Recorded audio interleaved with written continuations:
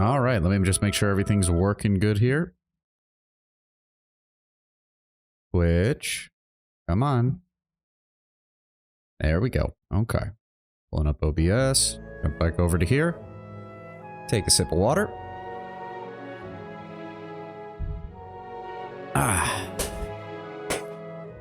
Good morning and welcome to the Sunday stream. We'll see if anybody jumps in here real fast, but in the meantime, let me just go make sure that all the options are looking good, and I'm probably going to lower the volume a little bit because it's a little loud in my headphones.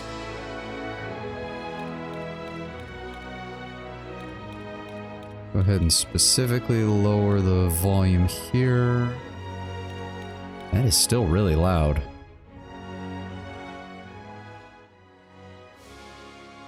There we go. Yeah, not today, Tenwin. I'll be very honest. I went back over and watched my stream from Friday, and I just was not... Like, I enjoyed the game, don't get me wrong. I like the Homeworld series, I like all of that. My commentary was largely shit for the most part, or at least that's how it came across to me. I don't know if maybe strategy just isn't the best genre for me to try and stream, despite how much I like it. But I just feel like we'll get a hell of a lot. You were too focused and communicating that much? Yeah. Homeworld is also definitely not one of those... It does not play well to the tanking, or not tanking, but a turtling kind of build that I usually do in strategy games, which does usually give me a little more leeway to focus on other things while I'm doing it. Turn-based strategy would also work out better. Most likely. I did take a look at Endless Space 2, and it turns out I actually have it on Steam. I probably picked it up during a Steam sale or something. So we might look at that in the future.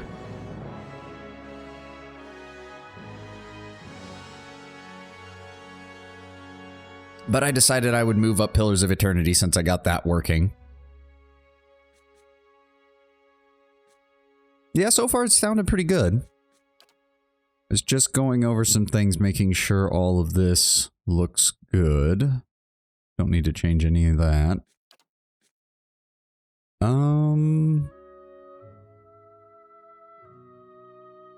Engaged by an enemy in melee combat.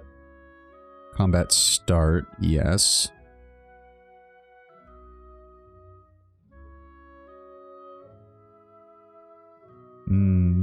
Okay. And we pause with what? Spacebar, I'm hoping? Is usually the easiest.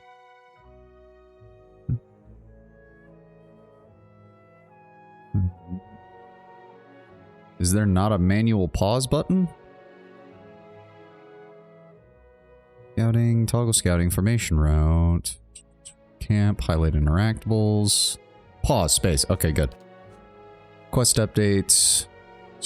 Screen edge scrolling, which is good. Don't need developer commentary on. Got that turned up. Got the voice frequency turned down a little bit. Tooltip delay, scroll delay. There we go. Yes, as I said, I found out that I actually have it. I already have it on Steam. I went ahead and downloaded it just to give it a look. And as I said, maybe, as you said, it is turn-based, so it'll be a little bit easier to do commentary on. Yes, save changes. Okay. So at the very least, I'd be willing to give it a shot. But for right now, we're going to dive back into an RPG.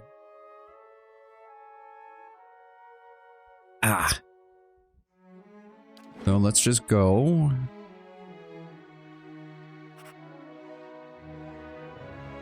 No, I know my RPGs, so I can handle that. On their own faculty. Actually, that was the one other thing I needed to... Auto-level companions. Tenwin, do you know how well this works? Or should I be turning that off? Because Owlcat's auto-level feature is horrible, and I have never relied on it in any of their games. So I should probably be being very careful with auto-leveling in others. Like, my general experience with auto-leveling is that it auto-levels your NPC companions. Yeah, that's what I figured.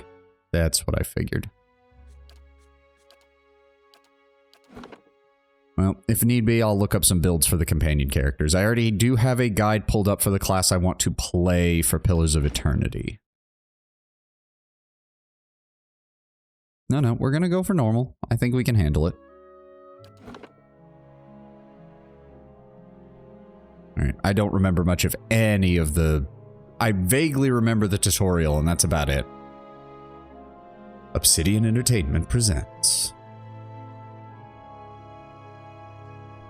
Yep. Pillars of Eternity.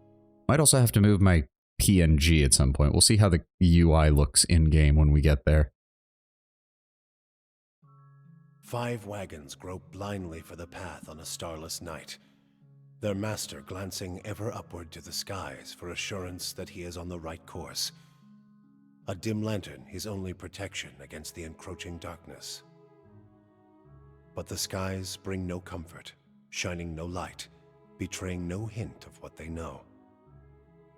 The caravan carries travelers bound for the frontier hamlet of Gilded Vale, you among them, where a local lord has offered land and wealth to settlers from abroad looking for a fresh start. You have taken suddenly ill, sweating and shivering, and one of the other travelers signals for the caravan master to stop on your behalf. He pulls up just in time to avoid plowing into the trunk of a fallen tree that bars the way ahead. You will go no further tonight. Okay, I vaguely remember some of this. We'll go with a dude.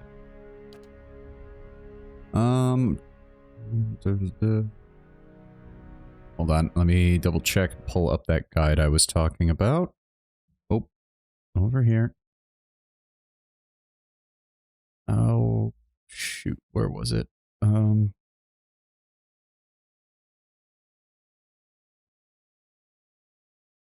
Melee Cypher build. Okay, there we go. Sorry about that. Oh, shit. I don't like that when I try to alt-tab, it turns off the music. See, the thing is, I distinctly remember not liking the wizard and the way its spell system was set up in this. So I'm probably, as I said, the one I'm looking at is the Cypher, which is kind of it's kind of a warlock kind of style class from what I've been reading. Lots of debuffs, lots of control spells, but still has some potential for melee and ranged combat if you want to build it that way. And then it was a choice between, what did it recommend? It recommended the godlike, it recommended the Almea, and the human. The affinity for water in many of their civilizations, such as the the Ra'awatai, are based on naval dominance. They are known for their unparalleled strength. Human, commonly called the Folk, the most common race of the Darewood and the Aedir Empire, Old Valia, and the Valian Republics, although not as large as the towering God damn it. Aumaua. Humans are known for their strength and willpower. Yeah, that's what I was thinking, and it was suggested as one of the better races for this build, so I was already considering that. Who have been blessed with, the godlike are children of the Kith, the civilized races, who have been blessed with physical aspects associated with the gods, though some do not consider them a blessing. These aspects may take many forms and often come with mystical powers. Aberrant head shapes are typical, and godlike are unable to wear protective headgear as it is near impossible to find anything that fits. Because of their unusual nature and their inability to reproduce, godlike are often viewed with fear and wonder. We'll go with that, and the one it specifically suggested was the death godlike because they get one of the best abilities to reduce the enemy's health when you're in melee combat with them, so yeah. When a death godlike attacks an enemy with 25% or less endurance, their damage is increased. Death godlike are the most distrusted of their kind. Strange growths cover their eyes, or in some cases entire face, giving them a very sinister appearance. The growths are transparent for the godlike, but opaque from the outside, hiding their features. Death godlike are commonly killed at birth because many cultures consider them to be harbingers of doom.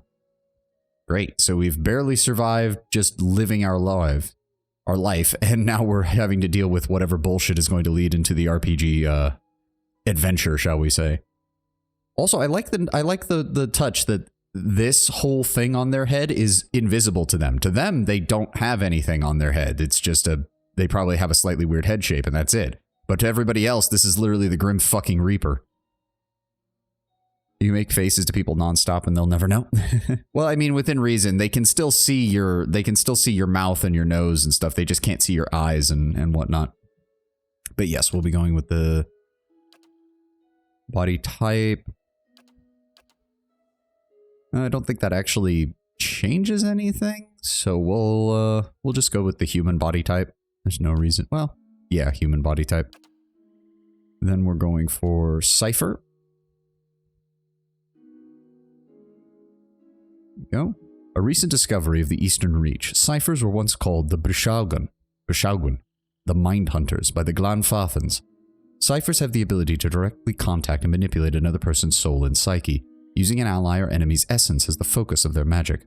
Although most ciphers are still found in the Eastern Reach, practitioners of the techniques have spread throughout the known world.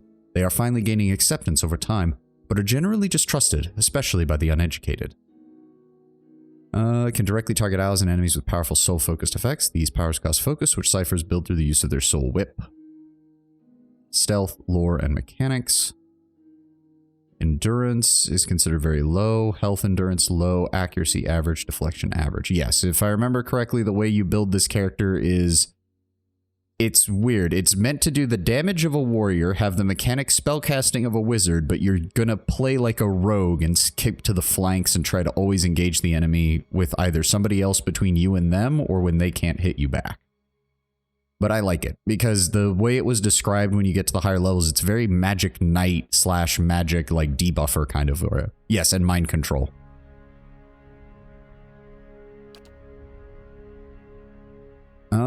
Oh dear, I'm gonna have to pull that up again, aren't I? I don't like that it turns off the music. I feel really bad that that keeps happening. So let me see here.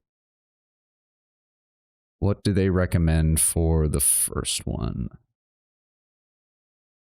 Okay. Let me see here. I really wish it wouldn't turn off the music when I do that. I don't like that. I think it screws with the whole presentation of the stream, and I don't know why it does that. No. So let's see here. Antipathic Field is one that it suggests. Eye Strike is one that it suggests, and Whisper of Treason is one that it suggests for the early game. They have a lot of variety. In pure theory, you can make a wizard tank with little to no issue. Oh. Yeah, I do remember the attributes being more forgiving in the way they're set up. Like, it's much easier to, not necessarily multi-class, but like, if you want a melee spellcaster, you can do that fairly easily. If you want a ranged warrior, you can do that fairly easily, because of the way the attributes affect different aspects of combat. It was going to either be Cypher or Paladin, because I like having a bit of spellcasting with my melee, if I'm going to go that route. Yeah, accuracy plus 10 versus will. They become charmed for 10 seconds. Imparts a bedeviling secret to an enemy that causes its allegiance to bend, charming them for a short duration. 7 meters, interrupt, average. Okay, so yes. We're going to grab Whisper of Treason, and we're going to grab Eye Strike, because both of them are either going to allow me to blind an enemy and thus greatly weaken their ability to fight, or it will allow me to turn an enemy against their friends and give me more control over the battlefield. And then the last one we'll pick up later is probably Antipathic Field, because apparently that one is quite good as long as you can manage the beam effect between you and the other target. Yeah, of mutual antipathy between the Cypher and the enemy target. Enemies caught in the path between the two will suffer corrosive damage. Okay. What other ones do we actually have? Mind Wave is an AoE. Soul Shock into energy, standing in the area. So it's a melee, but yeah, allied target. Enemies get hit when they approach them. Okay. And assail the target's grasp on reality, frightening and confusing them. So that's another debuff. Frightened reduces resolve and dexterity and accuracy. Okay. Interrupt. Interrupt determines how likely a damaging attack is to delay their opponent's next or current action. The roll uses interrupt value derived from perception that is then compared to the target's concentration, derived from resolve. A 1 to 100 roll is made, adding the interrupt if the result is higher than the concentration. The target plays a hit reaction, their current action is delayed. Okay. Will no longer have an effect. Okay. And then Eye Strike gives blinded. Accuracy is reduced by 25. Perception is reduced by 4. Movement reduced by 2. Reflex and deflection are reduced by 20. So that is a very good debuff. Dazed victim's accuracy is reduced by 10. Perception and intellect are all reduced by 2. And attack speed by 15%. So this is a grand total of shocks and enemy visuals are dazing and blinding them. Okay, so it's both. So that's a accuracy reduction of 35 right out of the gate. Yeah, we're gonna go with that. Okay, and oh dear, what did it recommend for the stats? Let me pull that up real fast. Okay, 16 in those stats and 10 in everything else, just to give it a nice balance.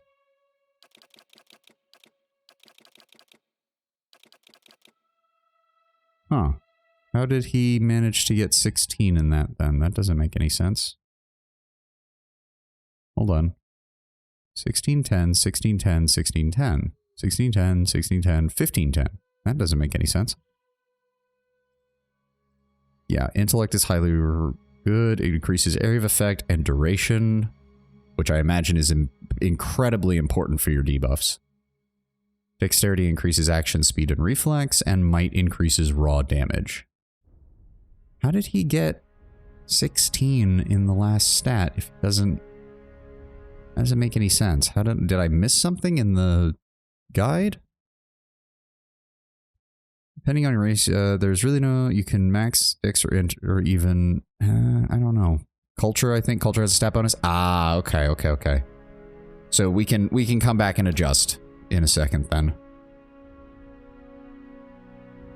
The Aedir Empire... Alright, where do we want to be from? The Aedir Empire is currently the largest and most powerful force in this part of the world. It is centered around the equator and has a tropical climate. Although the Empire has colonies in numerous areas of the world, Greater Aedir is at its heart and houses the majority of its human and elven nations.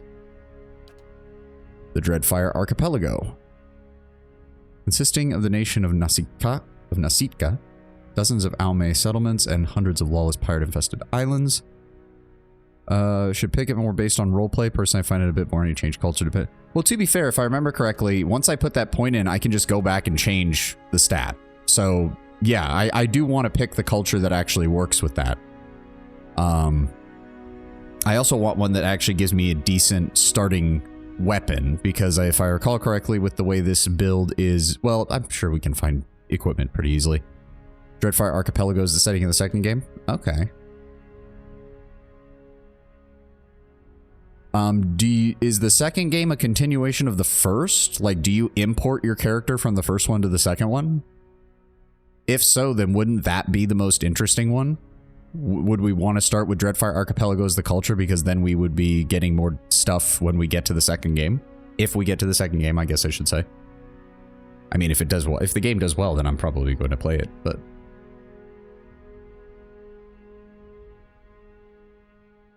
But let's keep reading. Let's keep reading. The Ixamato Plains, located to the northeast of Aer Glanfarth. There are other choices, of course. Oh, yeah. Large expanse of fertile savannas that are extensively farmed by human and Orlan residents. The Ixamato culture is one of the oldest in the world, although one of the least imperialistic, having spread out little over the past several thousand years. Old Valia. Once the crown jewel of the southern seas, Old Valia is now the crumbled remnants of an empire of warring merchant nations. Counting many humans and dwarves among their ranks, the old Valian countries are still forces to be reckoned with, proud of their rich cultural heritage. The Rauatai, dominated by the Almai nation of Rauatai, the Gulf itself is host to a number of nations, most of them Almai, Orlan, and Dwarven. Although these countries are relatively young, they are some of the most advanced colonial settlements in the east. The Gulf is a land of riches and resources for those who can take them, although the entire coast is often pummeled by violent storms.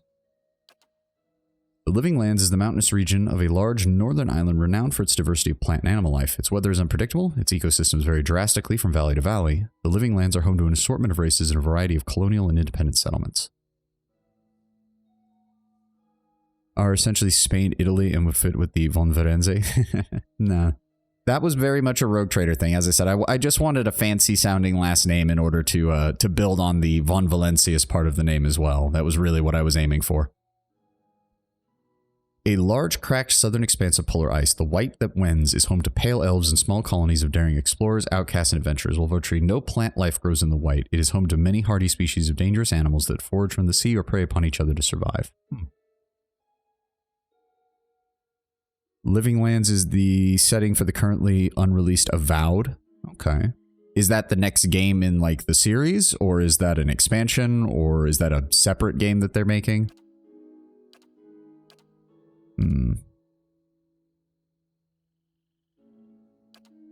Redfire Archipelago. I'm debating between Adir, Valia, and maybe the Ixmatl Plains. Separate game in the same setting, but it is timeline-wise a continuation of this series. Okay, okay. It is so basically, as you said, in the second game, you're still playing your first character. I'm assuming you can import your character from Pillars of Eternity 1 into Pillars of Eternity 2, but Avowed is same setting, same world, but is not going to involve your character from the 2 Pillars of Eternity games, basically, is what you're saying. Okay, okay. Yeah, that's what I figured. Territory comprised of the forest southeast of the Bale River, populated indigenously by a group of loosely affiliated tribes collectively known as the Glanfathans and governed by a council of its 6 most powerful tribes. Ir Glanfath is home to a large number of ruined Egwithan sites, which the Glanfathans hold sacred. The ruins have been at the center of a number of large-scale conflicts with the Dirwoodian colonists, whose settlements often encroach on Glanfathan territory, and who frequently seek to plunder the ruins for their relics. Okay.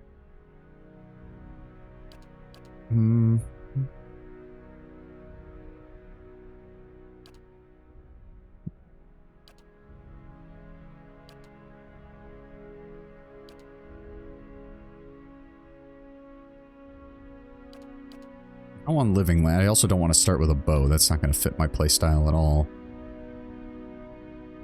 Home to many hardy species. I mean, a starting weapon doesn't really matter in an RPG like this. We're going to be replacing it fairly quickly, but...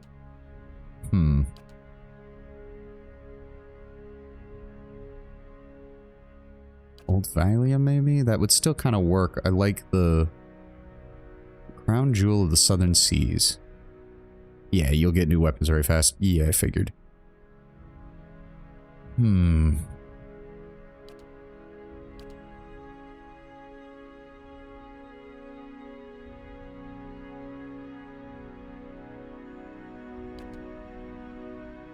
Dear Empire, Valia, or the Ixmittil.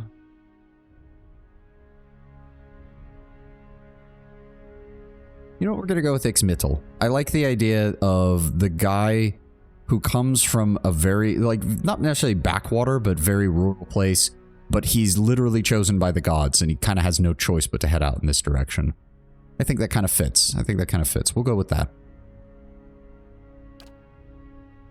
And then we have background, which I'm assuming affects our skills. Let me also go back here and swap that over to there. Thank you.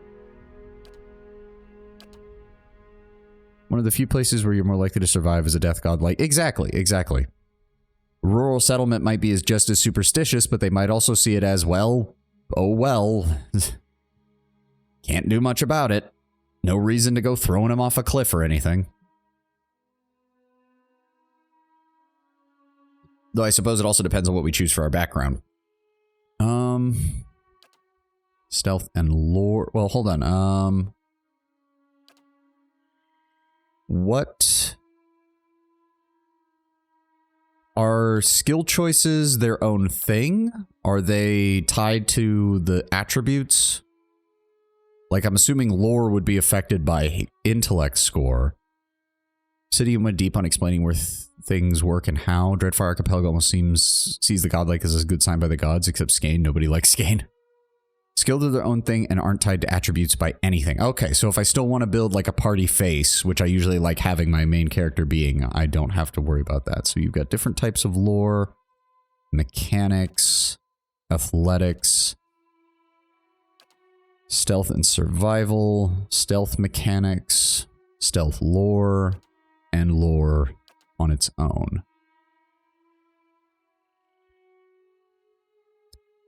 And this will, of course, cause you to have unique interactions. Yep. Okay, so we've got 3 different backgrounds that give lore +2. And then the rest give some combination of stuff. Mercenaries, athletics, and lore. Hold on. Adventuring is tiring work. In addition to the hazards of Mortal Kombat, adventurers have walls to climb, rivers to cross, and pits to leap over. Once per encounter, characters with athletics can use the Second Wind ability to recover lost endurance. A higher athletics score increases the effective second wind. In conversations and scripted interactions, athletics is used for physical feats like climbing, swimming, and jumping. Mechanics. In conversations and scripted interactions, mechanics can be used to activate or disable a variety of machines. Okay. Outside of conversations, hold on. Lore represents characters accumulate miscellaneous knowledge and trivia, often of occult or esoteric topics. Outside of conversations and scripted interactions, lore is used to activate scrolls. Higher lore values allow for characters to use higher level scrolls. Okay. I would think that would be interesting since the Cypher has spellcasting, but it's its own, like, separate category of spellcasting. Having the ability to do both would be interesting. Although knowing my paranoid ass, I'll gather a whole bunch of scrolls and then never use them for the entirety of the game. Because what if I need it later and then we'll be literally at the end of the game and I'll be like, oh, well maybe I should have done something about that. Happens very often. Yeah. As I said, that's why I had to do like 2 or 3 off-screen inventory management sessions for Rogue Trader in order to clear out everything I wasn't using and wasn't gonna use. I am willing to go for a tiny tip if you think there's a background that would be useful, because I'm not really, none of these are, I don't know, standing out to me as being more intriguing than the other, although maybe Scholar or Aristocrat, since they both get the lore +2 and have the slightly more interesting backstory. Though Philosopher could be good. I don't know why the others don't have a +2 version. It kind of seems weird that lore is the only one that gets a +2 in anything. Survival is very useful as it allows a buff during rests, mostly just important on higher difficulty. We are playing on normal. Survival, Hunter is the only background that gets survival. That's kind of aggravating. If there was one with survival, oh, there we go. Let's actually read this. Survival allows characters to choose from a variety of long-term bonuses each time they camp. The first 6 rank grant the following bonus: damage reduction, received healing multiplier, bonus movement, accuracy bonus versus creature type, increased consumable duration, damage bonus versus flanked enemies. After the 6th rank, the previously earned bonuses become more powerful in the same order they were received. Survival can be used in conversations and scripted interactions that involve wilderness challenges or specialized information about nature. Ooh. Some cultures have backgrounds that the others don't. Oh.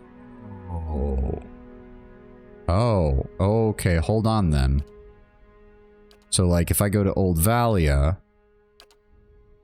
athletics, survival, merchant, mercenary, labor is athletics, mechanics. Dissident is stealth and lore. Colonist is survival +2. Okay. Artist is another lore. Okay. Hold the phone then. Aristocrat, are there any others? Clergyman gets lore. I'm still not, survival is still relatively rare compared to the other. Oh, there, yeah, survival +2. Okay, hold on. Raider, stealth and athletics. Explorer, lore and survival. Okay, hold on. That's what I would want. That's what I would want as a start. So Explorer, hold on. What other, so Dreadfire Archipelago has that. Ixmittal does not. Valia does not. Damn, are they the only ones? No, these guys do, but I don't like them as much. Okay, and the White That Wends does as well. So Living Lands, White That Wends, and Dreadfire Archipelago. Well, then we might go Dreadfire Archipelago then, because having the additional conversation options in the second game would be interesting. Since we would be from there.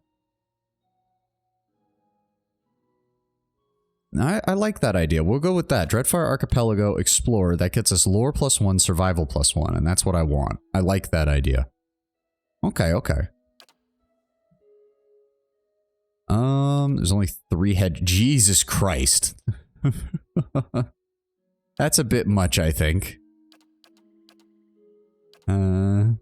What's the other one? Ugh. I really don't like that one. So it's a choice between what I can only describe as court gesture but evil and doesn't need a helmet because his head literally looks like something out of Warhammer 40k's Chaos Warriors. Tim Curry from Legend? I don't think I've ever actually seen that. I do kind of like the hilarity if we're going to be playing a fairly decent character that I look like this and I'm going to be a nice guy. Like, Jesus. See, this one, yeah, you could make faces at people no one would know. Like, that's like a full-on helmet you're basically wearing. Although, given the description, the thing that they talked about doesn't really make sense, because what they're saying is that this thing is very apparent from the outside, but completely transparent from the inside. So it is a physical object still, which would explain why you can't wear any headgear. But if it's transparent to you from the inside, I don't know. That seems a bit weird. I'm sure maybe we'll find out more. I'll go with the red. What does that affect? Okay, that affects like the under armor parts. Well, really the shoulder. That's about all it affects. And the edge of the fur. Ugh, the green looks bad. We'll go with the kind of goldish tan. It's a physical object, it's mostly just the face mask thing. Yeah, it's just kind of weird that the way it's described, being transparent to your character from within, means that you'd almost think it couldn't be a physical object, but it has to be, otherwise it wouldn't make sense that you can't wear headgear. I don't know. Oh, and I need to adjust that. There we go. Dreadfire Archipelago, Explorer. Go with that helmet. Imagine it as a one-way mirror. Okay, that makes sense. Still seems very awkward, but it's a very interesting world-building idea. Okay, I think that's it for that. We'll go to the next. I've got this. You're mine. I'll go on ahead. I shall lead us. Charge! The better part of valor. I'm here. Watch and learn. I'll teach you a lesson! Nice and slow. To put on a hood, and if you're a fire godlike, the hood simply burns up and turns to ash. That's a nice touch. Like, you could almost imagine your character being like, this isn't gonna work, just put the hood on. Okay, but it isn't gonna work.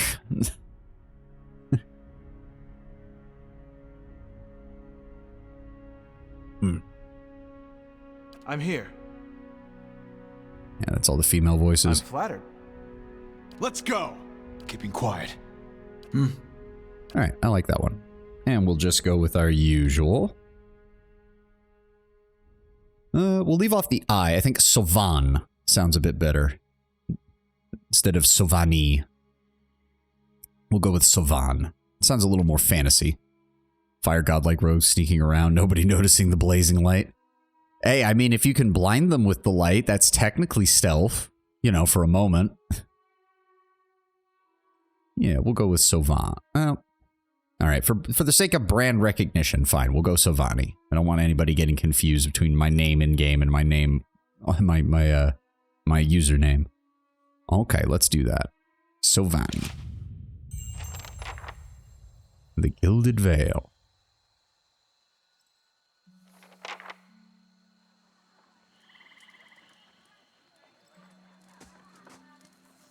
The caravan master finishes addressing the group, his bushy red mustache and sagging jowls quivering as if for emphasis. Micro detail, Eora has a 26-hour cycle, not a 24. Thank you for the heads up on that. Everybody stays close to the wagons, got it? Stay out of the woods, and beasts take you if you were planning a stroll through those ruins up there. He nods towards a looming black mass upon the hillside. Whole area's crawling with hut-dwelling types who would be happy to stick an axe in you for trespassing. So mind that you don't track mud on their sacred blazing rocks.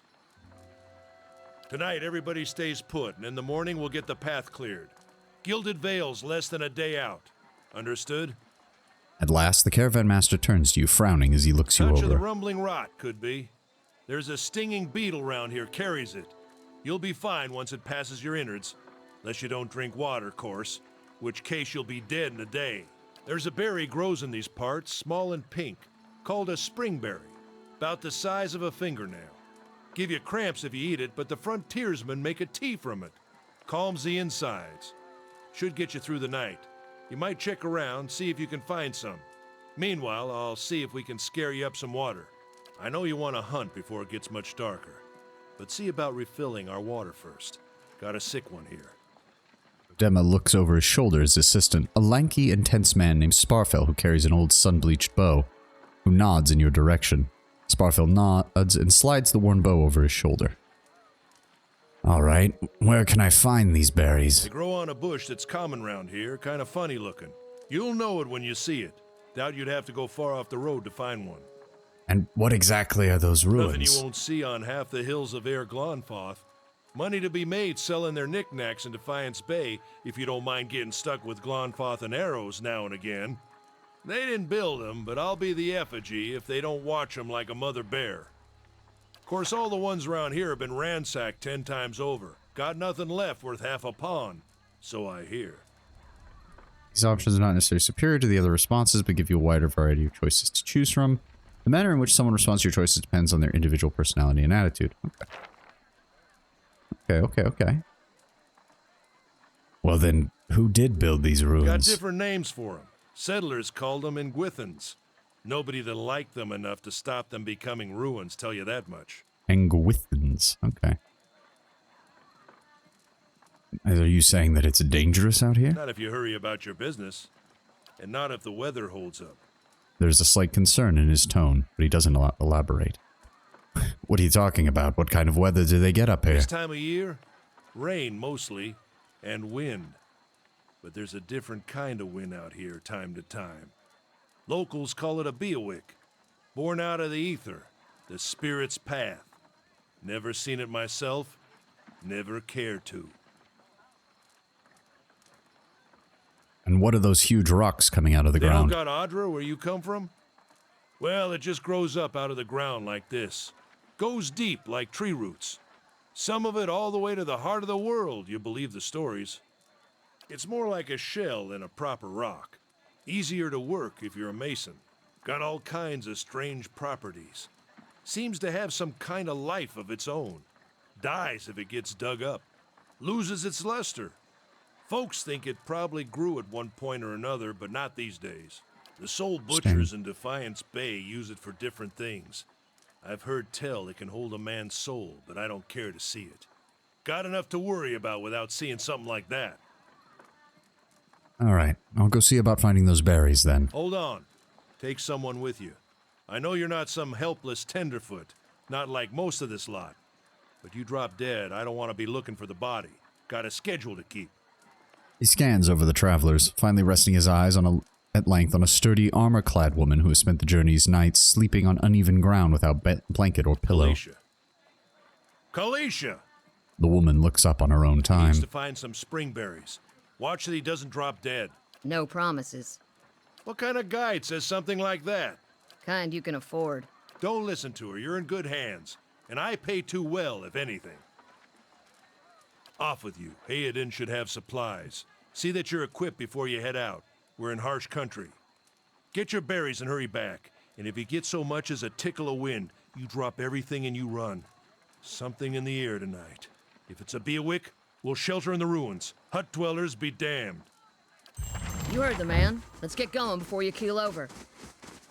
Okay. Let me see. Party AI is active. Focus. Strange illness. Concentration -3. Fortitude -3.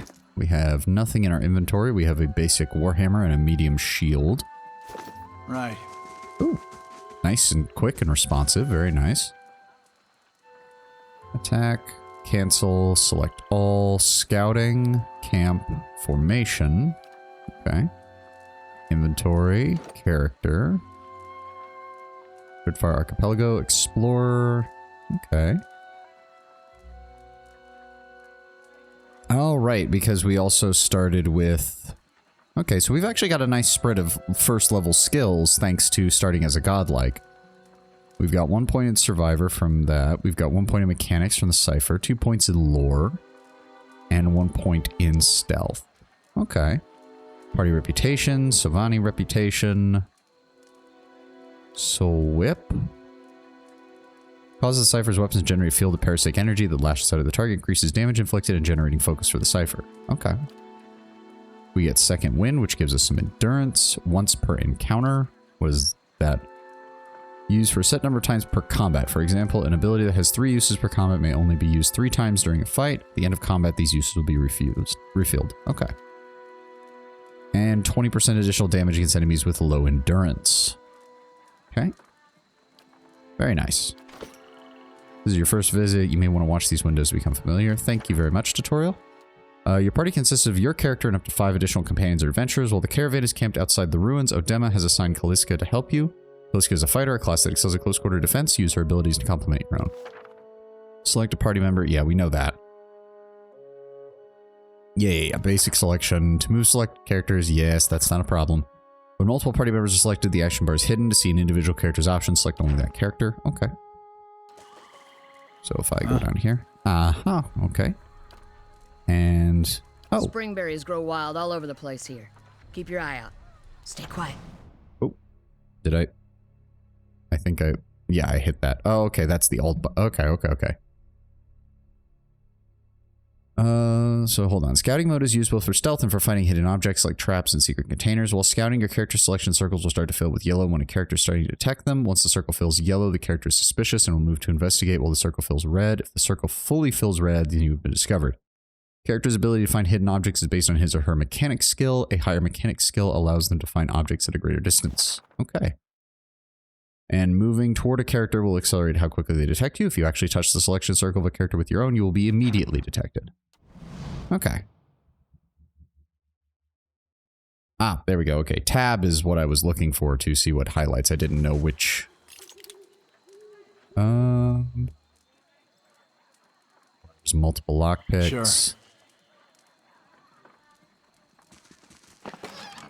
Lockpicks, deerwood clothing, take all. Why not? Most people you encounter in the world are neutral friendly. Interact with them by clicking on the selection circle. Many characters will simply greet you and go on their way, but those will have larger conversations. The merchant Kyoden has a conversation that opens a store with equipment for sale.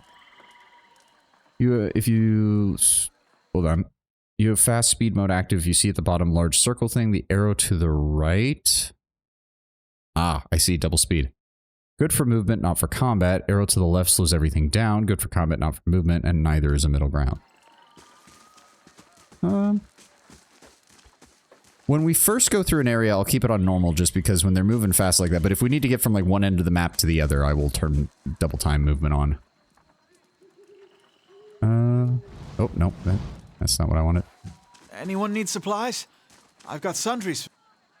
You see a man wearing a simple but mostly neat clothes. He's transfixed, however, by a ragged tear in the seam of his tunic. A whole wagon full of goods to sell, but not enough shirts for the road.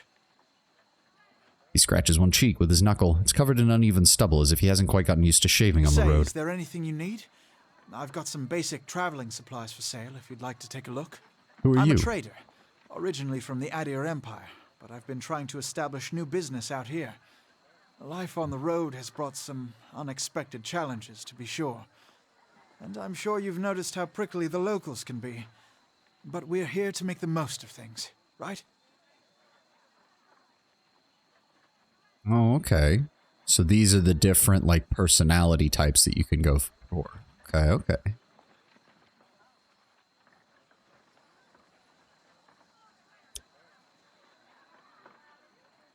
I kind of like the irony of being a death god-like who's got this super crazy appearance, and he's just, like, a nice dude. Just being like, oh, that's so great, everybody. Everybody's getting along, and everybody's having such a good time. It would be kind of funny. You get a bonus if you have the right reputation personality based on these choices. Interesting.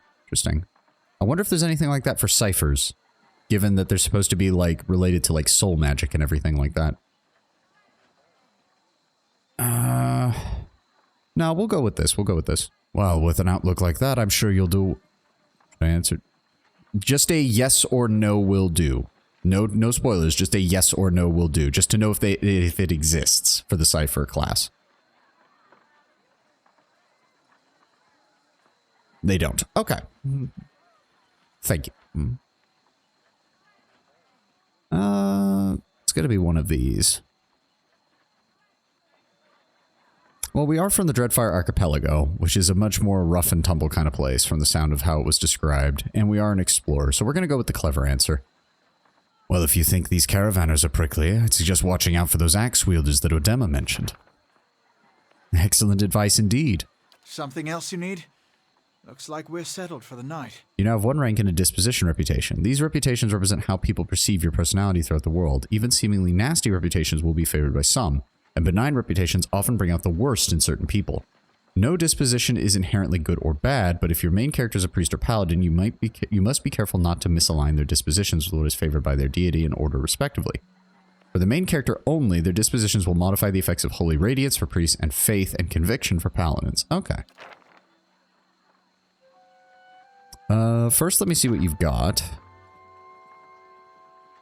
Hide armor. So yeah, that's already better, so there's no point in keeping this. And I was hoping to get a pike, because that is the weapon that is suggested for the Cypher as a reach weapon. And then eventually to get a... I don't even know if he has that, but a greatsword as a backup, because apparently piercing damage is one of the most common damage types, but it's also one of the most common, like, resisted damage types. So the guide did suggest having a backup weapon that isn't that, but the pike's main advantage is that it's got the increased reach, which allows you to hit from a back line while your person in front is taking the actual damage, and allows you to flank easier. So yeah, we'll go with that. Go ahead and trade that. Then we're going to go ahead and equip it. Well, then take these off, please. Give me that. Thank you. There is no good or bad reputation is not entirely true. It is rare to find an interaction where bad reputation is positive. I mean, unless you're going for like a full bad evil playthrough, I imagine you'd run into a couple of characters who'd be more than fine with that. But yes, I imagine that in general, negative reputation is just that. Negative. Obsidian at least tries to make content for people who want to play that, but let's be very honest, it's not common. Go ahead and grab that. I don't think there's really anything else we need. I can't really afford any of the actual armor that he's got, so we'll just pick up some money. There we go. And lockpicks, I don't think we have enough. Yeah. Okay. Oh, okay, let's zoom out a little. Oh, I forgot I was going to actually talk to him. Exploration is key as you make your way through open up the area map to see what parts of the map you've already been to and what's left to explore. Okay. I do like that I like that the map is basically a basically zoomed out shot of the actual, like, game world. It's a nice touch. Something else you need? Looks like we're settled for the night. Set up the hammer and shield in the second slot. Well, I already sold them. Sorry. What can you tell me of the Adir Empire? It's not as big as it used to be, but it's still big. The mainland is a continent northwest of here, but the colonies used to include Raed Ceres and the Deerwood. About 150 years ago, Deerwood won its independence from the Empire, a fact our companions are quick to remind me of. He gives you a lopsided grin and nods at the other scattered caravanners. And why'd you move all the way out here? Because it seemed friendlier than Raed Ceres? My brothers took over the family mercantile business a few years ago, and there wasn't enough for me to do back home. I moved out to try and expand. Deerwood is a former Adir colony, so it seemed like a good place to start. As much as I admire the Red Saren's work ethic, they always struck me as a little fanatical. Rational or diplomatic? Hey, Sint, welcome, welcome. We are going through Pillars of Eternity now. I went back and watched my footage from Friday of the Homeworld stream, and I just kind of came to the conclusion that as much as I like strategy games, I can't commentate during them for a live stream very well at all. So we're just going to dive right into a CRPG now. And I decided to take Tenwin up on his offer as far as checking out Pillars of Eternity. So that's where we're at right now. There's a paladin order, the Bleakwalkers, with a disposition towards cruel and aggressive. They believe they can end wars quickly by being as brutal and scary as possible. Oh, okay. Not accept if the one that hired them changed their mind or beg them to stop and will do what they originally were told no matter what. Oh god, so it's it's the lawful stupid. Or at least it can trend in that direction of being the lawful stupid type paladin. Oh god, that is kind of hilarious though. I can kind of see where they're coming from like a fantasy Knight Order perspective of things, where it's like, yes, in order to end conflict and end issues as quickly as possible, we will just take the dead straight lines between point A and point B and not give a damn about what happens to anybody. We'll go with diplomatic. I usually like diplomatic options in a lot of games like this. That's very high-minded of you, I suppose. A blush rises from under his collar. Oh, not at all, just doing my part. Well, I better go. Okay, that's really slow. Hold on. There doesn't appear to be scroll speed. There we go. Bump that up. There we go. I am playing a Cypher Sint, which is basically kind of a magic knight kind of character, or I guess like a magic rogue. Their whole thing is like debuffs and mind control and stuff like that. Oh, the character models actually don't look too bad when you zoom in all the way. I'll have your water soon enough. Stream's not going anywhere. Okay.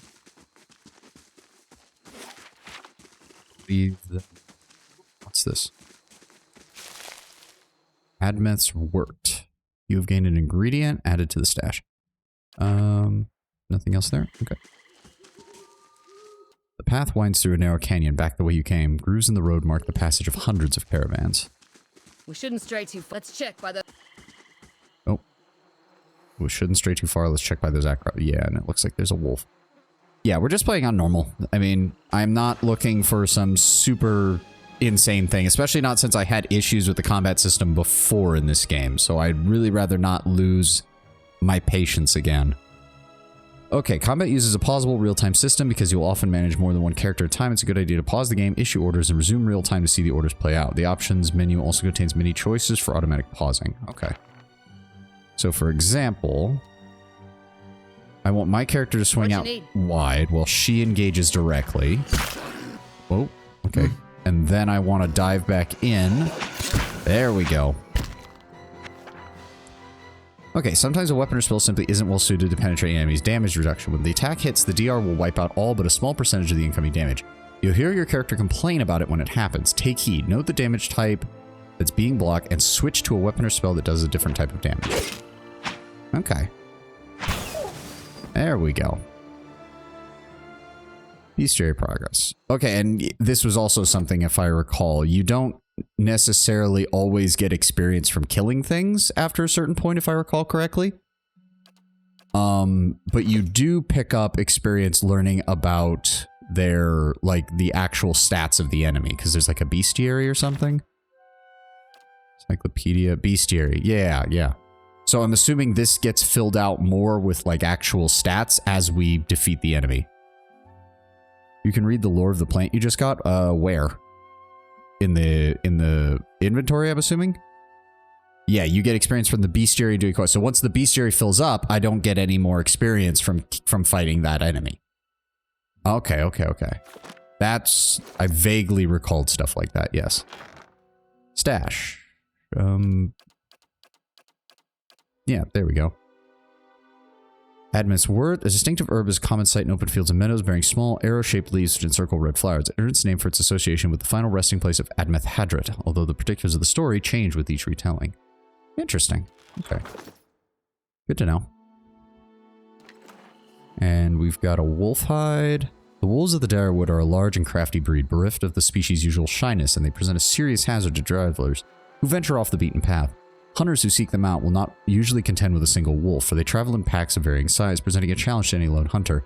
Their furry hides are valued for the warmth they can provide, and the teeth of the strongest wolves make for impressive trophies. Nice. Right.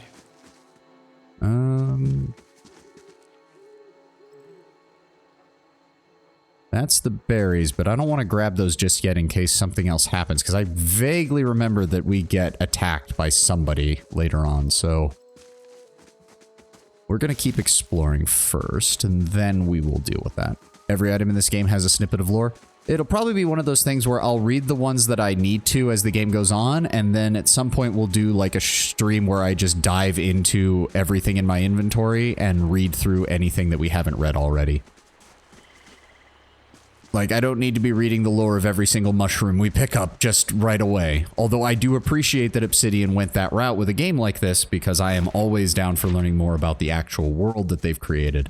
Especially since it's their own setting. I mean, it is very D&D adjacent. Like, I'm getting that vibe very heavily, but that's not a bad thing. It gives everybody kind of a starting point, and then they can work on the individuality and uniqueness of the setting from there. Oh, sorry, what did she just say?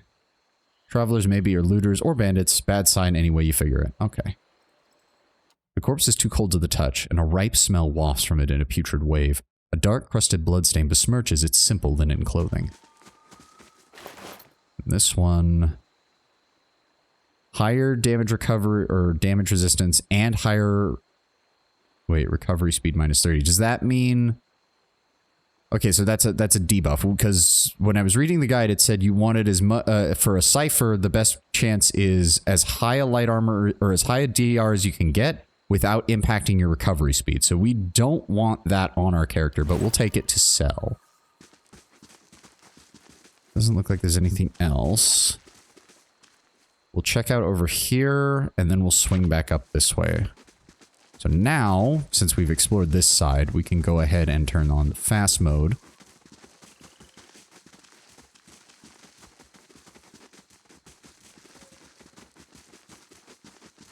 There we go. Yeah, and this is the down tree. Yep, fallen tree won't budge. Sap oozes from a dragon wound in its trunk. Not looking forward to trying to lift that thing tomorrow. Horses. Orland's Cradle, so that's some kind of mushroom again. I imagine there's got to be some crafting stuff you can do with that. And we can't get up there. Okay. Now, I know we're not going to have access to a merchant for very long, so I'm just going to go ahead. Okay, something like this. The wolf hide. Is that useful for any kind of thing later on? Is that something that I want to be holding on for crafting, or something that I want to hold on to for, like, somebody will offer things for it? Again, not spoiler, just asking, like, simple, like, yes or no question. Nope, just sale material? Okay. That works for me, then. And we don't need that. What would be a good armor for me? That's heavy. Padded armor would get me higher recovery speed, but again, lower. The deer wooden clothing would also be... but that has 0 damage resistance. So that is only good if I have if I can guarantee that the enemy's going to focus on my frontliner. Something like that would be useful. Otherwise, we would still want to have we would still want a little bit of damage resistance. Okay, okay. But as it goes, we're not going to be doing that because we don't want to get even lower attack speed. That would not do us any good. We're going to go ahead and get that. We're going to go ahead. You had some barrier or resistance, armor enchantment, and spell. Yeah, stuff like that. I imagine we're going to need this world's equivalent of a wizard before we do that. Though I think, if I recall from when I played this years ago, one of your first companions is a wizard, is he not? Do I want to buy the other lockpicks? Got 304. Honestly, yes. We'll go ahead and trade those. Really? They only stack to 3? Oh, there we go. They stack to 5. Okay. And that means that we can actually...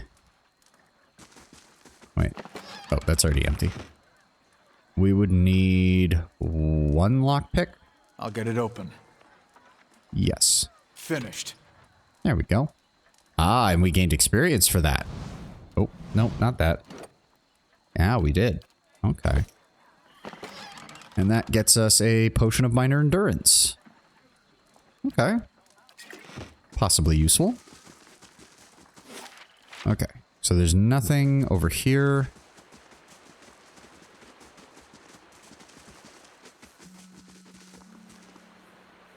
And F5 is still a quick save. Very nice.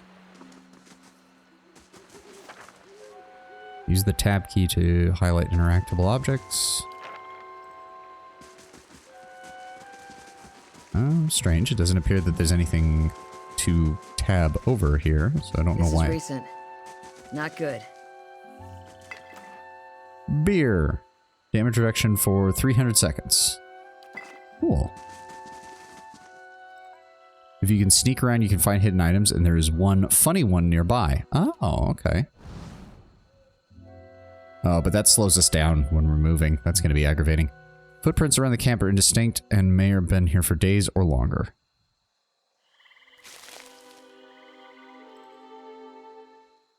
By nearby, do you mean on this side of the river or just on this map in general?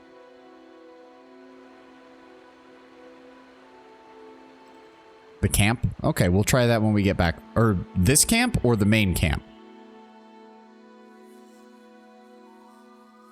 Okay, hold on. Found something. Oh. Oh. Wait, what? The Disappointer.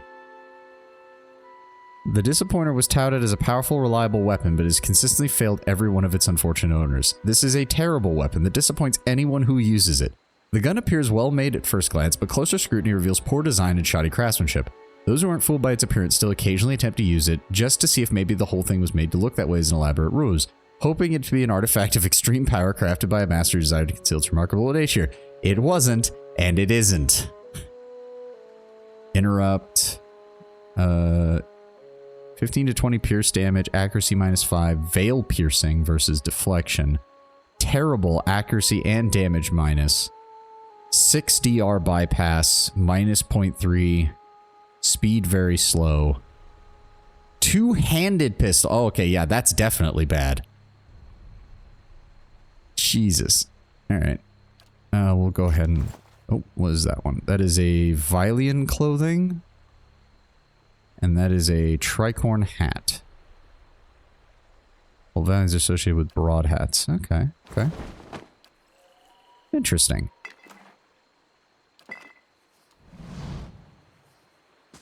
You can only dual-wield pistols in the sequel. I did see that Dreadfire kind of bills itself almost like a pirate kind of style thing, from judging from the artwork and stuff. It sells well. General rule of thumb, never sell unique items. Is that your way of telling me not to sell the pistol, or is that your way of telling me that maybe I shouldn't sell the pistol? You can power yourself up so much if you sell here, the trader overpays by a lot. Interesting. Interesting. Well, let's go grab the berries. Wait, was there anything over here? No. This is it. Yep. I don't like selling unique items as a rule. Well, to be fair, if it's... I don't like it either. That's why I had to do... Well, and also... That's why I had to do multiple hours worth of inventory management late into the Rogue Trader campaign, because I had kept so much shit. But two, Tenwin, we also need to define what is a unique item, because if it's literally just item with special properties but which has no story relevancy, well, if I don't have a character who can use the item, then I don't care. Now, if it has story relevancy, or it can be brought up in a conversation or something like that, then yes, I want to hold on to it for as long as possible.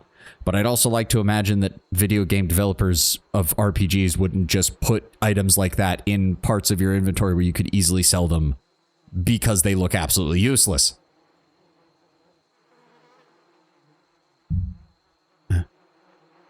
If you receive quests, your journal will update with relevant information. If you ever get stuck, open up in your review notes.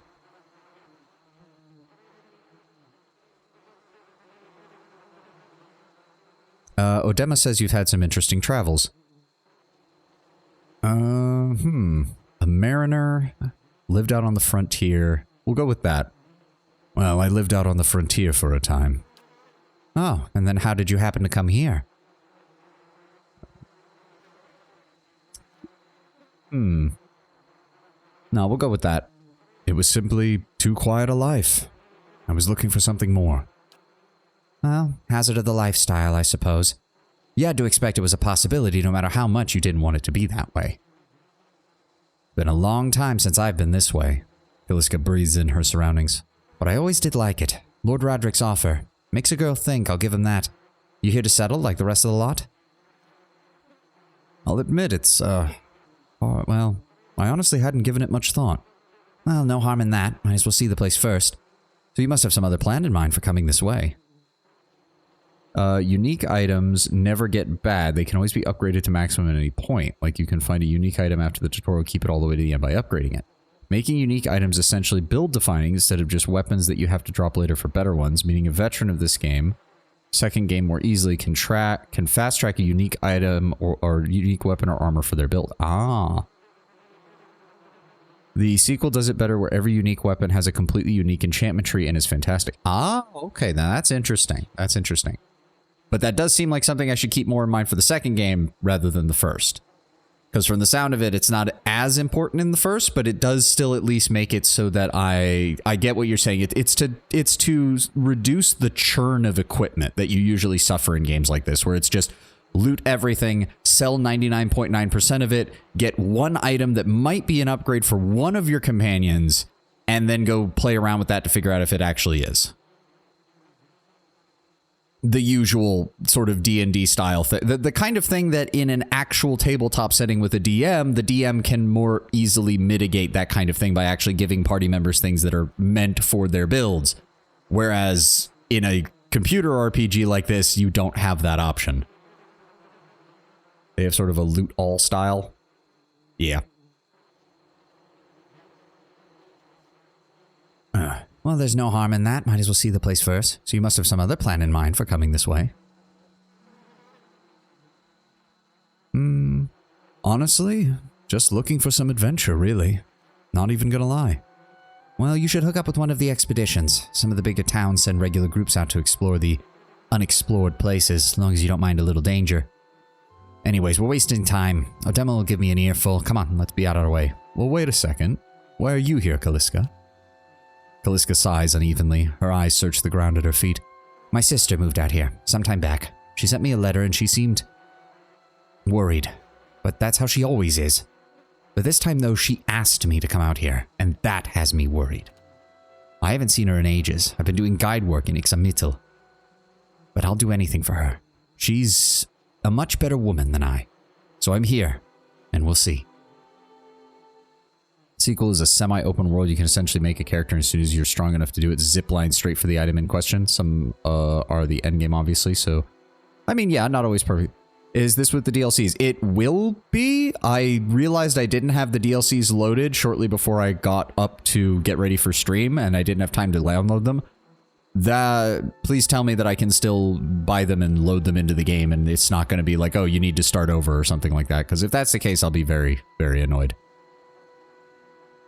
Okay, yeah, we'll pick, because I think it's just the winter expansion or whatever. It's the two-parter that they apparently included. They automatically attach and be accessed at any point. Okay, good. Odema I've worked with before. He doesn't usually drive this route, but he's doing it for me. Well, tell me about yourself. I've got simple needs. I like open skies, far horizons, and work that lets me live that way.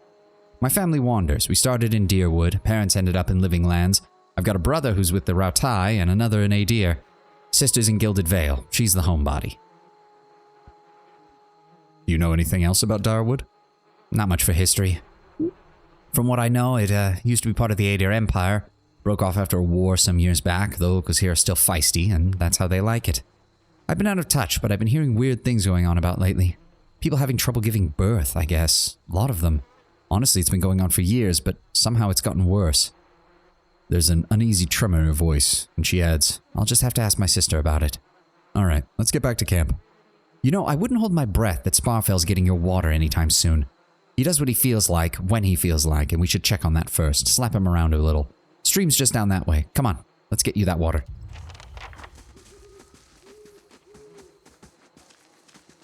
Oh, so that activates... Okay.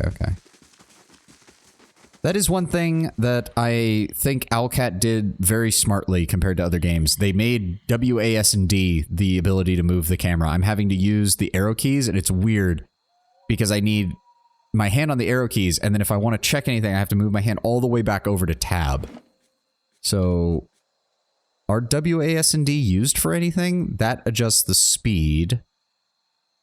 Yeah, I'm thinking of rebinding them because I don't think W and S... Hold on. No, S and D. So those are used, but W and A I don't think are used for anything. Yes, so I'm just gonna go ahead and rebind those because if I need to adjust that, so hold on, we can rebind those. Where can we rebind those? J and L, maybe? No, not J. G, no. Okay, hold on. No.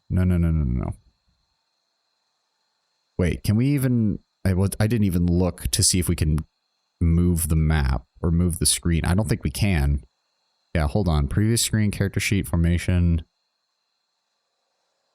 Area map, edit spells, options, abilities, previous abilities, rows. There we go. Okay. Pan camera left. That's fine. Pan camera right.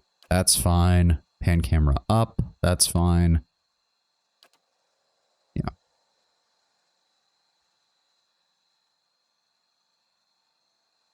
Yeah, I don't need that. Okay. Save changes. There we go. And that allows me to quickly do that. And then I can just... Okay. Actually, hold on.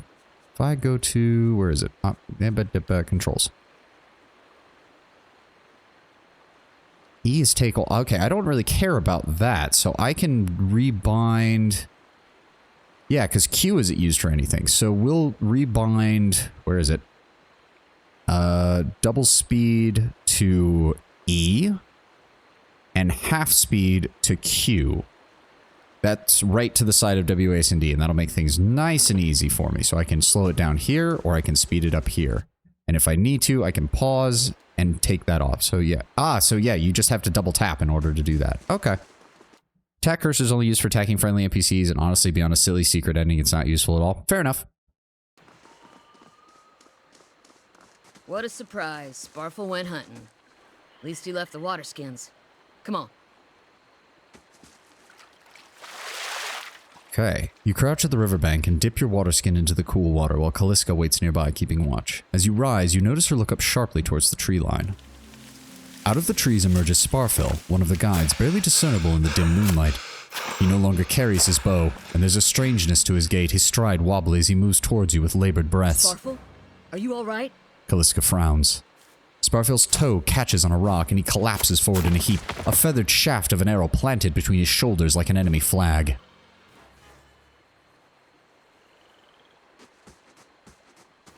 Ambush! These are the Glenfathans, I take it. Okay, so that one does not have a shield, so I'm more likely to have an easier time with that. So we're going to tell me to attack that. We're going to tell her to attack the other one with the shield. Yeah. And then we're going to Eye Strike on her. There we go. Did that work?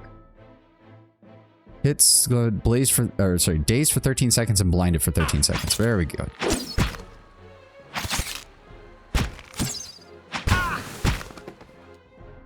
Alright, now get over here and help. Okay, good. Come on, we have to get back to camp. Yeah. Kind of weird that we can't loot Sparfil, but... hunting bow, hide armor. Yeah, just take all. And some... Ooh. Glenfathans use relatively large, crude copper coins called the Auld, or Knot, that are worth more than a Deerwoodian Pand due to their high copper content. Oh. Lore for the coins. Ooh, I like that. Alright, sounds like people are fighting. Let's get over there. Also... So, hold on. Okay, so... Endurance and health... Okay. Note you can click on the chest and loot menu and send stuff you don't need straight to stash. Okay. So yeah, because we don't have... Give me that. That's more valuable. So... Oh. Interesting. Okay. So wait. Quality. So it already has... Because it has a Wait, hold on. So this terrible thing here, the -8 accuracy, -33 damage, you would have to get you'd have to use a whole bunch of the enchanting points to essentially replace that with one of the other fine, exceptional, superb, or something like that in order to make it somewhat useful. Which is going to use up most of the enchantment on there. Interesting. So like my pike... Ah. Okay. Freezing Lash, Corrosive Lash, Burning Lash. Requires level 1. Requires... Okay, so this is the crafting material, crafting thing. Accuracy against beasts, primordials, spirits, vessels.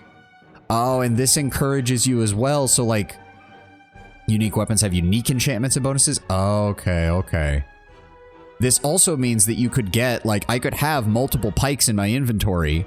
I could use a bunch of materials to get them all up, and then one could be a beast slaying pike, one could be a primordial slaying pike. Okay, okay. Okay. Interesting. Yeah, and that just raises accuracy and damage. Okay. In theory, yes, very expensive though. Oh, I'm sure. I'm already looking at the price for some of these. I mean, some are cheap, like the Burning Lash, Corrosive Lash, stuff like that. I imagine Corrosive is the one I'd want because I think all of the damaging abilities for the Cypher do corrosive damage. So you would want that. But then there's other ones like just accurate or increased damage that are perfectly normal, all things considered.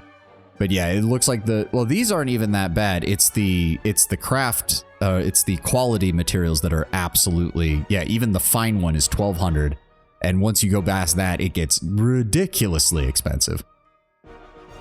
Can you do you can do the same thing with, oh, okay. Oh, +6 damage. Oh, so even the clothing with the that has no reduction on my reaction time and allows me to attack quicker. Oh, even that allows me to give some protection to this kind of stuff. That's actually pretty good. And then you can up its resistances to all of that. In fact, 1, 2, 3, 4, 5, 6. Wow, you can even get, if you really wanted to, just for pure defense, you could get a superb piece of clothing so that you take no reduction in your attack speed, still get damage reduction, and get 6 of the 7 additional proofings, which would actually make it a pretty decent piece of armor to use in everyday stuff as long as you don't need any stat bonuses. That's pretty cool. That's honestly pretty cool.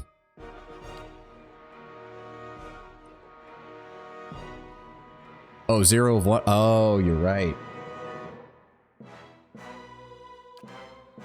Oh, you're right. So, okay. And so you can only get 1. So there's really no reason not to try and go for the superb level of stuff when you go there because the quality is also 0 of 1. Can you remove an enchant? Because if you can't, then there's no point in the Disappointer because it already counts as having a quality mod, which is the horrible one. If you want to go that high. Well, I mean, I assume by the end of the game, you're going to want stuff like that, especially if you can only get 1 of 1 on most of these things, because you max out at, what is it, 12 of these? Now, I imagine there's got to be more that you unlock, and as you said, unique weapons have their own thing and all that stuff. We'll learn more as we go. We'll learn more as we go. I'm quite sure you can replace, but I don't remember off the top of my head. Okay. Okay. Hold on. Oh, okay. Okay, hold on. I want you to attack him. And then we're gonna go after him. Shit. Okay, we got blocked. Go ahead and do that. There we go. Ooh, you scored a crit. Crit is a better result than a hit, and they are more likely to occur when the attack's accuracy is higher than the target's defense. Attacks that do damage will do more damage on crit. Attacks that inflict status effect or afflictions will increase duration on crit. Grazes are worse than hits and suffer decreased damage and effects. So yeah, Eye Strike, crits, blinded for 7.8 seconds. Okay.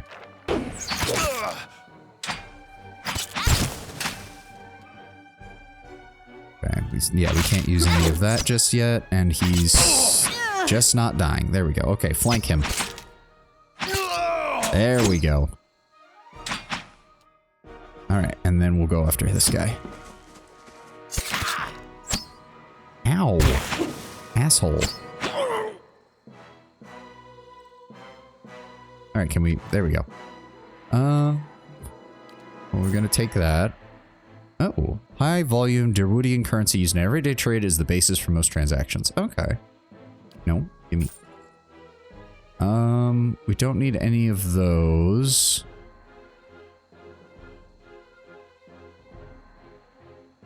Do I want that as a backup, or do I want to use the pistol as a backup, as hilarious as that would be? For right now, go ahead and send all of that to the stash. Sure. Okay, so endurance restores in each fight, and then health is beyond that. So we're actually doing pretty good. I don't think anybody else spawns over here, or anything like that. I think we just have to go back to camp and everything's going to shit over there. Yep, looks to be the case. Alright, turn off fast mode.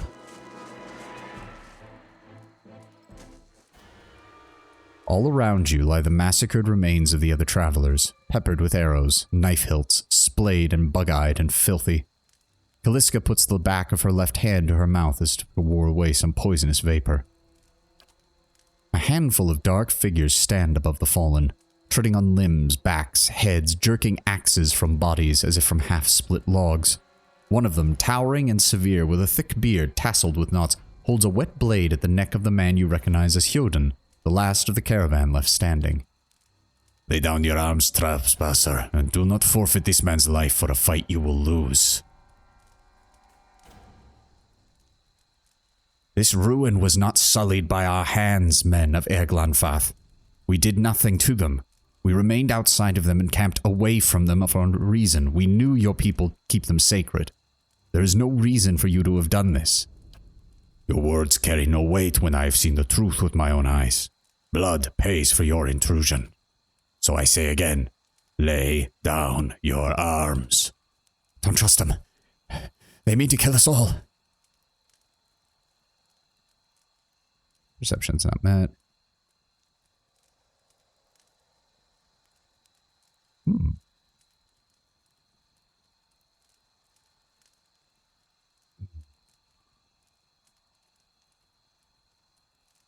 Judging by the string of animal teeth about your neck, I'm guessing that you are worshippers of Galawain. Are you really telling me if Galawain told you to stop protecting the ruins, would you? The man frowns and motions as if to swing his axe. Hyoden winces, but the blow never comes. Instead, the man cocks his head, slightly intrigued.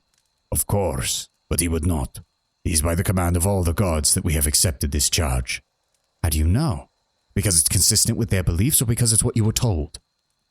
It has always been known to my people, the man glares. I see. And what of Galawain's edict that weakness and age must be purged by youth and strength? Do you think Galawain will want some moldy, crumbling stones to survive long after their builders have turned to dust? He would not. He told us otherwise. The man's nostrils flares as he fumes. I'm sure he did.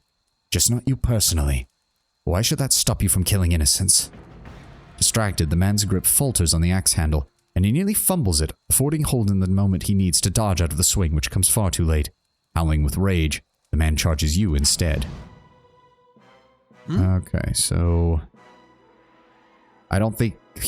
Okay, if I know the game mechanics, if I try to tell Hyoden to move, that guy gets an attack, and then everything goes to shit from there. So I want you to attack him. That's a hunter. I want you to swing wide and attack him. Go. Oh, no, he's running into melee too. And Hyoden is already taking injuries. God damn it. Can we knock down the other hunter? Oh shit, I didn't mean for her to move out of the way of that. Go ahead and... No, that's not going to help really. Go ahead and blind the hunter then. There we go. Come on. Don't let Hylden die, please. There we go. Oh god, that one exploded. yeah, Holden critted the Glenfathan Hunter, and the guy fucking exploded. Many spells and abilities and pillars have a limited number of uses. An ability that can be used a number of times per encounter will have all of its uses restored when combat ends. Abilities that can be used a number of times per rest will only be restored when you rest in an inn or use camping supplies. Alright, let me loot. Oh, it's not going to let me loot. Your enemy lies supine on the ground, unable to rise. His companions now silent among the other dead. His breath comes in a wheezing, fitful gasp. He looks not at you, but at the sky above you. Forgive us. Barely audible beneath his choked sighs, a whisper of wind begins to stir the air. At this, the man's eyes roll back as he closes them. Good. Good, the gods are just. A queer smile crosses his face. I am ready. The wind begins to swell, whipping around the camp, electric and volatile, upending pots, rattling tents like an angry spirit. You can feel it begin to seep into your skin, and where it pierces you, it feels as though it's rending you apart from within. Seated against the wagon wheel, amidst the howling maelstrom slashed across the chest and bowels, Odema's body stirs, and with great effort he raises his sagging head, his eyes barely open, looking directly at you. Endurance charges between combat. If you run out of endurance, you go unconscious and will revive after combat. Health only regenerates while resting, and when it runs out, your character dies. Okay. And death can be permanent if not reloaded. Well, we're not going to let that happen, to the best of our abilities. That is certainly true. Get inside! Run! Oh dear.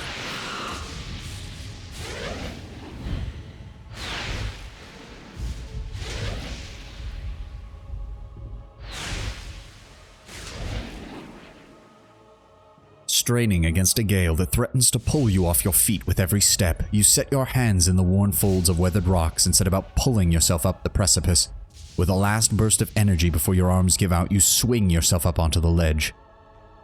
Hyoden trails behind you, slowed by injury and delayed by hesitation. As he nears the face of the rock, one of the fallen attackers, feigning death, lunges for Hyoden and topples him onto the rocky ground. Restrained, Hyoden lashes out against his fatigued assailant but struggles to break his hold. They are close to you. Despite the wind, from your position, if you were to throw your weapon at the attacker, you'd have a good chance at hitting your mark. Grab a rock and throw it at the... Yeah, we've got enough dexterity for that. Your aim is true, and the hit jars Hyoden loose. Lurching to his feet, Hyoden clambers up the base of the rock. As he nears the top, however, the wind flares, pulling him sideways, tearing one of his hands free. Diving out onto the hard rock, you manage to catch hold of it. Securing his other hand, you pull with waning strength, and it feels as though your arms will be jerked from their sockets. You hold just long enough for Hyoden to set his feet and join you on the trembling ledge. There is a deep resonance to the swelling wind now. You feel it in the rocks beneath your feet and inside the cavity of your own chest, as though it would shake the marrow from your very bones. With each new gust menaces the old stones before you, loosening connections, unsettling balances. As you dart beneath the old archway, the entire portal begins to fall beneath its own weight.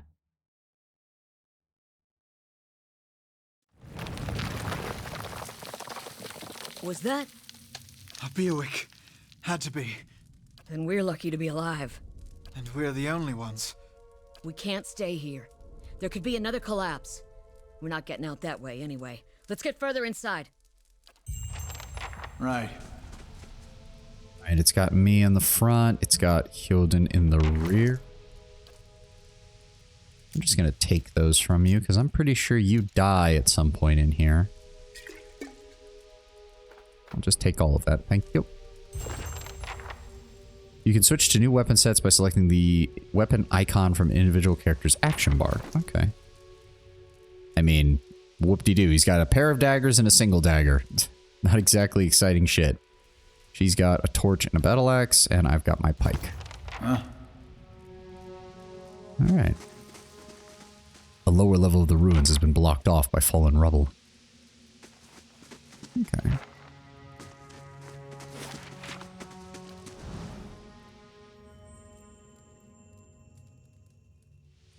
That should be far enough. But what now?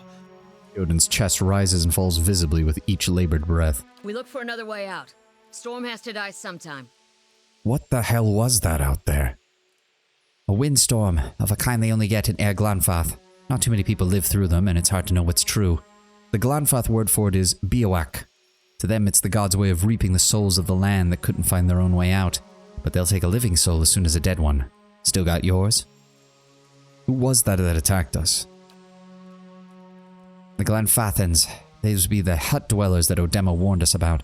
Look to be Fangs of Gallowayne. They're the twitchiest of the lot.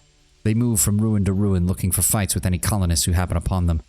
Poor Odema. I think he half expected this once we lost the main road. The Glenfathans claim that we trespassed. I don't believe that for a moment.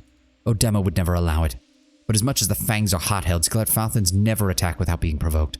Either they saw something and got the wrong idea, or... She glances down the passage beyond you. Or there's looters in here with us right now, and that's not something we need. What about the rest of the caravan? Kaliska's lips press together and her chin rumbles. Her voice is faint. The wheels got a hold of them now. She looks up. Gods grant them better luck in their next lives. You really don't seem all that upset about this. Kaliska looks you in the eye, a volatile current running beneath her voice.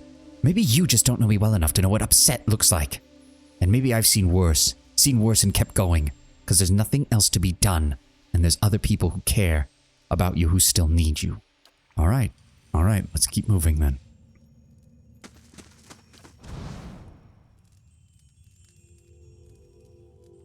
So it feels like I should be scouting all the time, because if there's hidden items that can only be found by scouting, I should probably be doing that pretty much constantly. Who was here? See if they left anything useful behind. Okay, hammer and chisel. Useful for chipping away at hard surfaces, particularly ones that display structural weakness. That sounds like something we should have on hand. A mace. Go ahead and give that to you. And then camping supplies. You've discovered some camping supplies. You can use these to rest in the wilderness or dungeons, fully restoring all of your character's abilities and health. Easy difficulty allows you to carry more camping supplies, but hard restricts them severely. If you fully run out of camping supplies, try to find an inn. Most have cheap rooms. Alright. Come on. A small shield and a torch. Okay. Doesn't look like there's anything else here.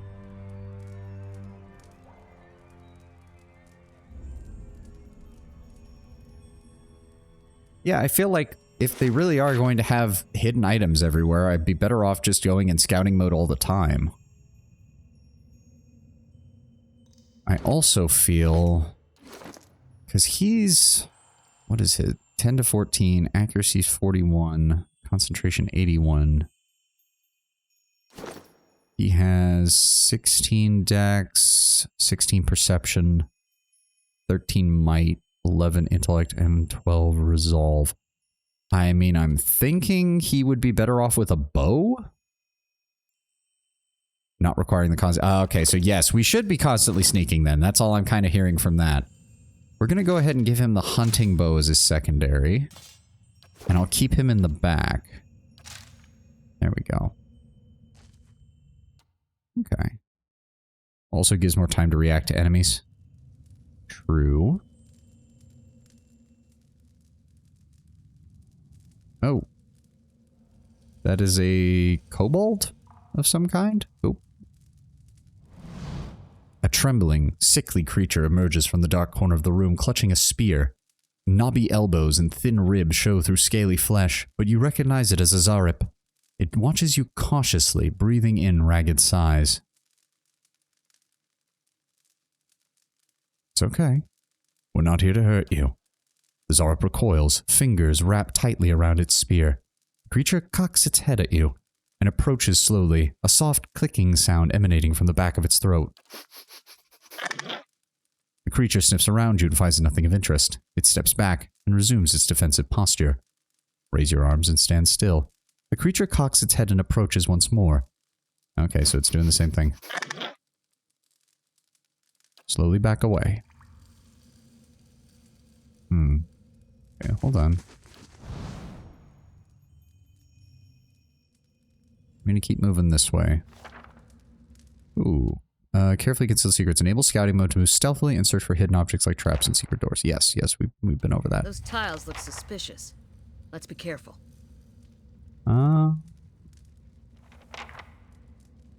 Is there a pattern to this stuff? I'm not seeing one. Let's go this way. We'll try to figure that out in a moment. roundish symbol. I'm pretty sure I saw it on one of the tiles back there. Go. Symbol of pattern circles described with the pillar. Another brazier sits to the base. It could be lit if you had me. I like that. Fire God-like requirements because you could literally just use your own body to light it. There we go. No, no. Go back into scouting mode.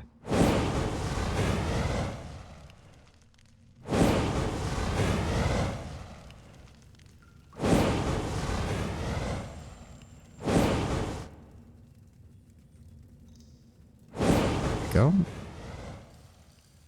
Oh, hello. The mural must be ancient, yet the colors are still bright and vivid. It shows a procession of Engwithans from all Kith races, the Alma, the Elf, the Orlan, Dwarf, and Human. They walk among pillars similar to the ones that span the chamber, each one topped with a flame. Huh. So whatever society was here was obviously multicultural and multi-ethnic, since it had multiple fantasy races well represented enough to actually include them all. I really do appreciate that the map is quite literally just a zoomed out view of the entire game world. Oh. Lesser black ooze, primordial, immune to blind, dazed, frightened, prone, and terrified. Okay, okay. Hyoden, could you go ahead and shoot him, please? What you need? Engage him. Oh, he's got a ranged attack. Then move in and fly. Oh my god, they did a lot of damage.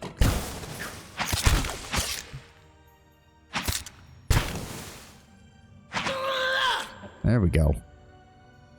Sure. Okay. Interesting. Ooze plasma. Congealed mass of thick and opaque jelly. So that's something we could just send to the stash. There's no reason to be carrying that around with us. Oh, a poleaxe. Oh, is that better than the one I have? Hold on. Poleaxe, two-handed. It's a straight-bladed axe head as opposed to a hammer, allowing the wielder to switch between different damage types as circumstances require. It does not have the reach ability, though. It doesn't have the reach that the pike does, which is technically wrong because most poleaxes were as long as pikes and spears, but okay, whatever. They never do polearms right in most games. They never do. Regardless, we'll hold on to that for right now. Yeah. Where'd that slime come from? A viscous, oily muck clings to everything it touches. A viscous slick of something dark and tar-like runs down this wall. The shapes and bulges in the ooze suggest that something lies beneath it, but you can't tell what. Use your water skin to clear the ooze off. You rinse the ooze away, revealing an intricate relief of a man's face. The sunburst surrounding it is chipped away in places, but the details in the head, from the tight curls of his hair to the ridges of his pointed ears, still showcase remarkable craftsmanship. One eye socket is empty. A gem fills the other. Okay, so we need to find a gem then. Yeah, Obsidian intended for a scouting party member to scout ahead with high stealth and detect everything. However, that's just inconvenient, so people just sneak around. Well, I could see how having a high stealth character is still good, but as far as exploration goes, yeah, there's no reason not to have everybody in stealth mode so that you have the maximum chance of spotting hidden objects. As far as ambushing enemies or getting details ahead of time for enemies, that would at least, you know, I can kind of see that still being useful, but you'd still do it in such a way that you could then bring the rest of the party with you. Ah, okay. And that disabled most of the symbols, so we're still going to want to walk through that. Wait, can we actually disarm them? Trap disarmed, 3 difficulty. Did that use up a... I think that used up a lockpick. But that was also a lot of experience. No, it didn't use up a lockpick at all. So this is just a shit ton of experience. I'll take it. Trap disarming is free. Ah, very nice.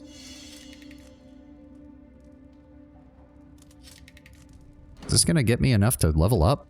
Certainly, it's going to get me close at the very least. It can be useful if you want to flank, but also kind of specific. Stealth specialist, yeah. Yeah, until you fail a disarm, I'm sure.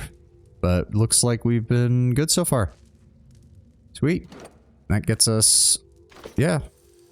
Nice chunk of experience. Nice chunk of experience. Alright, so we could get around the Zorip. We didn't have to worry about that. Oh, here we go. This small folio is torn in several places, and blood has soaked into several of the sheets. One later entry is still legible, however. Can't believe my luck. A few rounds of dice and I've got my hands on a genuine Ingwithan artifact. Fellow who had it said it was a pretty nothing. As far as he's concerned, he's not willing to go digging in some ruins. But if he's right about it, this gem leading to a hidden treasure, then that's worth sneaking past a few painted elves. I'll head to Killant Liss in the morning. Then it's just a matter of finding this relief he was talking about. Ah, so he has the gem. No, wait. Why did that put it in the stash? I didn't want it to put it in the stash. I wanted it to put it in the... What the fuck? Okay, well, whatever. Torch. Keep the journal on me. Go ahead and have him take that. And you can take the leather armor. Oh, it's a quest item. Oh, okay, okay. And we've already explored this area, so just turn off scouting mode real fast so we can move extra quick. Running, running, running, running, running, running. Come on. There we go. Place the gem in the empty eye socket. Chamber begins to rumble, stray rocks dancing across the tile floor. Finally, a large section of the wall simply gives way. Oh. Ow! God damn that thing! No, no, no. Move around and attack. Thank you. Jesus, that fucking ranged attack they have is so much damage. What? Yeah, engage them in... There it is. Spits, crits for 22 corrosive damage. God damn. There we go. And then there's minor cloak of protection. We're going to put that on my character. And then we will add the rest to the stash. Hold on. Found something. Go into scouting mode. Oh. Wait, what? It said he found something. What did he find? There's nothing else in here. That doesn't make any sense. Alright. That is a fortitude of reflex and of will. Minor cloak of protection. Capes and cloaks can be worn for protection from the elements and from prying eyes alike. Many are woven with spells to provide additional defense or abilities. Oh, very nice. Oh, and it's a nice red color. It goes well with my freaky fucking head. Alright. Okay, yeah, turn off that as well. Gonna run back this way. I don't think there was anything else in here. Yeah, that gave us a little bit of experience. Wait. Do you hear that? I mean, yeah, the Zorip is over there. Are there... If there's more of them and we... Oh. Shit. Okay. Alright, hold on. Hold the phone. Pull me back. Have Hylden engage with range. Have her engage first. We're going to use the... That's per encounter. Good. Yes, so we want to do that. So let her engage first. There we go. Perfect. Sweet. Nobody even got hit that time, I think. Alright, alright. I'm already feeling better about this. Ugh. Skilder meat is both stringy and slimy, making it palatable to few in its raw form. Skilder ear. Tattered ear of a Skilder. I'm gonna assume that's not anything we need to be keeping in our inventory off the bat. Keeping quiet. Go ahead and switch back to that, and let's keep looking. Hatchet. We definitely don't need that in our inventory. That's just gonna be taking up room. That looks weak. Could be a shortcut. Crack lungs along the wall from floor to ceiling. A light gust of air passes through it. Use the hammer and chisel to weaken the wall. Cracks lengthen and widen for your effort. The process is more taxing than you expected. Sweat beads on your forehead and your muscles begin to ache. Try something else. Push on the wall. Push on it yourself. There we go. Okay, because I had enough might to do that. Okay, okay. That works for me. Alright. What else have we got in here? Scout ahead. See what's around the corner. I mean, I get that the game's trying to... Oh, fuck. Okay, hold on. Yeah, fucking hell. Turn that off. Pull me back. Pull Hylden back. There we go. Now attack. Swing wide. Ow, and he stunned us. Of course he did. God damn it. Alright, that's fine. We still managed to get him. Oh, so this one doesn't give loot? That's kind of... Oh, God What you damn need? it. Alright, same as before. Yep, don't let him... Yep, he's gonna do that. There we go. Luckily, they don't have much health. Thank God. But yeah, that's weird. Why did the first one give me items and these ones aren't? I don't like that.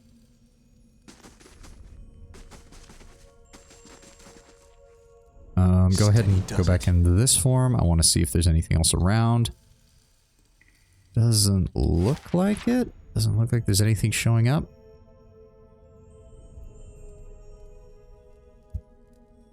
Alright. Let's keep moving. Fresh air in here. I think we found an exit. Sounds like the storm path, too. Part of me wants to go back and kill that kobold. Just because I can.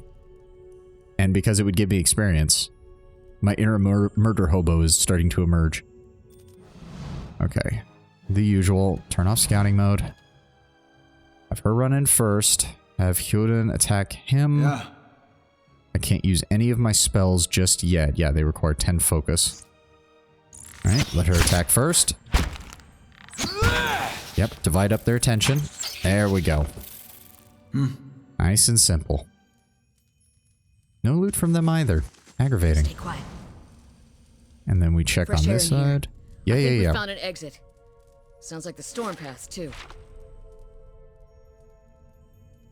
That's a Zarep copyright free. I mean, I get why Obsidian did it. And I'm kind of tempted, as I said, to just go back and kill him. Because more loot, and more things, and more experience. And why wouldn't you? I mean... I'm kind of tempted, not gonna lie. Besides, why else is he here? What, like, something had to kill that guy, and it might have been those things over there, but it also might have been this bastard. Oh my god, my nose. Oh, it's that feeling you get when you need to sneeze, but you won't. Oh god, I hate it. Fuck. I think it's due to it being the prologue, most enemies and monsters drops up. Exactly, exactly. There's part of me that just wants to go at it. Oh. Oh. Give Skulder meat to the creature. The Zarep's nostrils flare at the scent of fresh meat. Its eyes dart between you and the food. It creeps towards the prize, shoving the spear into your grip and snatching the meat with both hands at the last moment. Its gullet quivers as it devours the flesh in noisy chomps. Oh, well, isn't that nice? Yeah, it's a Zarep spear. Single-handed. Accuracy is higher. Spears are not as long as their two-handed kin pikes, but they're easier to maneuver and be used with a shield. Even with a one-handed grip, spears can strike fierce blows with high accuracy. His crude spear is decorated with feathers and beads. Oh, nice. Nice, nice, nice. Well, we already have a pike, so we're not gonna do too much with that. Can we... No, it doesn't appear that there's anything here. Ah, more lockpicks. Never gonna say no to that. And the hunting bow we don't need. There we go. Alright. Still kind of tempted to kill him. Because, no, we helped him. We'll be nice. We'll be nice. We have a halfway decent reputation right now, so we'll be nice. A disposition. Actually, yeah, where... Okay, so reputation isn't here, but where's the disposition? Because it even said that there was a disposition, right? Because it's based on your, Oh, no. Don't want to do anything with that. Oh. Wait a second. Are there other godsend portraits? Those are all elves. I didn't even really look. Orlands. Various human. Female ones. Doesn't look like it.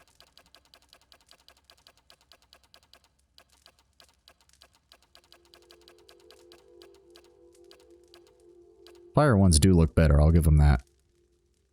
Reputation and disposition are the same thing? Well, then why doesn't it say any? Because I've been selecting disposition options, so shouldn't it have some kind of thing here, or have I not selected enough for it to actually matter? Most powerful enemy defeated young wolf. Wow, really? Wouldn't have expected that. Because you haven't done enough. Ah, fair enough. Alright, we'll leave the kobold alone then. We'll leave the Zarep alone. He doesn't deserve to die, I guess. You don't get a reputation for doing it once, you do it frequently. Ah, okay, okay. I didn't know if it was a scoring thing or something that it kept track of all of them. Oh dear. Okay. No, no. Pull back. There we go. Let it engage her first. And then immediately cast Ice Blade on that. Can I make this log? Oh, there we go. Okay. I can make the log bigger so I can actually see what the hell's going on. Yes, grazes it so he's blind for 6.5 seconds. Alright, everybody attack. There we go. There we go. Alright. We should be... Yeah, we're getting close. But I imagine we're also near the end of the tutorial. Oh. This leg is covered in small backward-facing barbs. Interesting.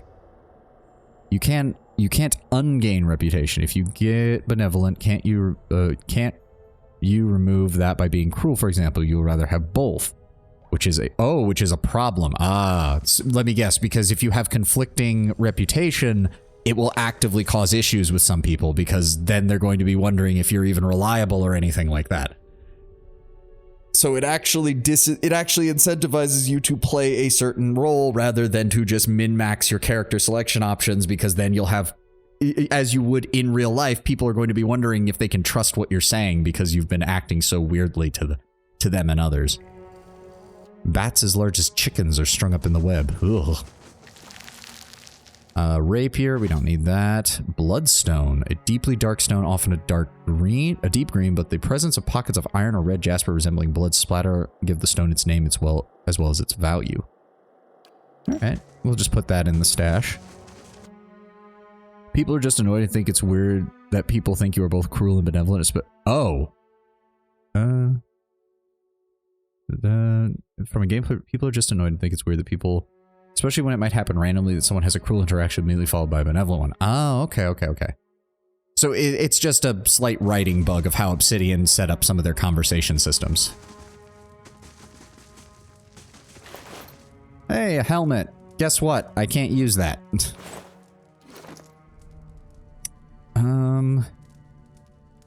Okay, we're gonna... No. We want to keep that. We want to keep those. Valiant clothing. Tricorn hat we're going to go ahead and drop off. Same with the dagger, the hide armor. Keep the lockpicks. We don't need the spear. We don't really need the booze. The poleaxe. Yeah, we want to keep the increased reach because we want to be able to fight from the back line.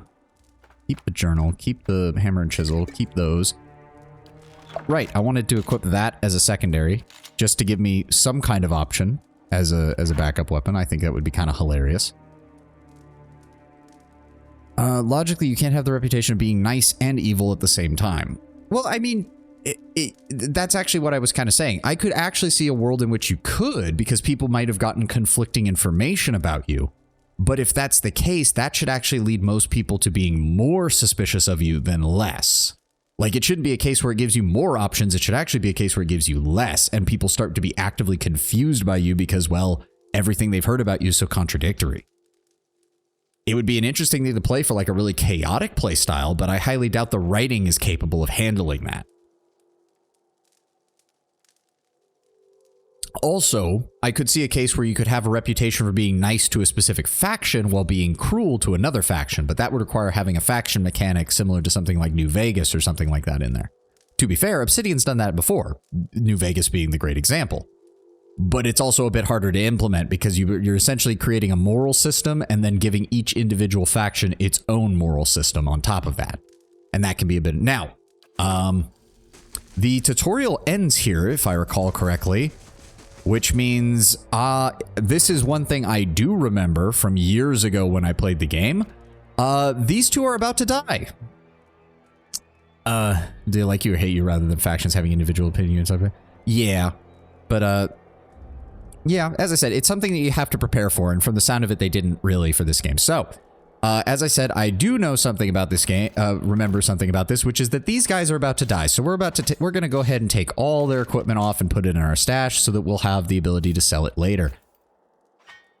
Because I do specifically remember this. So small shield. Go ahead and drop all these off. We'll keep the torch because that was actually useful. Drop off the scale armor. Drop off the battle axe. I'll take all of that, please. Really wish the factions had opinions of you. Like, one faction think you're benevolent, another aggressive, which is really important in the sequel for a reason I won't spoil. Yes, exactly. In a perfect scenario, that's exactly what you'd want out of a character, out of that kind of design. But if that's not the direction, that's something that has to be built into the game from the ground up. And if they weren't going to do that, then I'd rather have no system of that than a half-assed system of it. I guess we should continue scouting through. Oh, yep. Yep, I remember this event. An older robed man, 4 figures stand before an otherworldly apparatus, an ancient structure of chiseled adra and metallic veins, ominous and looming like a silent observer. Standing motionless in their midst is what appears to be a human body, colorless as stone or ash. The other figures gaze upon it, what might be contemplation, and from your vantage point you are well obscured from their view. The figure closest to the machine stands out amongst them. A thick gray beard frames a face otherwise hidden beneath a metallic mask. His faded robes embroidered with a runic language unlike anything you've ever seen, and he wears a strange black headdress with 2 protrusions that jut out like wings of some malevolent creature. Oathbinder, bear witness, and see this man has kept his word true to his last breath, full to his blood's last drop. Guide his soul, queen that was, and regard it among your favored. Let his life by the key be his confession. Let his death by the key be his absolution. May he walk the world ever free of the crushing weight of the book. The man addresses the petrified body before him. Your brother has done his part, and you have seen the power of his contribution. I will accept no further hesitation from the rest of you. In the sight of the queen that was, will you fulfill the oath?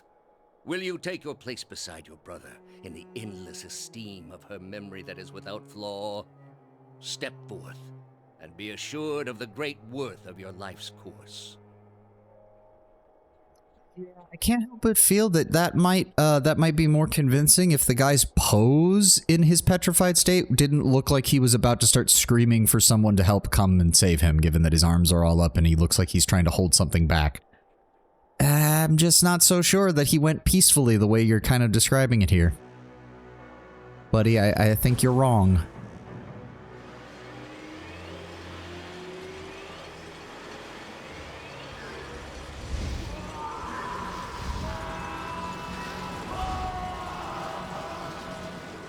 Yeah, the screaming doesn't really sell it either, I gotta say. Kinda makes me feel like this isn't a good thing. Just saying. Just saying. For a brief instant, the apparatus goes quiet. The air is still. And then, all at once, it erupts with a concussive surge. Light floods your vision and you are knocked to the ground. Your head snaps back as you land and pain wells into the back of your skull, washing your last thoughts away into a black, unconscious void. You open your eyes in a different place, a different time. You stand in a circular room, grand and domed, its walls lined with adra and trimmed with copper. The style is ancient, the chamber unweathered. At the far end, a great pillar of adra pierces the floor from below, its shimmering texture giving the illusion of boundless depth. Encircling the pillar is an apparatus much like the one you've just seen, but immense and multifaceted and intertwined. Your thoughts are yours and not yours. They seem to exist before you think them, and they are all questions, pressing questions, troubling questions, questions that must be answered, or... At the base of the pillar now you see the man, a thick gray beard in a ceremonial robe crowned with a strange ornamental headdress. You know this man. You're walking towards him now at a pace that is hurried while trying not to appear so.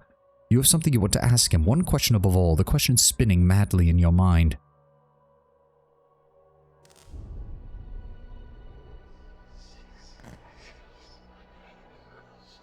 Yep. You awaken to find your malaise has broken, only to be replaced with something far more concerning. Faint whispers are audible at the edge of your hearing, like a ringing in your ears that does not subside. Movement flits through your periphery, but when you turn to look, you see no sign of whatever it was. You find your gaze regularly darting this way, that way, an involuntary paranoid tick. If this is a sickness, it is dangerous to go without treatment for long. The figures at the machine stand frozen in place, flesh and blood replaced by cinders and ash. The men who led them, nowhere to be seen. Fatigue represents physical and psychological wear and tear, or demanding activity on a character is most commonly received as an injury. Some scripted interactions will also result in fatigue if they are especially grueling. Fatigue goes through multiple stages, inflicting minor penalties but growing in severity over time. Resting is the easiest way to remove fatigue, although some consumables can also remove it. Okay. Hyoden and Kaliska lie bloody on the uneven cobbles, their bodies twisted unnaturally, even in death. You are alone and far from help. Gilded Veil may be your best hope of receiving treatment before things get worse. Okay, so they did make it so you could get their gear. I swear when I first played this game that did not happen, so that I got used... I immediately thought to take all of the stuff off of them. Darkstar, welcome. We're doing good. Just so you know, I went back over my footage from Friday, and I really didn't like how I was commenting during the Homeworld game, so I decided we would jump straight into the next CRPG instead. So this is Pillars of Eternity at the suggestion of Tenwin. And so far it's been pretty good. It already feels better than... I think it's just because I'm taking my time with it more this time, since I know I'm going to be on stream with it. But I'm already feeling like I understand the combat a bit better, and that I'm... Oh, okay. Oh, right, the hallucinations. Are you gonna end? Okay. Nice and slow. But I already am feeling a lot better with this, and I hope that continues. Let me see here. We have... Oh. We get 6 skill points? Really? That simultaneously makes me... So wait, I can... Oh, okay. I can put a max 1, 2, 3... I can put 3 points into a skill. So... Skills cost more each time you rank up. Ah. Oh, I see. Okay, okay. Yeah, that uses all 6 of my points in order to go up to the next rank. Okay, your character has enough experience. Click the icon on their portrait. Yep. So I guess it's just a question of... Well, the thing is, we get 6 party members, so we should be able to cover this pretty effectively, right? That should mean that each skill should only need to be covered by at least 1 companion, right? But we are going to be pretty low on companions at the beginning of the game, if I recall how the early portions of this game go. Because I know we pick up our tank and our wizard in the first town, but I do not remember at all when the next companion shows up after that. I also believe the wizard has lore and the tank has athletics, so we would probably want to focus on one of the others. Mechanics and athletics is the best option due to them being the most active. Survival is purely due to rest bonus, stealth, and lore is optional. Well, I imagine lore has a lot of dialogue and magic uses, because its main use seems to be the ability to use scrolls. Which, of course, is anyone who's played D&D knows it allows a non-magic character to get magical effects, which can be quite powerful if you know how to use them. But I imagine its main use in conversation is just that, is going to be stuff that shows up in conversation. Dialogue is another matter, of course. I'm talking about active gameplay-wise. Yeah. That's the thing. I like my character to be the party face, and it seems like lore would fit that the best. Plus that gives us a skill that's at 5 right off the bat. That gives me access to level 2 scrolls. Because I'm thinking, as I said, there's only 1, 2, 3, 4, there's only 5. There's only 5 skills. Survival, mechanics, lore, athletics, stealth.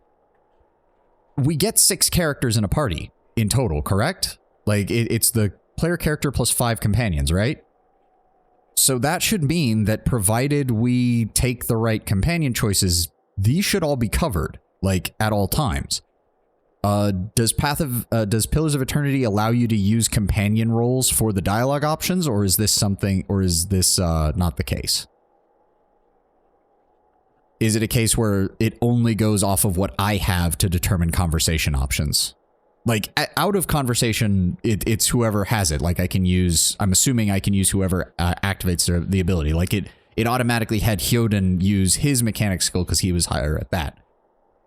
I don't remember the first game. I think it does. Okay, well, as I said, we should still have a good spread, so the second does most of the time. Yeah, again, I imagine it's similar to Alcat's system. Like 99% of the time, it will just use whoever has the best skill, unless you're in like a specific event where it calls on your character specifically to make a roll. And then it will go off of your skill in specific.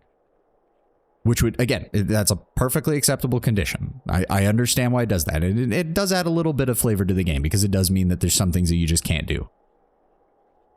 In the second game, the skills kind of stack. Okay. Oh, okay. Interesting.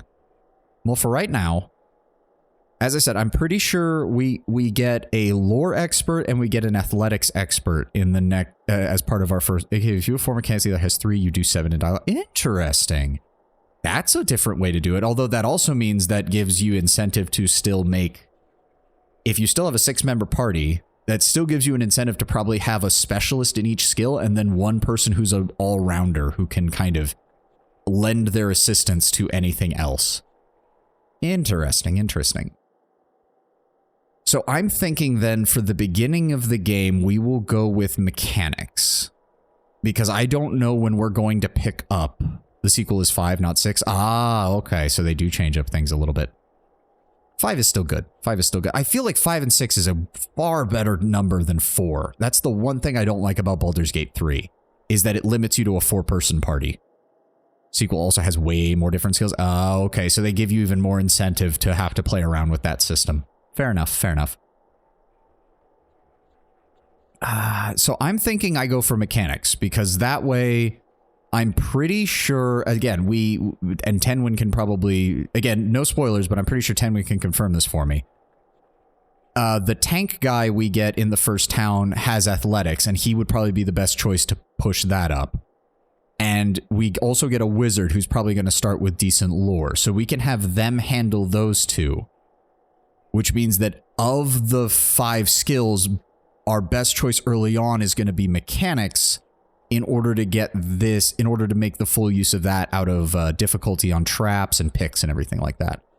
And then we can figure out when we get other companions who's going to do stealth and who's going to do survival. Because I do agree, I think based on this, we're going to want to get survival up at some point pretty quickly. Mechanics, whenever possible, when you can't add to survival. Yep, that makes sense, that makes sense. Wait. Okay, hold on, Tedwin. I'm going to need a clarification. The survival bonuses here, these 1 through 6 bonuses, and then they get that. When you camp, does it just go off of whoever has the highest survival bonus to determine everybody's buffs? Or is it literally... Oh, so, okay, so when you camp, if I have survival 1, I get the damage reduction, but if someone else in the party has, say, survival 3, they get bonus movement, receive healing, and damage reduction. They don't get, it's not taking the highest person and then applying their bonuses to everybody.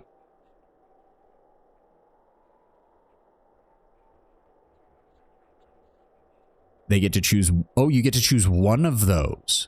Oh, I thought it was stackable. I thought you got each of these as you increased it over time. To choose from a variety of long-term bonuses. And yes, it's per character. Oh, okay. So really what it is you want one of each of these highly specialized, and then you want everybody to have at least a couple ranks in survival. Okay. Okay, I see how it works. I see how it works now. So yes, we're going to make my character mechanics. He's got a little bit of everything. He's got a little bit of lore, a little bit of stealth, since we're going to be on our own for a little bit. So we're going to go high in mechanics, and we'll start putting extra points into survival once we get those. Because yeah, it's already taking way more points to upgrade mechanics. So we'll probably do that on the next level. Or I could... that would get us both to 3. Survival can be taken beyond 6, which starts the list over and makes it stronger. Yes, that's what it even says. The first 6, you get a choice of the first 6 bonus, and then after the 6th rank, the previously earned bonuses become more powerful in the same order they were received. So I can either go 3 in mechanics and 3 in survival, or I can just dump everything into mechanics to get it to level 4. What do these max out at rank-wise, or is there no cap? It just keeps increasing the cost in order to advance it. Sequel also has passive and active skills, like you can stack up mechanics as an active skill and then add diplomacy as a passive skill, not relevant until the sequel, but it's kind of neat. You don't remember? It's fine if you don't remember. I'm just trying to clarify things. As I said, my main issue, just as a clarifier, is story spoilers. If I'm asking about game mechanics, please do explain, because one thing that I do not like about CRPGs is when you think you understand a mechanic and then 40 hours later you realize that a choice you made way back at the beginning has permanently gimped your build by reducing your ability to do things later on. I'm not looking for min-maxing, but I also don't want to shoot myself in the foot. So I'm thinking for now we'll just go with mechanics 4, because if we need to, we can dump more points into survival on the next level. And I think that's fine. Because for right now, we're really not getting much. And honestly, if we do camp, damage reduction is probably going to be the best. If I remember from what I was reading, bonus damage versus flank enemies is going to be the best for my character, simply because we're going to have the ability to attack things from behind the front rank with that pike. You can respec your entire character, including stats, I think, in any time. Oh, okay, that's good. That's good, at least. So yes, we're going to go for that right now. We're just going to take the mechanics at 4. We're going to take full advantage of that. We're going to want antipathetic feel. I get that it's supposed to be antipathy, antipathetic, but it honestly literally sounds like anti-pathetic field. Like, this is against things that are pathetic, which is kind of a hilarious reading of that. But yes, we're going to grab that. We can't get any other higher level things. And okay, talents. This shit, okay, hold on, hold the phone. I don't even remember what the guide suggested on this. Give me one moment. Focus is everything to a Cypher. You want to have as much as you can and build it as fast as possible so that you can unleash your spells. In the end, everything about the build is geared towards earning focus as fast as possible in order to do greater damage. Greater Focus is the first talent you should take. You get an automatic +10 to your starting and max focus, which allows you to fire off spells at the beginning of the battle instead of having to wait. Okay. Good to know. So that's going to be class. Greater Focus. Cypher has an increased maximum focus. Passive grants 10 max focus, and you start with more. Good. Now, I do want to see what else we can get, though. Gain additional focus. Honestly, my experience, the game is very kind overall. Most of the time, its normal difficulty is essentially impossible to make your character wrong until the end game of the DLC bosses. Okay, that's good. Stunning an enemy whenever they strike the Cypher's will defense. Ooh. Biting Whip. The Soul Whip bites deeper, granting a bonus to damage.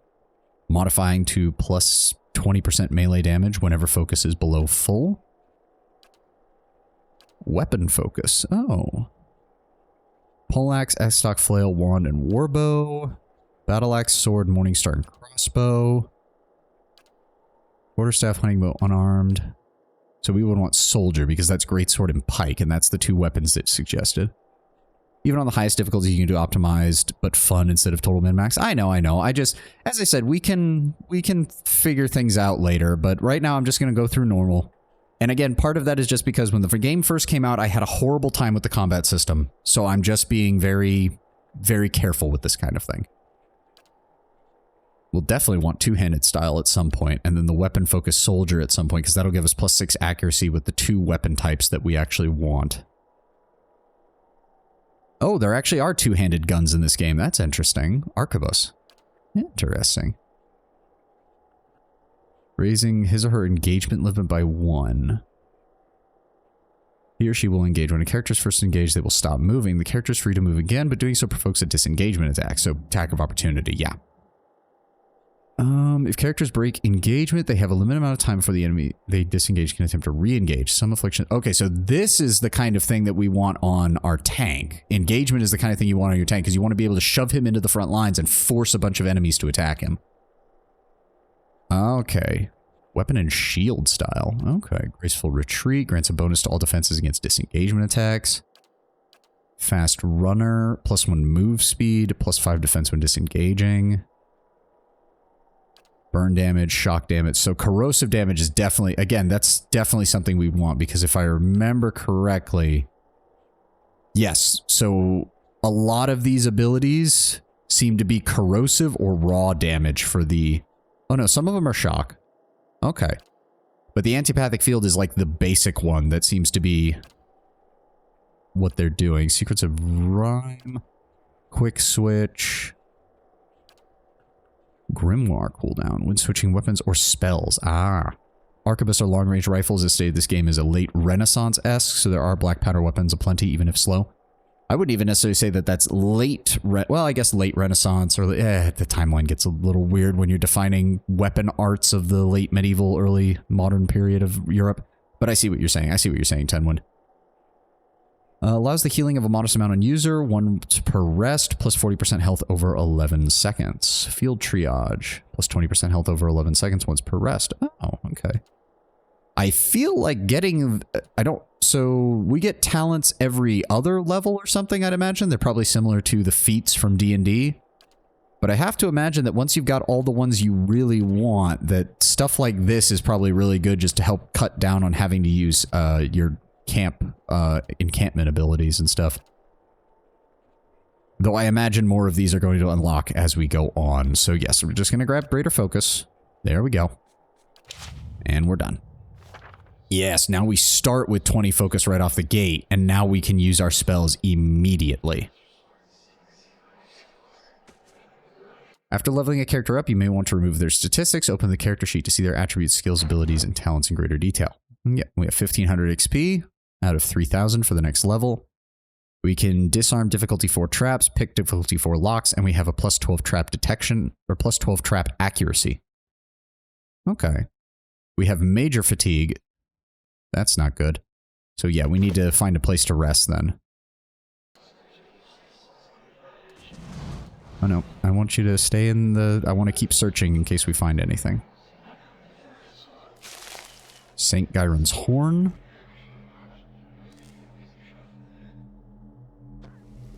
Ugh, vessel flesh. What the hell? Okay, see, some things I do want to read. This reeking flesh once held a bound soul. With its energy fading, the flesh is entering a rapid decay. Ugh. Okay, game. Crown. Fun fact is, you notice when you looked at the... Okay, that's a person burning to death. That's great to know, game. Thank you. I don't need to see that. The massive structure is formed of stone, adra, and copper, and covered in strange glyphs. The air around it vibrates with an unusual energy. As you notice when you look at the pistol head, veil piercing. All black powder weapons have it, and it causes it to go through standard magical barrier. Lore-wise, have wizards kind of fallen out of favor slightly due to black powder being able to counter wizard effectively. Interesting. I imagine it's a case where it's probably a case of how black powder was in real life, which is wizards are still technically stronger, but you need way more training to be a good wizard, whereas you can hand any rube who knows how to work a basic mechanics thing to load an arquebus and fire it at somebody. They were made in the 17th century and the Renaissance ended roughly just before that. Yeah. My favorite period of history is either the Roman Empire or early American history, which was where I got my start with it, so the Renaissance has not been an era that I studied in depth, and the last game I think I played that was set in that was Assassin's Creed Brotherhood.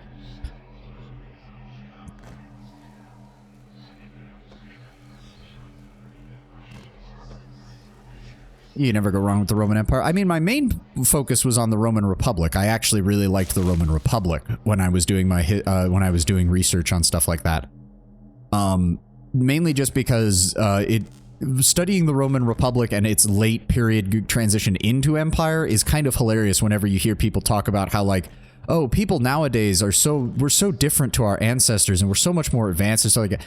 We have written records from the ancient Romans. Do you know what most of their complaints were? The rent is too high, the water is polluted, and there's too much traffic in the city. Yeah, humans have changed so much in the last 2,000 years. Go ahead to any modern city and ask them what their major complaints are from living in there. Ooh. Okay. Defiance Bay is here. Dryford Village, the Twin Elms. Gilded Vale, the Valewood, okay. It's more practical to have guns, of course. That means wizards have become specialized soldiers. Yeah, it basically means that in any kind of setting like this, wizards get moved almost into like a special forces kind of role, where you can use that the cost of having to train them and of having to make them be an elite force is more capable, is more able to be handled as an elite unit rather than something that you would just attach to your military. Whereas the arquebus is something that you can give to anyone and get them trained relatively quickly. It's the same reason knights started to fall out of favor in European militaries around the same time. Or around the same technological advancement levels, I should say. Now, if I recall correctly, this is one other area that I somewhat remember from years ago. I don't want to fight anything here until I get the rest of my party together, because the area around here is actually pretty difficult, and I remember getting my ass kicked. So we're just going to make our way down to Gilded Vale as fast as we can, and we will be back to deal with you assholes later. We're just going to creep around here.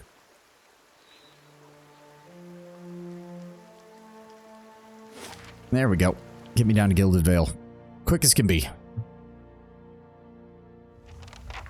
Alright. And of course now it's late at night. Day 3, hour 26. Oh god, so it's this world's equivalent of midnight. Great. I see some people.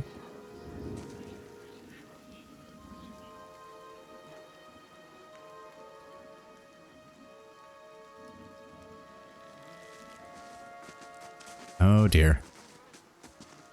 Hello. You must be one of the new settlers. Welcome to Gilded Vale. You'll be pleased to know that we've had some recent vacancies here. A man approaches you, skin dull and gray as the desolate village behind him. He scans you with sunken, lifeless eyes as he speaks, his voice a dry croak. He glances at the gnarled, lifeless monstrosity of a tree next to him.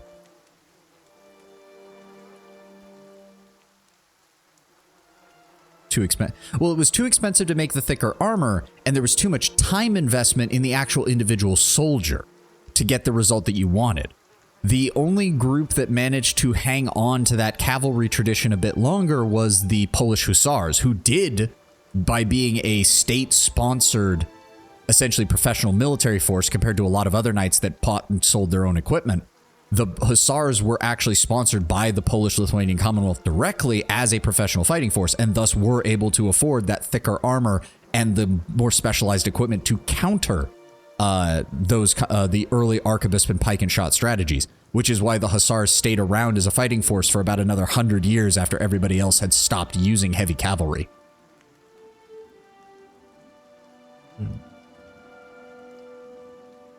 Essentially reduced to just breastplate for officers and like, yeah, until the unit got phased out eventually. Exactly. No, I mean, the Spanish figured that out as well towards the end of the Reconquista when they were first starting to use firearms, because the conquistadors and other such things still kept their heavy plate breastplates for things like exactly like that. Yeah, no, people forget that the term bulletproof literally came from a blacksmith term, because they would test the breastplate by firing a musket shot into it, and you would have a little dent, usually on the top of the breastplate, that served as a mark that the weapon had been proofed against firearms. Yeah. Where were we? Yes, he greets us.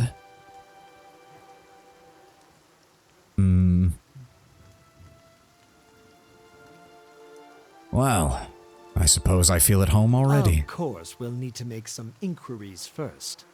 The inestimable Lord Radric VII has taken great pains to insulate our town from Widewind's legacy. Have you ever sired a Hollowborn child? No, I have not. Absolutely certain? Lord Radric has made it his first priority to eliminate this scourge from our village. I should warn you, stranger. Here in Gilded Vale, we have a special place for dissidents, charlatans, and those who would hide a curse in our midst.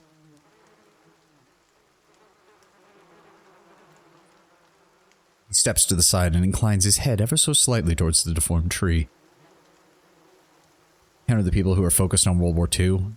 Not because the subject is wrong, because there's a really bad Well, I mean, it depends. Some people focus on World War II for very bad reasons, shall we say, as far as their own political and social ideologies go. Some people focus on it purely from the military perspective and lose sight of everything else that was going on around it.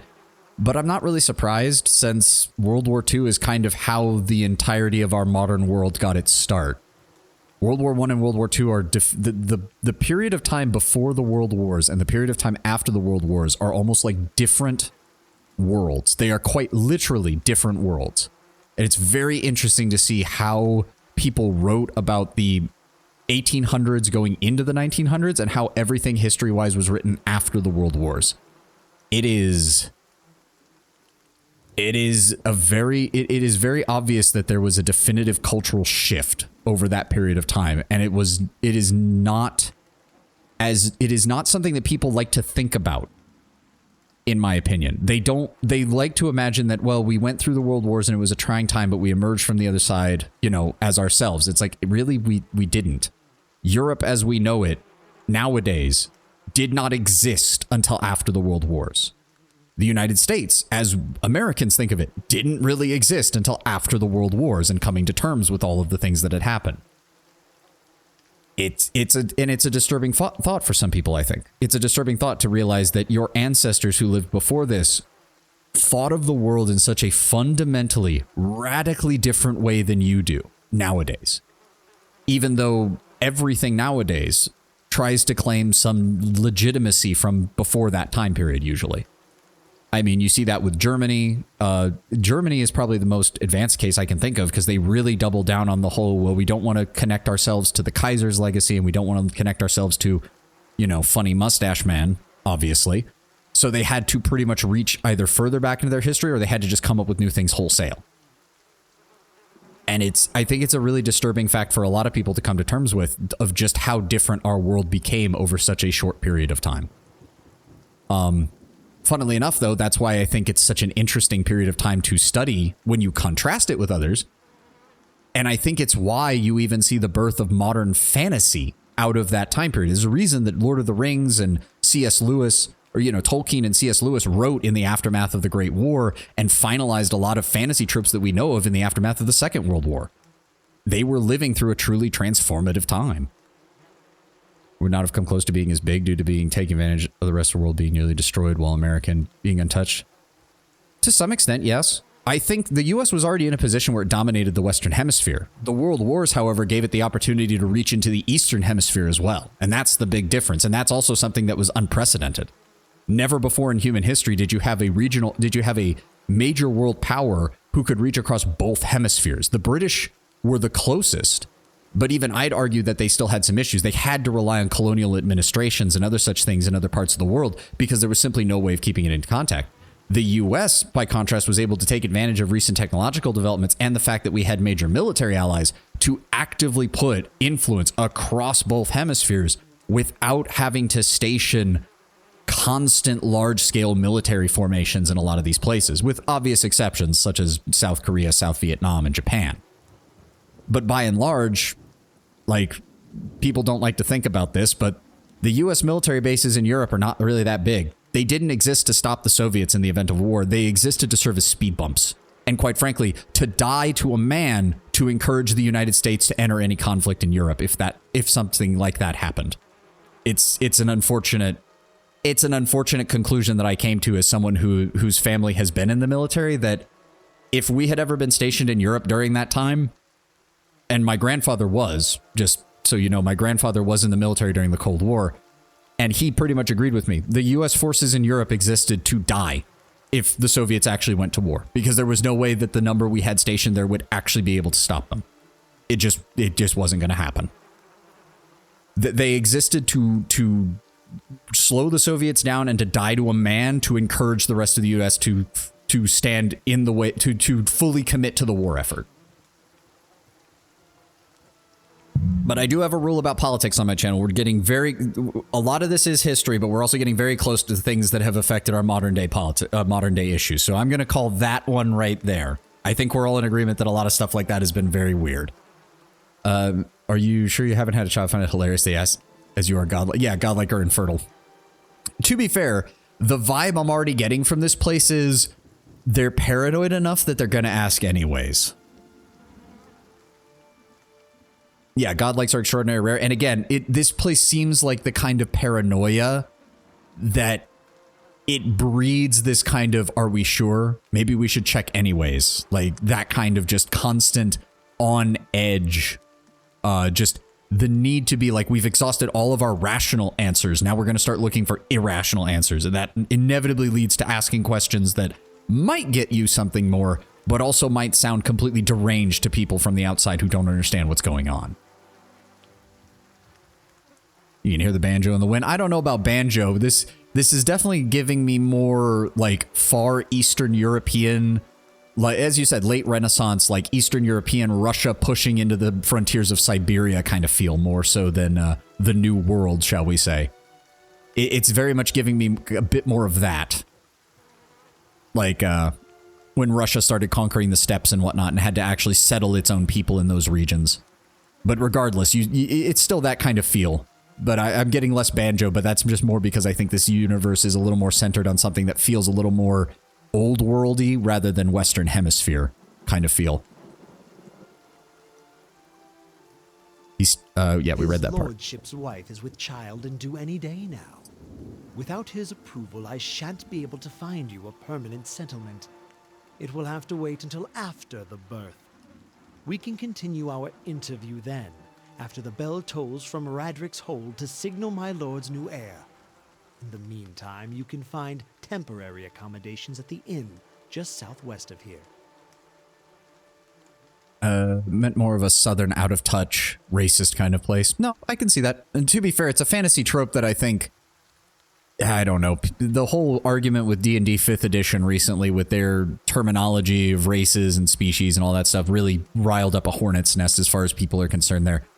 Racism, especially in a fantasy world context, is always something that should be at least addressed. But you have to do so with either a modicum of tact, or you have to just acknowledge that you're just going to have characters who are just like that. And you don't need to make a judgment call on them from a developer point of view, but your character should have the option to either condemn it, support it, or just be indifferent about it. It shouldn't be something that is automatically written into your character of how they respond to it. Unless you're going for like a total, like, you are the noble, bright character in a grimdark setting, which I suppose could work. I don't know. I feel like it's just one of those things where it's like you need a good writer in order to make it work. And by and large, thankfully, CRPGs tend to have a slightly higher level of writing staff amongst them than some other video games. Got independent, had plenty of clashing natives. Okay.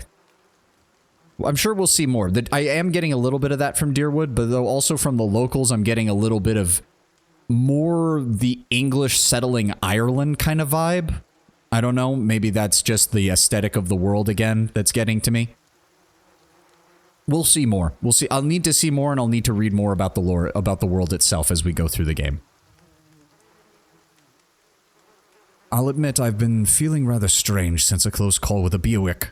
Is there someone in town who could help? Whatever your problem, it sounds like a matter for an animancer. However, the only animancer in Gilded Vale isn't in any condition to speak. Consider yourself fortunate. After she failed Lord Radric, we saw to it that she wouldn't profit from the misplaced trust of others. A bad cure is often worse than none at all. He points at a body hanging from the tree and frowns.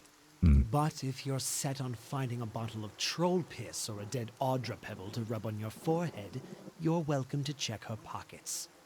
A little corpse stink is nothing when you're digging for shit.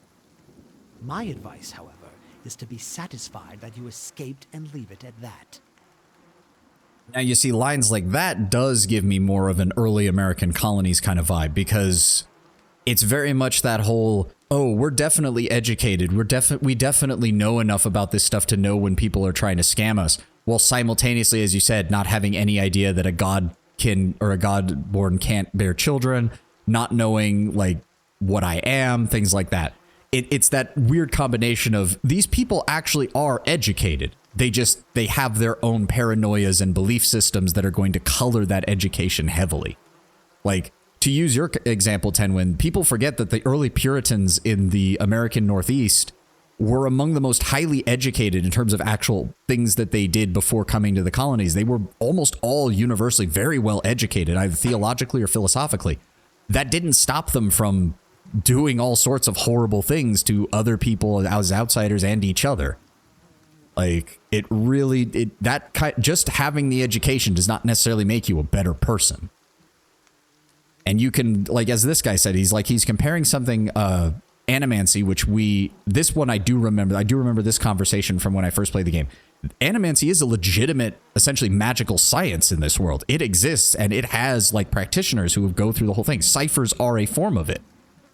But that doesn't stop some people from just treating it as nothing and treating it as something that's just completely irrelevant. Deerwood stated very backwards. The gods like fate is almost universal as death on birth. We don't have a 100% clear view of the other nations, but from descriptions like Deerwood is generally unique and it's raw hate and mistrust. To be fair, if I recall correctly, they recently had a massive religious conflict. So I have to imagine that anything that's seen as a sign of the gods intervening in their world or in their mundane lives is seen as a very bad thing, because the last time that happened, they had a massive religious war over the whole thing. So it might not even be that this is something that has been long time coming. It might be something that's very recent. If you have any other questions, don't hesitate to ask. It's important that everyone in Gilded Vale understand our rules. You said something about a Hollowborn and Whiteone's legacy before. I'm afraid I'm not familiar with either of those. He blinks. I forget that you foreigners do not have this curse in your homelands. The Hollowborn have been a scourge upon the Deerwood for nearly 15 years now. He lowers his voice to a whisper. They are children born without souls. He shakes his head. Pitiful, dumb things that breathe barely, but do not truly live.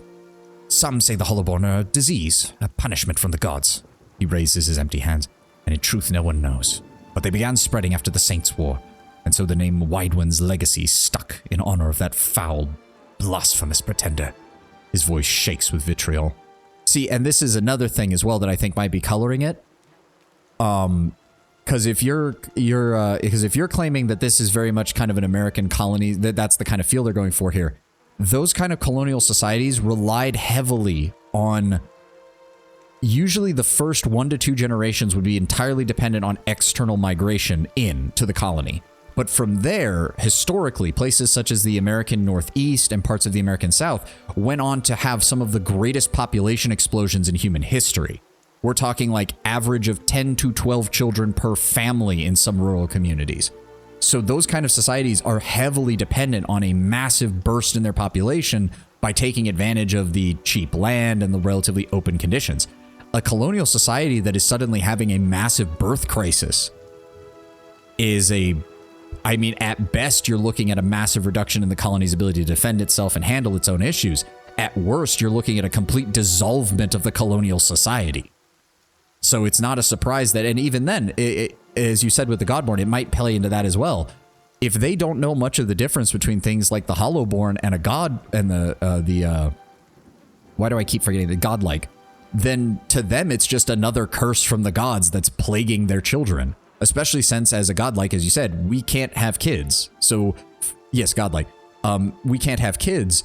So in a colonial society that's heavily vested on having a lot of children, having a lot of those children have more children in turn, this too is just another curse and a dead end for that kind of society. It's worthless to them. For a colonial society like this, having a godlike with all their weird powers and shit isn't a blessing. It's just something that constantly gets in the way of their colonial society being able to continue building itself out. It's not a perfect example, but you could draw comparisons to the old Spartan practice of inspecting children after they're born for deformities and other things like that. The Spartan society didn't have the spare resources to raise children who could not then go on to fight in the Spartan military or bear more Spartan children. They just didn't have the resources early on. And even later on, when they did have the resources, they kept that tradition for probably a couple centuries longer than they should have because it was just part of what they were now. Societies can do all sorts of crazy shit when it comes to that if they have a tradition that they don't analyze every few generations after the conditions have changed. That's not even saying you have to get rid of the tradition, but it will have to be modified slowly but surely in order to fit your new circumstances. The tradition can be very useful, but if it ossifies into a total relic, it's only going to harm the society in the long run. There's always a give and take on this kind of thing. And from the looks of it, the Deerwood right now, between their independence, the religious war they just fought, and now this curse being here, they're getting hit by just issue after issue after issue, and their society's not having time to adjust to it, which of course leads to radical solutions like all of this. Hanging a bunch of people from trees who don't know what the hell's going on. Lord Radric's decrees may seem strict at times, but he has our people's best interest at heart. The man nods. Before I go, I also saw several people conducting a strange ceremony near the ruins. He regards you carefully. You'll want to mind where you mention that. Trespassing on Ingwithan ruins is illegal, not to mention dangerous. You probably saw someone attempting some new ritual to appease the gods. People will try anything these days. Bereth, have mercy, we certainly have. I don't think so. Just as they finished was when I got nearly hit by the Beowick. He polishes his spectacles on his sleeve. If you've been that close to a Beowick, you wouldn't be standing here. All right, fair enough. Fascinating. I won't explain the character. It was mentioned that the Valiant Republics actually have an interesting view of godlike. They apparently sees women as a person that can have a child. That also means that a female godlike born in the Valiant Republics is not seen as a woman, period. And that probably plays into their politics, I'd imagine. That's actually an interesting world building choice. That's an interesting world building choice.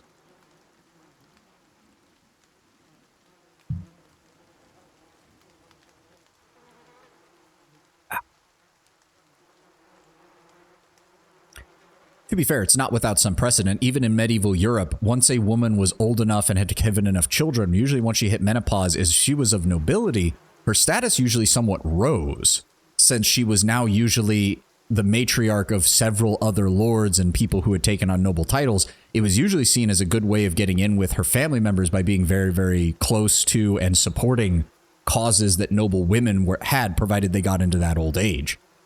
It wasn't common by any stretch of the imagination, but you do see it occasionally, especially in the English and French monarchies, where they had several very powerful queen consorts who would often, once their husbands died or once they and their husband were old enough, tended to take on a much greater political importance to the realm. Simply by having that. And of course, Chinese history is filled with cases of various empresses and concubines having considerable power because of having access to crown heirs and such things. Keep out of... Uh-oh. Oh, the bell's ringing. Listen! 2 tolls. Let that be the last. 3. Gods have mercy. I'm guessing that means the child Seems was... your arrival is ill-timed. Urgiet. Look... Urgiet? Urgiet? I'm not actually sure how to pronounce this guy's name. Urgiet? I'm gonna go with Urgiet. Urgiet looks out towards the east, his expression unreadable, but he blinks slowly and turns his attention back to you. 3 bells toll only for the death of a Radric. I fear Lord Radric's heir is lost, okay. or else Hollowborn, and so lost all the same. You should tread carefully. Circumstances have changed a great deal. A peculiar spasm crosses his face, and the corner of his mouth quirks into a mirthless smile. Urgot. Okay, Urgot. Okay. Oh god, League of Legends. No, I don't play League, so I definitely don't get that joke, but... honestly, Urgot sounds probably better than Urgiet. Some of these names are gonna give me trouble, I can already tell. What do you mean, good sir? You've come to us at a time of mourning. The legacy has struck at the heart of Gilded Vale. Our efforts to redeem ourselves in the eye of Bereth must be redoubled. He sets a steady gaze upon you. Urgat. Okay, that makes sense. You'll have to forgive me, sir, but what exactly just happened? He shrugs a bony shoulder. I will know more details when the messengers arrive. The vagaries of childbirth, perhaps, but that is none of your concern. Will this affect the Lord's offer towards new settlers?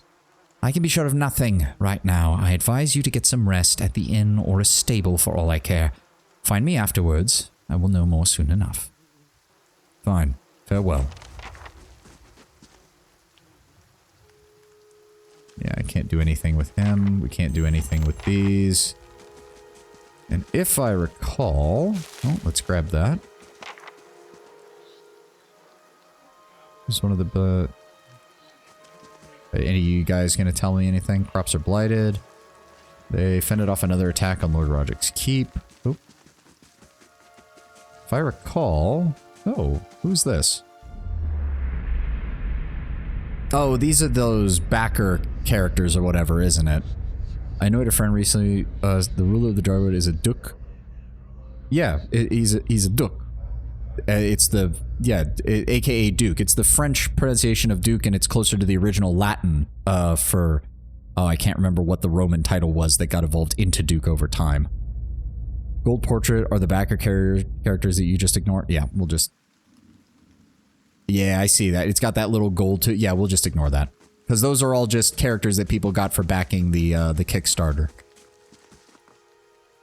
Oh, Temple of Aothas. Saw there was something in here. Beneath the vines are crude carvings of a sun rising over 3 stars.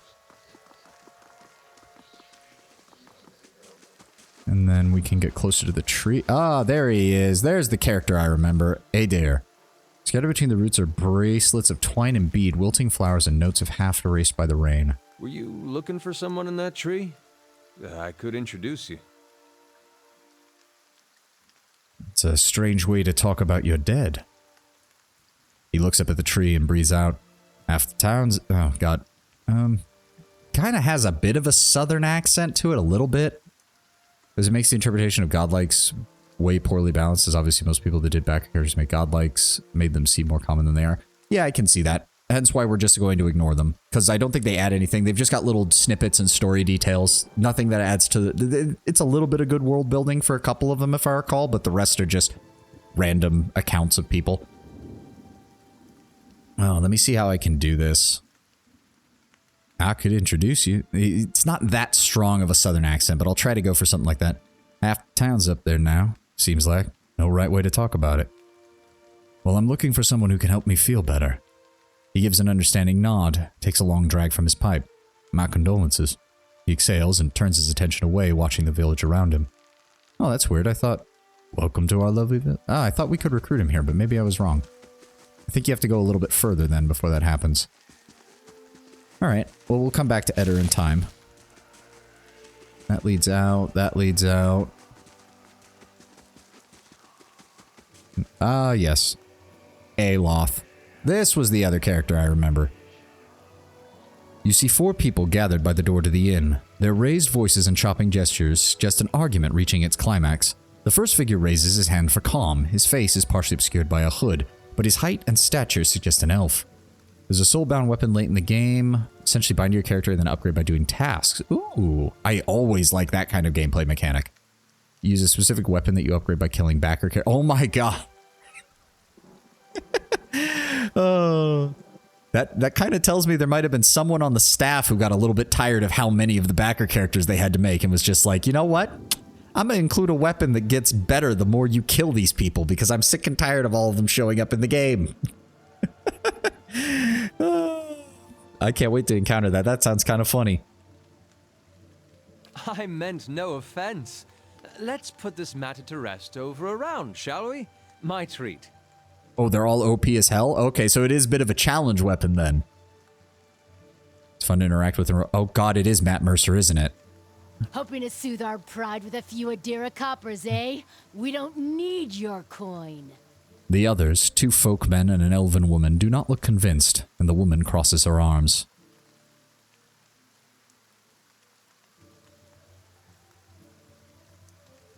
Wait, seriously? They have the 2 starting companions both voiced by Matt Mercer? Are you kidding me? Oh my god. On the one hand, Mercer once more proving that he has one hell of a range when he wants to. You could also have a player character Mercer. Oh god. Like, don't get me wrong. Mercer has range. He really does. But it's kind of like, I don't hear it most of the time. I'm actually really glad that I don't notice his voice most of the time because he is so prolific.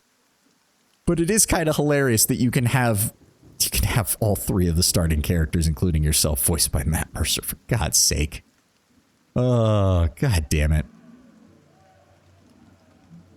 All of you calm down. Whatever this is about, I'm sure it's an overreaction. One of the other men glares at the hooded elf. His eyes are red from drink, but his gaze is still focused. We're humble folk, but we're no fools. Not like he thinks. Mocking us while he shelters in our town. We don't take to that kind of talk from foreigners, especially not Edirans. Go on. Say it again.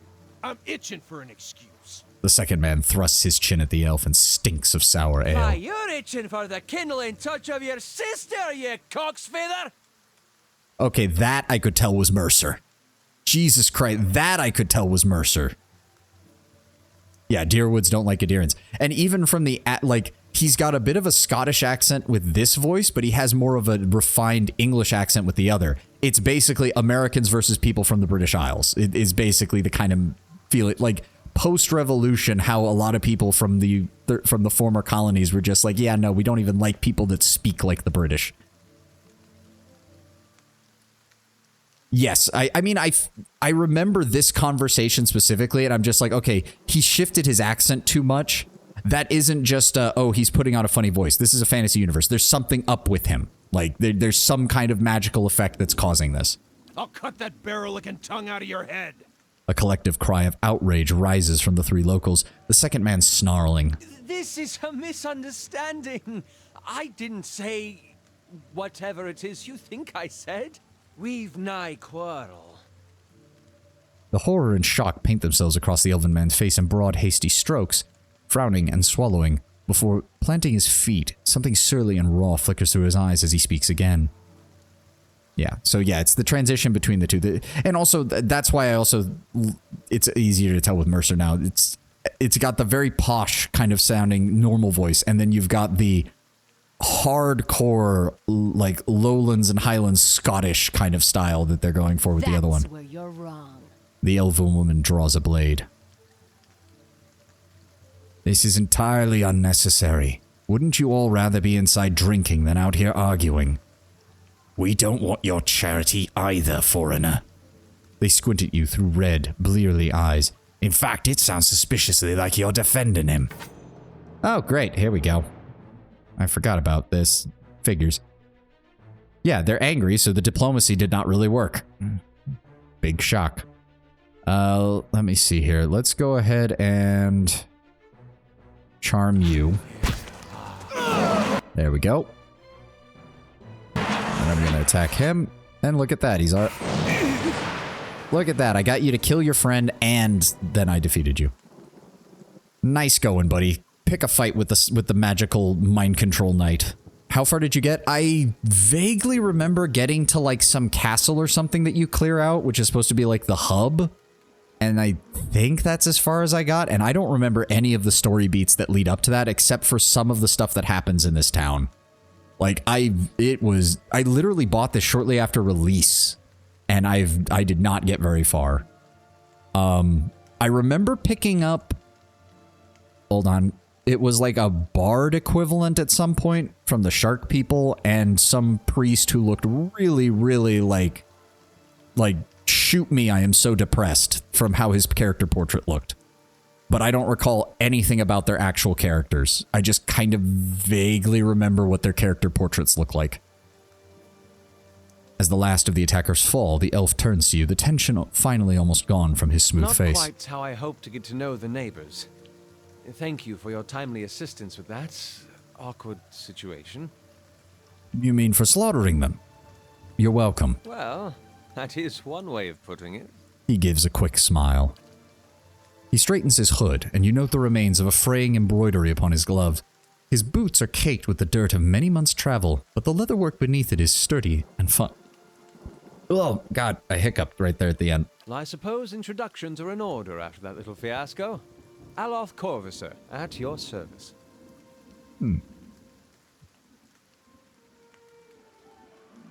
That's something I do like with Owlcat. They have the full body portraits. I kind of wish there were full body portraits of some of these so you could get a better look of how they look as a whole rather than just a headshot.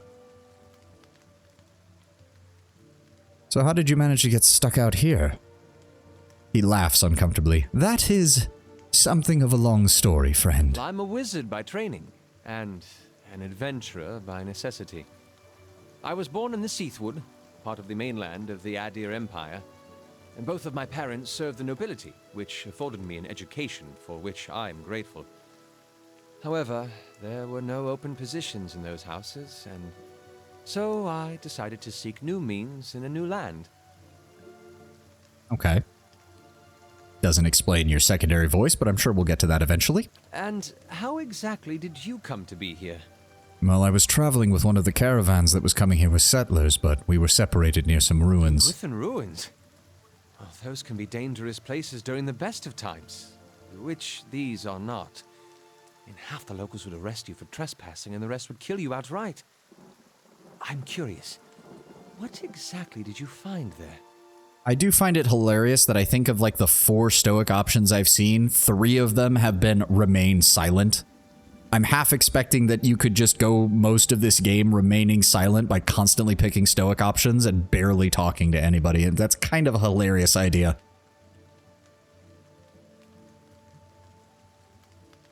It is a fun choice. Yeah, it's one of those ones where if you were playing like a super aggressive like melee character, like a berserker, but one that was calm in all other situations, that would be kind of hilarious. Like very, very laconic, very Spartan. The classic, like, the only time you speak is when it's something that's actually important, and the rest of the time you're just not saying anything. That would be kind of hilarious. But that is not the character I go for, and it kind of cuts out my ability to talk, which, I mean, that's all I can really do here to add to some of these CRPGs. Well, there were several hooded figures operating a strange machine, and the last of my companions getting wiped out by a Beowulf. Aloth goggles at you silently, apparently assessing your earnestness. Finally, he gives you a clipped, awkward laugh. You do manage to find yourself in rather interesting predicaments. And what exactly are you doing in Gilded Vale, then? You're making it... Every time... Yeah, just kind of a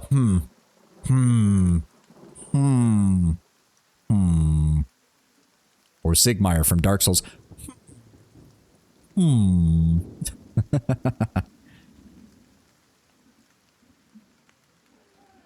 You know, the best part about that entire mental image is I can very much imagine the rest of your party just looking at the person you're having a conversation with, and their face is just like, this, don't worry, you're not doing something wrong. This is just how he is. This is just how he communicates. Don't question it. We've learned to deal with it a long time ago. And what are you doing in Gilded Vale, my friend? Excellent question. I came looking for fresh air and cheap land. Instead, the magistrate gave me directions to the inn and a story about the local lord's expectant wife. But I take it that's a familiar tale. He folds his arms and frowns, looking towards the center of town before cocking his head and looking at you. And you? Frankly, I've been experiencing strange things of late. Despite being a cipher myself, I'm looking for an expert on souls. Indeed. The local lord has searched far and wide for similar specialists. He has rid himself of them almost as desperately. His eyes flicker as he looks you up and down, then nods at the gnarled old tree at the center of town. The party leader you have to explain to the NPC. Yeah, when you're explicitly not the party face, and someone else in the party has to basically interpret for you what for other people to understand what you're saying. His darting glance takes in the tumbled-down buildings and the fallow, rock-strewn fields. I expected such expertise would be best sought elsewhere, my friend. And just how did you manage to come across these 3 drunks? I'm afraid that was a matter of misunderstandings and mistranslations. It doesn't help that people in these parts remember their war with Adir like it was yesterday. He tenses his fingers and looks away. Well, you did make a rather lewd suggestion regarding one of your aggressors and, well, his own sister.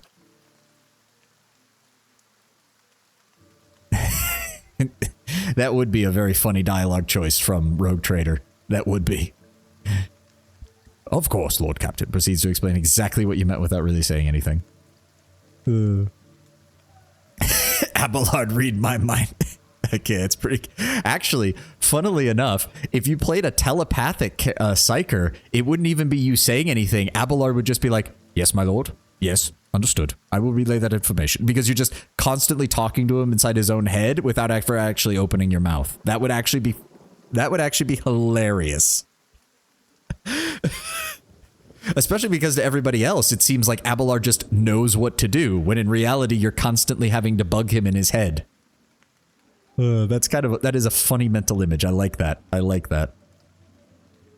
Ah, that. He clears his throat and adjusts his sleeves. As I tried to tell them, they misheard me. Happens all too easily after a few pints, and my accent doesn't really help. Abelard is such a good trope. He is. He is. I do definitely want to do Wrath of the Righteous at some point on stream.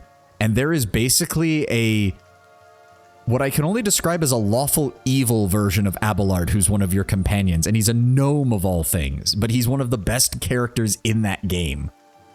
Because he's strict, he's no nonsense, he constantly only gives you practical decisions, and he's like the only person who, like, on sight, he already respects you. And he's such a good character, even though in universe, he is lawful evil to a T. His very first action when you encounter him is him killing his own wounded because they would slow him down from retreating from an enemy advance. Like, he's literally in a case where he's being ambushed, and he's just like, we only have two options. We stay and fight and all die, or we leave our wounded, kill them so that the enemy can't capture them, and fall back to a defensive position. And without hesitation, he just kills his wounded and pulls all of his forces back to a cave to defend themselves better. Like, that is literally his first thing that you see him doing. He is hardcore lawful evil. When we get around to that, he's one of my favorite characters just from his dialogue, and I keep him in my party at almost all times. Plus, he's a gnome. It is hilarious to see a gnome of all things acting like this. Oh no, that's partly why I like him. The Owlcat does him as a lawful evil companion very well. He is very much the whole practical evil. He's not doing it out of any sense of like enjoying the things he does. He just truly sees it as, no, this is the most logical option. This is the most practical option. Why wouldn't we do it? He's very much the Black Knight. He's very much like, he does still have kind of a sense of honor and righteousness to him, but it's bent in a very particular way. Like, I also get why people don't like him. I also really get why some people look at him and just go, oh my God, he's a horrible, horrible person. Why would I ever want him around? And it's like, well, in most circumstances, you'd be right. But in Wrath of the Righteous, you're literally fighting an invasion from the Abyss, so you don't have much of a choice. Regil. Regill, I think is how you spell it. Regil. He's a gnome. If you go Google him real fast, Wrath of the Righteous Regil, you'll see his picture. He's a gnome Hell Knight, and it is... the dichotomy of that, if you know Pathfinder's gnomes, is hilarious. But let's keep going. Let's keep going. Yeah, we saw that part. Yeah, I read that part. Are you sure? Because I heard the same thing, Aloth. For just a moment, he looks as if he's about to say something. His expression brightens with mischief, but before he can speak, he forces a tight smile, biting his lips so hard you nearly see blood. And finally, his face relaxes, and he shakes his head. I should speak more clearly next time. My apologies. I must say, you don't exactly look like a settler. Begging your pardon, but neither do you. Yet, circumstances can find a person in the strangest of places. A sly grin crosses his lips. You love him already? As I said, Sin, he's a very well done lawful evil companion. Very well done. One of my favorite lines from him, I think it's in the early portions of Act 3 of that game, is if you have him in the same party as the lawful good cleric that you pick up, one of the cleric's quests has you tracking down his brother. And at one point, the cleric has like a crisis of faith or something. I can't remember the specifics. And Regil just basically verbally bitch slaps him and is just like, the forces of good are not weak. You are. Like, Regil doesn't even disregard good aligned characters as long as you're being effective. But when the cleric starts like having an existential crisis and starts like having this whole waffling bit, Regil's just like, no, this isn't good being weak. This isn't your god or your faith being weak. This is you being weak. So get over it, figure out the problem, and get moving, or I will leave you behind. Which, yes, that is exactly lawful evil as a party member. That is exactly lawful evil as a party member. I love Regil in that game, and this is part of the reason I had to delay. I was going to be honest, Tenwin. Part of me wanted to play Wrath of the Righteous right away after coming off of Rogue Trader, but I'm willing to give Pillars of Eternity another shot, as you're seeing here. And I'm already having a better time. Just because I'm taking it a lot slower, and I'm just digesting everything that the game is throwing at us, both mechanics and world building wise. But I think after this, we'll do Tyranny, and then we'll do Wrath of the Righteous. I think that'll be a good combo. Mainly the thing with Tyranny I want to see is because I looked up a bit more about Tyranny, and their magic system and the way that you can actually craft your own spells is something that I love in games like this. Crafting your own spells and modifying them is something that so few games do. Not the sequel. We'll get to that in time. Plus, I'm committing to playing this game, Tenwin, but we will see how I feel about the entire experience by the end. You might be right. Maybe I love it so much that we dive right into the sequel afterwards. Although, we'll still probably do Tyranny between that, because Tyranny is a fairly short CRPG, so we can get that done fairly quickly. And then we'll dive either into Wrath of the Righteous, or, again, if I'm really enjoying Pillars of Eternity, we'll dive into the sequel. Plus, I'd have to actually buy the sequel, so got to look at my finances and everything. This is, so far, all the games I've played on stream is stuff that I've already had. I have to be careful with my budget, since getting new games, it's like I'm not making any money off Twitch right now, so, you know, we're going to have to factor that into things as well. If I can get by doing games that I already own, and which I haven't finished, that's great. Buying new stuff, we're going to have to look into that. Maybe we'll get lucky and it'll go on sale probably around winter. Actually, yeah, we'd probably want to save it for the winter time frame anyways, because Steam usually does their big sales around then. So that would probably be where we want to look for it. If it goes on sale, I'll pick it up, Tenwin, and consider that as moving it up the priority list, shall we say. But if it doesn't go on sale, we might have to delay a little bit until I can hopefully hit affiliate status and start making at least a little bit of something off of this site. That's just the way it's got to be, though. Like, this is not my full-time job, and I've got bills to pay in real life that actual money is, you know, needed for that kind of thing. So, as I said, we're a long way from that. Let's just enjoy Pillars of Eternity right now. And as I said, so far, I'm already enjoying it more than I did the first time around. I'm just going to take this game slow and digest everything that it has to give me. As should I, given recent events. It's just as well. I've had enough of the watered wine and lumpy beds at the inn. They say even the owner tired of the place. Just up and left one day. It explains quite a lot about the upkeep. Perhaps I could join you. I could use a change of scenery, and I find it's better to travel in numbers. So do I.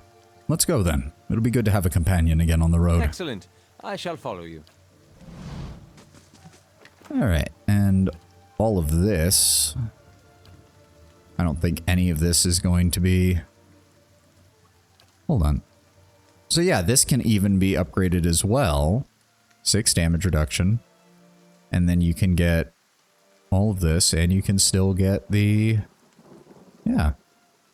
So even the clothing has a role, because it's something that doesn't have any restriction on your recovery speed for your attack.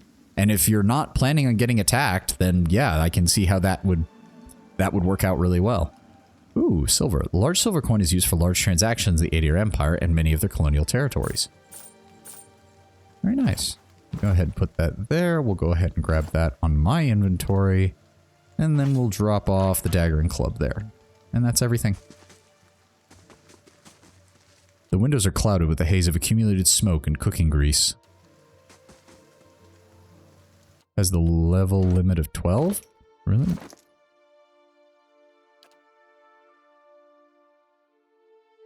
I mean, it has a 6. The expansions add up to 14 and then 16.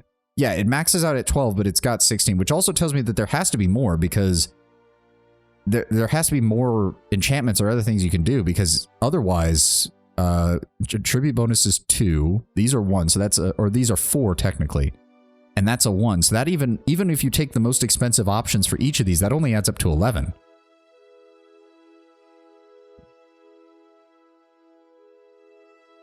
Requires level 12. Yeah, I mean, some of them do. Yeah, requires level 12, requires level 8, requires level 4. Like, I would still not want to do it until we get at least fine, so that way we've got some damage reduction on here, but then I'd also have, you know, something that doesn't slow down my attack speed at all. Especially since the speed on two-handed weapons is already fairly slow. In the original game, to upgrade to superior was only doable at max level. Oh, okay. So level 12 is max level. Ah. See, that would have been nice to know. My brain was operating under standard D&D logic of level 20 is maximum level. Yeah, Dex also increases action speed. See, I'm not seeing where exactly... Where would it say about the reaction other than the armor? Sequel is 20. Okay. Because the armor itself says recovery speed. Okay, there we go. Recovery is the amount of time that a character spends between actions. Longer actions result in proportionally longer recovery. Armor also has a larger effect on recovery. Heavier armor inflicts larger recovery penalties. Yeah, even light armor gives a minus 25. Which is unfortunate, but hey, we'll deal. The Black Hound Inn. Go ahead and grab that. Also, you have a diplomatic reputation. I do. I do. We're trying to keep things calm. Keep things... As I said, even though I'm playing a Cypher, my other choice was going to be Paladin. So I'm usually pretty good at playing those kind of characters. What can I say? I don't like I don't like playing the fanatics. I don't like playing super evil characters unless there's like a specific reason. The other problem with playing evil characters is that most CRPGs don't write evil as anything other than mustache twirling insanity most of the time. That's actually why I kind of like Rogue Trader. The dogmatic options are still definitively evil. They're just good from the Imperium's perspective. So you can still roleplay pretty effectively there, but you get into some games like the old Baldur's Gate games or the or even Pathfinder Kingmaker. Wrath of the Righteous is a little bit better with its moral choices, but Kingmaker in particular was still very mustache twirling evil for most of its evil options. Welcome. Right. Greetings and welcome to the Black Hound Inn. The innkeeper bows her head curtly. Please sit where you like, and would you like a drink or room? We have 2 available at the moment. I'm afraid we can't offer much in the way of a good meal today, she sighs, unless you're fond of cold porridge. I'm assuming this is mercenaries, like filling out party members with people you can hire. Could I see what you have for sale? Aloth opens his mouth, but seems to reconsider. Nothing for me, thanks. Of course, we're running a little short on goods these days, but we ought to have more soon.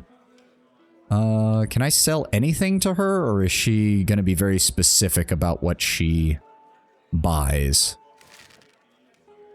Because most of this is pretty... we'll keep... Actually, hold on. We'll keep a couple of hunting bows just in case. You can sell anything everywhere? Oh, good. Good, good, good.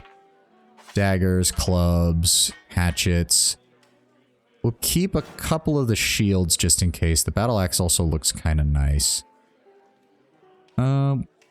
Two-handed. We'll keep the rest of those, but we'll sell off some of this junk.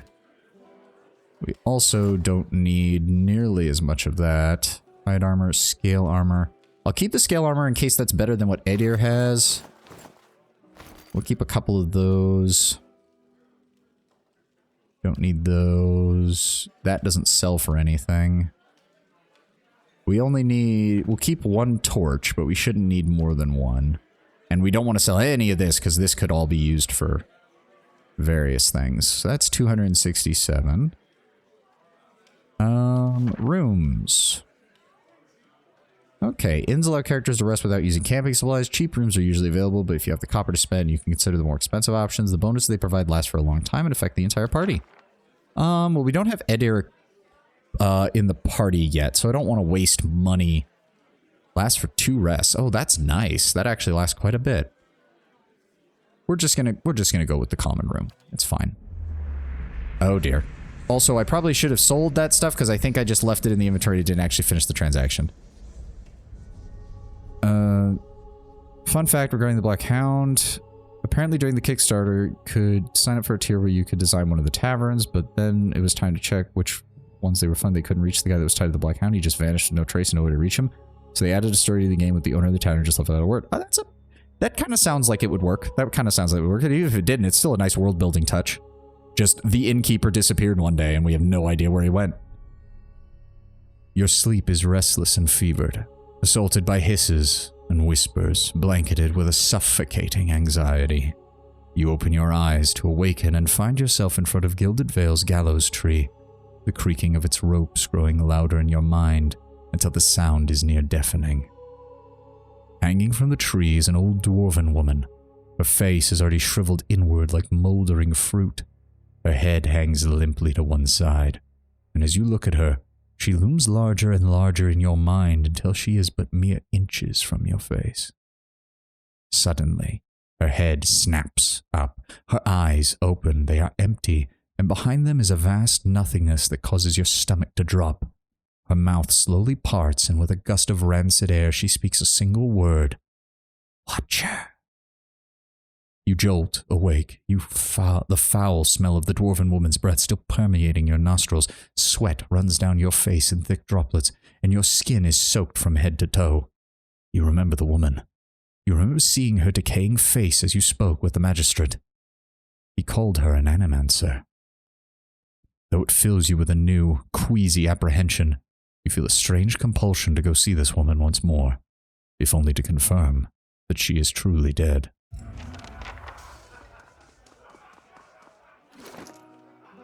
Oh yeah, it just dropped off all that shit in my inventory, didn't it? Crap. Okay, well I should have... Talk to her. Yes. Let's try that again. Let's actually sell this shit, shall we? Keep the hunting... Come on. Okay, we're keeping the torch. Selling all the rest. Can you go ahead and just sort by item type? There we go. We don't need the dagger.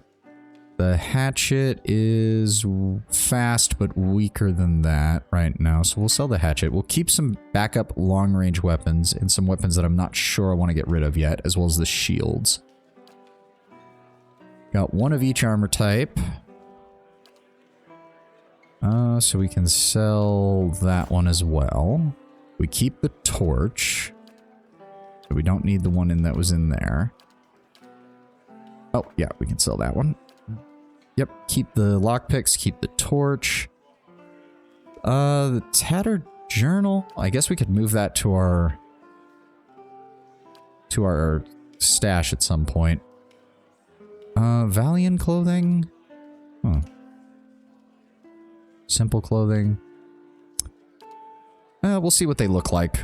Maybe we'll keep one around so that we can later in the game turn it into a super light armor that we can not take any reduction in our speed at, but we'll see how the game goes from there. Okay, now trade. Oh, hold on. Max endurance for 300 seconds. Max endurance for 10 seconds. That seems really stupid. And constitution for 150. Beer is damage reduction for 300, and we will go ahead and buy one camping supply to max out our amount, and that should be it. Thank you kindly. Let me make sure he's got the backup bow just in case. We've got a couple of others. We'll go ahead and transfer that to the stash. We'll go ahead and transfer the tattered journal to the stash. We'll keep the hammer and chisel just in case we need those. And we'll go ahead and transfer that to the stash. There we go. Keep it nice and simple. We've got the lockpicks just in case we need them. Also, I need Alof. Yes, he's a lore expert, so we can go ahead and pump lore into there.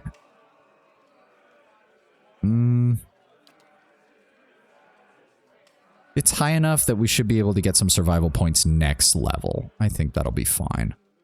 Okay, so, Tenwin, quick question since you've played this. Do the wizards in this game have the same mechanic as D&D where if you find a scroll, he can learn that spell from the scroll, or is it only whatever I pick here?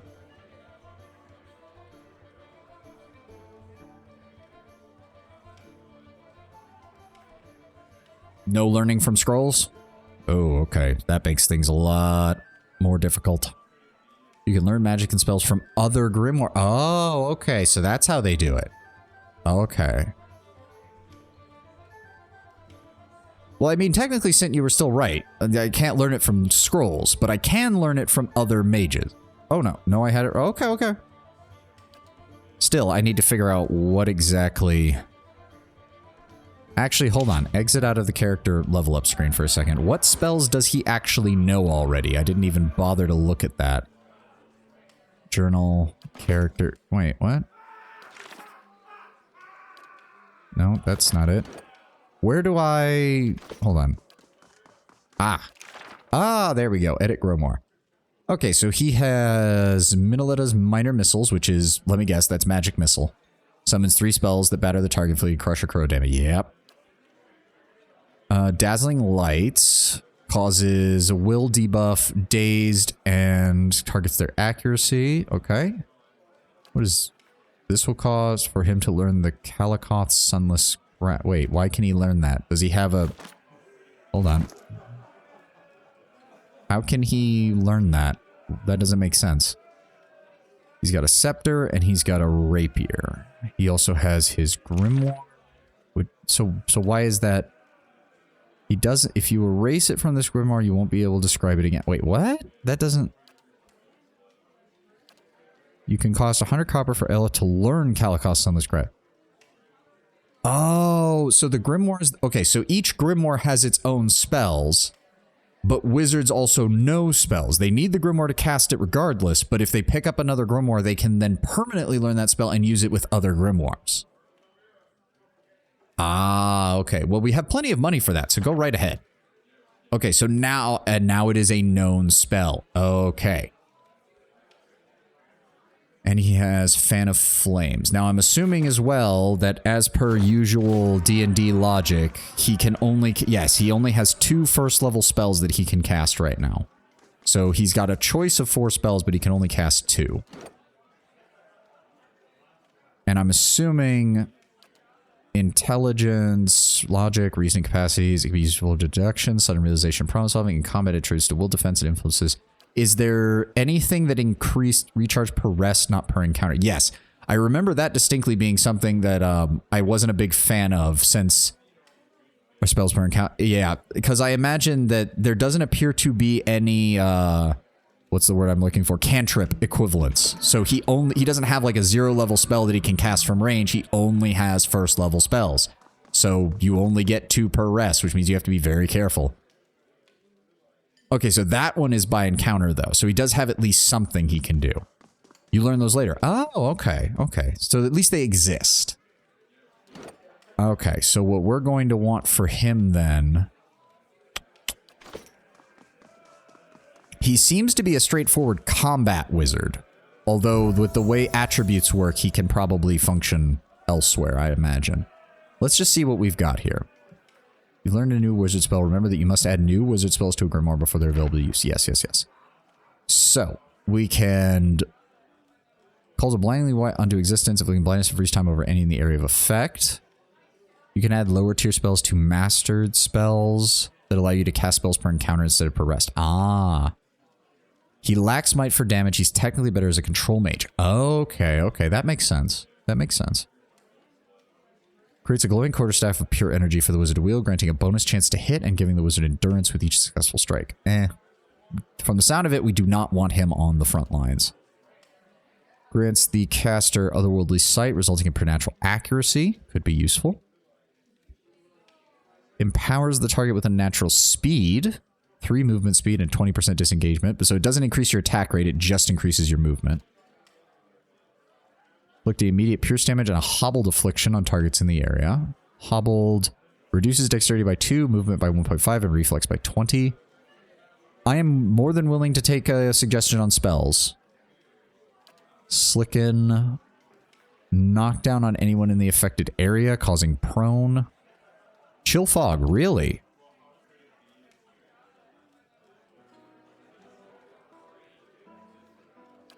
And Thrust of Tattered Veils. Quick Strike of Crushing Force, dealing little damage but having a high chance to disrupt enemy spellcasters. Ah, okay. No, and I can see that. Plus, it's not really made for damage. It's very much made to blind the enemy for a period of time. Oh, blinded. Oh, okay. So the AoE duration lasts almost 20 seconds. So even if they're blinded, it only lasts for 4. It's going to reapply the effect provided they don't get away from it. Ah, okay. I see what you're saying.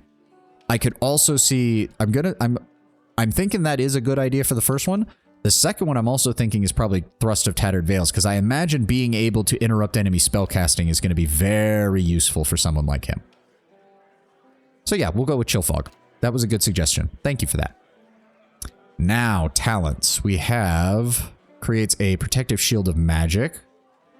2 per rest. Grants 50 deflection. That's pretty good. Grimoire Slam. I don't think that's going to be of much use. It does knock them back, though. That could be useful. And Blast. Generates a blast on the target when using a wand, rod, or scepter. Doing a modest amount of damage in a small area. Arcane Veil is the thing that black powder weapons punch through. Ah, okay. Offensive. Utility. Now, hold on. That says once per encounter. That says 2 per rest. I would think then that I'd want him to have Blast because it's just essentially a... Yeah, it's essentially a... Wait, is this a ranged attack or a melee attack?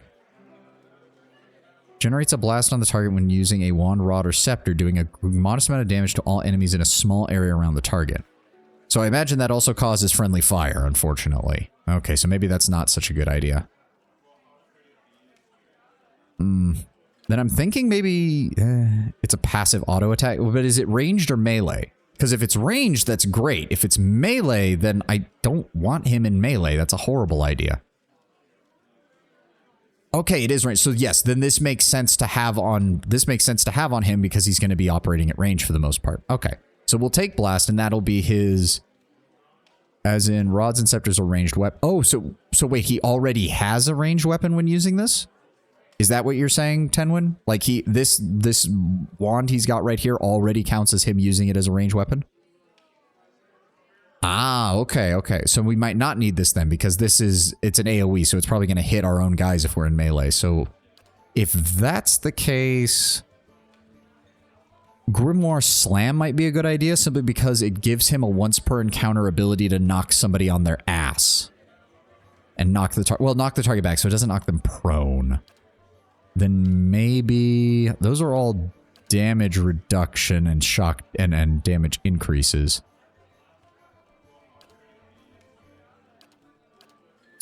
Grimoire cooldown.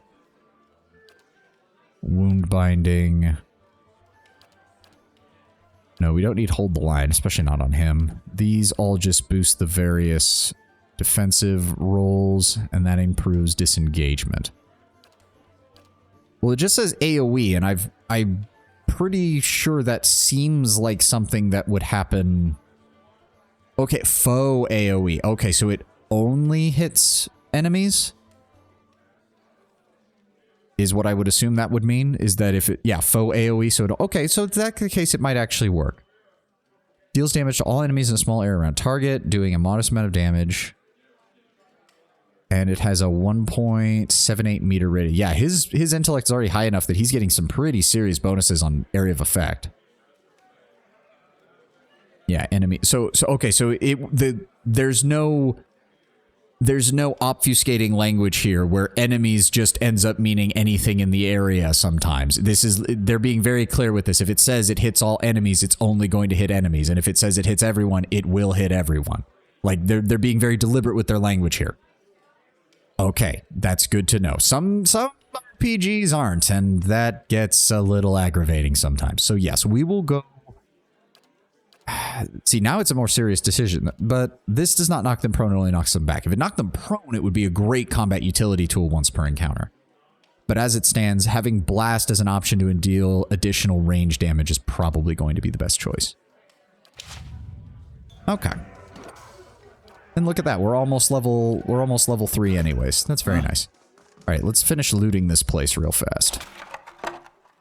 That can go in the stash. That can go in the stash. We don't need to be holding on to that. Oh, right. I forgot. Quiet. We should be sneaking around because you never know if there's secret stuff. These are all just villagers. I highly doubt that they're gonna give a shit. Those are all backer characters. We don't have to... Oh, I will. I just want to check out this place fully since we already had the roaches scatter and flee under the crates. Oh, great. This place is having such good upkeep, isn't it? Do you have anything to say? Full of sickness with what I've seen of this place and its people. Ooh, a book. 10 years of dawn. 10 years I tilled the vorless leaf, and 10 years I told myself that living in Saint Widewin's footsteps would bring me rebirth. Each dawn I'd pray that if thou art in darkness, he shall bring thee light, and each night would bring the same emptiness. For my decade of living as a simple dye farmer, all I have to show for it is a great deal of purple clothing. Eothas has not spoken to us since he appeared as Saint Widewin. It was my hope that Eothas would claim me as his next vessel, but alas, the child of light remains silent. Every day I practice the ritual banishing the shadows of the unfaithful, and every day I work my fields in solitude, without sign of Eothas returning. If thou art in darkness, he shall bring thee light, but how long must I remain lost in the long night of abandonment? Is this my punishment for keeping my faith a secret? If Eothas hiding from me until I shout my reverence for all to hear? Surely he must know that the dear Woodens, God, that sounds awkward. Dear Woodians would sound even worse, but Dear Woodens sounds awkward as it is. Now hate him and his followers. My countrymen are quick to blame all that was terrible about the Saints' War on those of us still faithful to Eothas. Should they not be angry at the Red Seraph soldiers? Do the Dear Woodens not realize that to dismiss the god of rebirth and redemption is to prevent all hope of healing? As I pen these words, I know that I must continue to till the dye leaf. I will awake each day with hope. If thou art in darkness, he shall bring me light. Each day I will pray that the dawn stars visit me, just as they visited Saint Widewin in his field of Vorlus.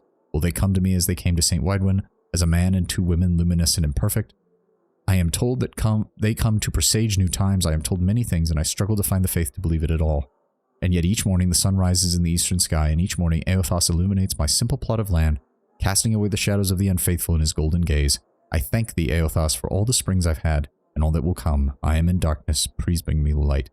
Yeah, so the vibe I'm getting is that Eothas was almost a Christ-like figure, redemption and rebirth, or maybe a early Dionysian kind of figure.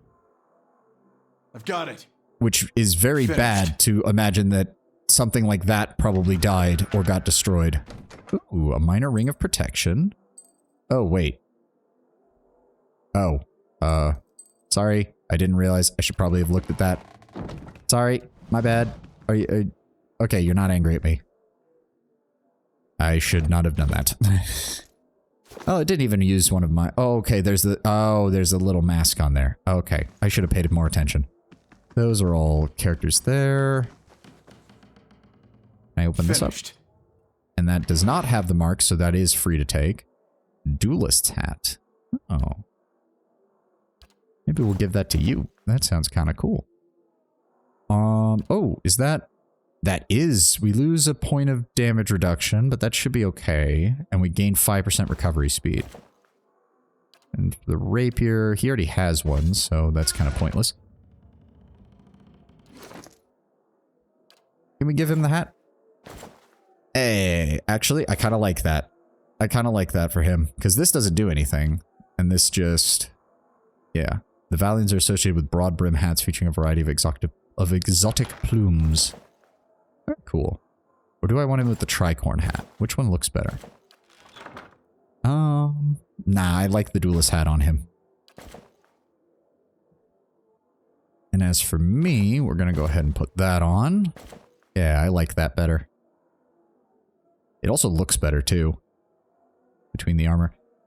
God, our head is so weird. Our head is so weird. I love it from a world building and just like character perspective, I still love it. Just imagine this thing talking to you in like a calm and reassuring voice. Don't worry, we're here to help. We're heroes and adventurers, and you're just looking at this thing like it's something out of a nightmare. No wonder people get uppity about the god, oh God, I keep wanting to say the Godborn or the God, I don't know, the God-like. I don't know why I keep wanting to give them a different name. Tell me you worship Khorne without telling me. Yeah, I know, it really does look like a Chaos Warrior. Crammed behind the books is a drawing that shows Eothas and Lord Redrick in a compromising position. Oh, of course.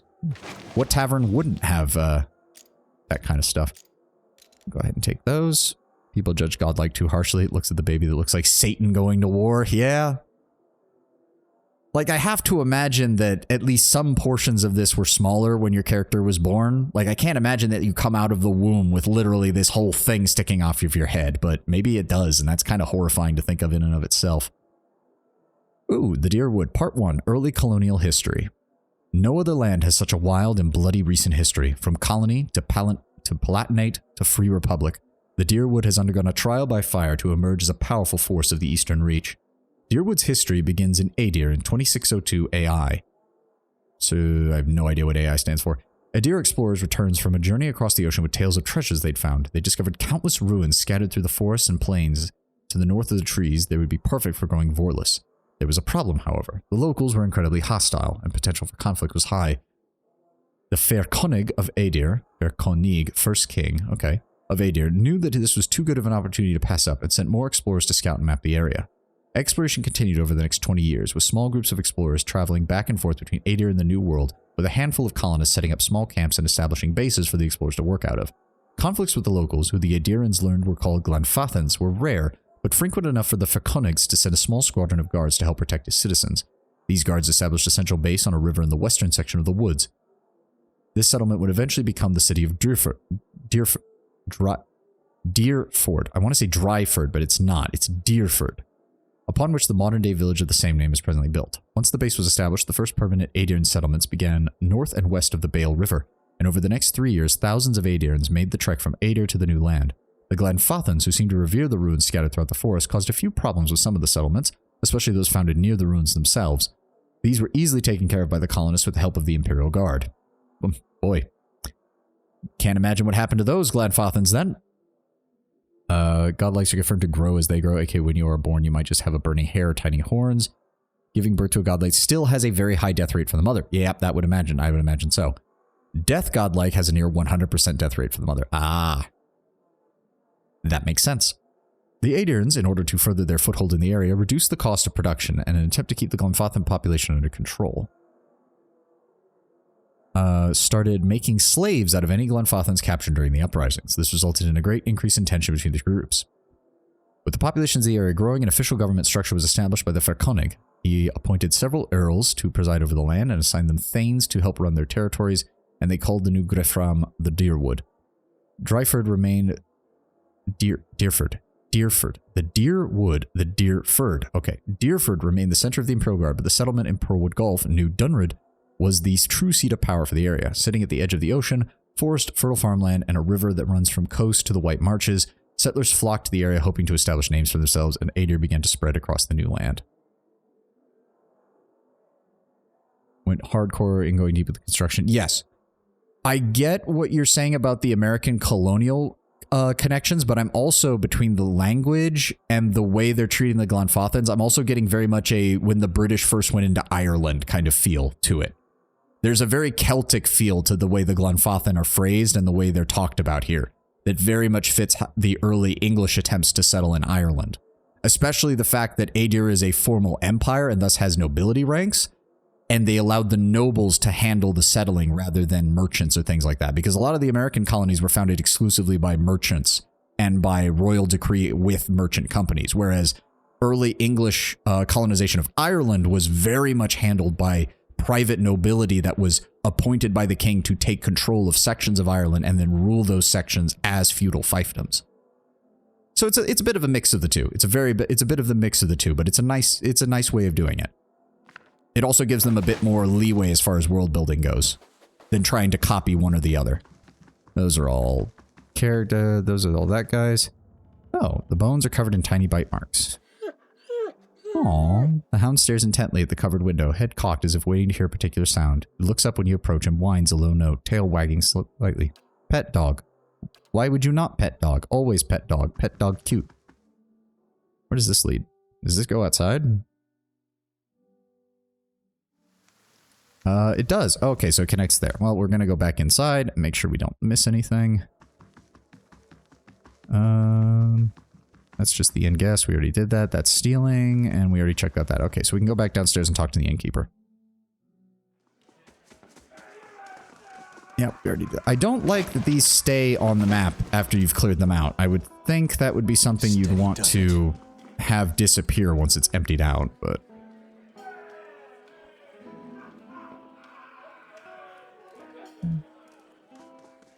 Oh, nope, that's got the eye mark on it. We don't want to do that. Aha! Ooh, Goldrot Chew. Might is increased for 600, move speed for 600, -2 perception, and a Gold Chew Crash. Okay. Staple of the Deerwoodian countryside, Goldrot Chew is a favorite among farmers who swear by the minor boost in energy. Those who use it often find that they feel sluggish when they stop, and the chew is made from the root of the golden celery plant. Yes, our caffeine equivalent from the sound of it, and a potion of spirit shield. Surrounds the caster with a shield of spirit energy, granting an increased damage reduction and concentration bonus. Okay, okay. We'll go ahead and put that on my character, and we'll go ahead and put this in the stash, because I will probably never use it. Probably never use it. I'm horrible with using consumables in games like this, because I'm just like, but I have no means of getting more of it, so what happens if I run out, and I become reliant on using it? Gods keep you. Alright, where were we? That gives us the room. That's for creating mercenary companions. What can you tell me about the Black Hound? Really? Well, let me see. The actual building's been here for years, but the Black Hound's fairly new. We got a lot of new faces in here. Fewer than we used to, I'll admit. I used to work the tables, actually, until the old owner just up and left. Nobody's sure what happened. Even left his poor old hound behind. That's the name, see, the Black Hound. It's still sitting upstairs, pining after him. Poor old girl. Recall the food actually being useful in this game. I mean, I'm not saying it's not useful. It's that if I don't have... My brain basically tells me, like, do I have a 100% secure method of getting more of this stuff once I've started using it in-game? And if I don't, then I just default to, well, I don't want to become reliant on using it in order to get through encounters, so I'm just not going to use it. The place ended up in my hands, she laughs. My very own inn. A lot of hard work involved, but it's been worth it so far. You only serve porridge. Aloth looks at you and shakes his head quickly. This isn't by choice, I assure you, sir. We used to serve some of the finest meals in Deerwood. We've had a damnable run of luck is all. It's been a bad season for the crops, and we're running low on all of our supplies. I sent Tenfrith up north to stock up, our cook, as you see. He's an artist with a good roast, but it's been days since he was supposed to return, and I haven't seen any sign of him. I've only just taken over from the last owner myself, and I don't know what I'll do if he doesn't show up. I could try to find him for you. Really? Her face brightens. I'd be intensely grateful to you if you did. He was traveling through the Valewood. It's probably nothing, a broken wheel or something, but I do worry. If you see him safely home, and I think everyone in here would sing your praises, nobody much likes my porridge. Farewell. Alright, so we got a quest out of that. And I imagine it has something to do with that bandit that we snuck by on our way down to the town. I don't think there was anything else over here. Let's go back and talk to Eder. Because I think him or after the event at the tree is when he's... Oh, yes. The squat, distended body of an elderly dwarven woman dangles from a thin, crooked bough that sags at the tug of her noose. The bloated purple flesh of her neck, worn away in patches like moth-eaten linen, bulges over the rope that suspends her. A lifeless head lolls forward rigidly from one side to the other as the breeze shifts. You perceive a faint glow about her that casts no light on its surroundings, but there is a tepid warmth to it.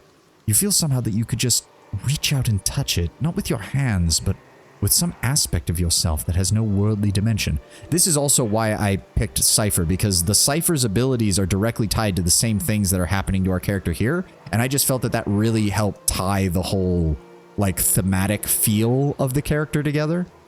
Because I know that whatever the Cyphers do is with soul magic, and whatever happens to you in that place with that ritual is also some kind of soul magic, so I like the idea that these were kind of tied together. Reach out to the woman. You take a deep breath, clear your mind, focus on your objective.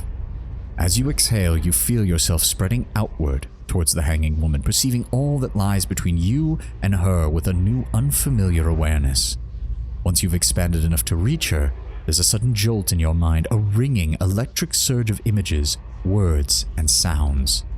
Involuntarily, you shut your eyes and feel yourself being pulled down into some deeper consciousness in a space occupied only by you and the hanging woman. When you open them again, she is staring at you, her eyes clouded in a milky fog, her body still swaying in a wind that no longer you no longer feel from a tree that stands planted in a misty void. The woman gives a slow nod of her head, the rope creaking as she does so, and she smiles at you. Have you come here for me, dear, or have you gotten lost? Ah, it is both, I think. Yes? Her eyes squint as she peers down at you. Am I imagining this? No, I think not. A pity that. It would be simpler. A mercy, even. To not have to wander anymore, no? Alas, we are here, you and I. Wherever here may be. To be fair, I have to imagine that being dead, you don't really feel much in the way of other things, so being surprisingly calm about it is actually a bit of a refreshing change of pace from most settings. How are you able to speak to me?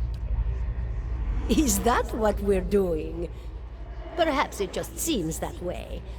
Perhaps it is the easiest way for your mind to make sense of it. I think it is a very good choice. Caldara moves her tongue around in her mouth as if testing it, and then gives you a motherly smile. I think I survived a Beowulf. Do you know why that would be? Did you now, dear?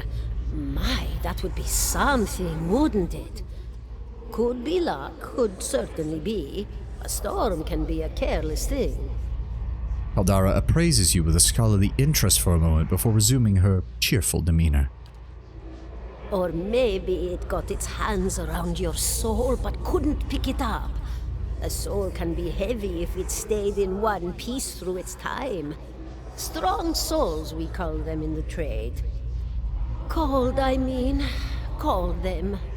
Those days are all behind me, no? She smiles sadly at the thought.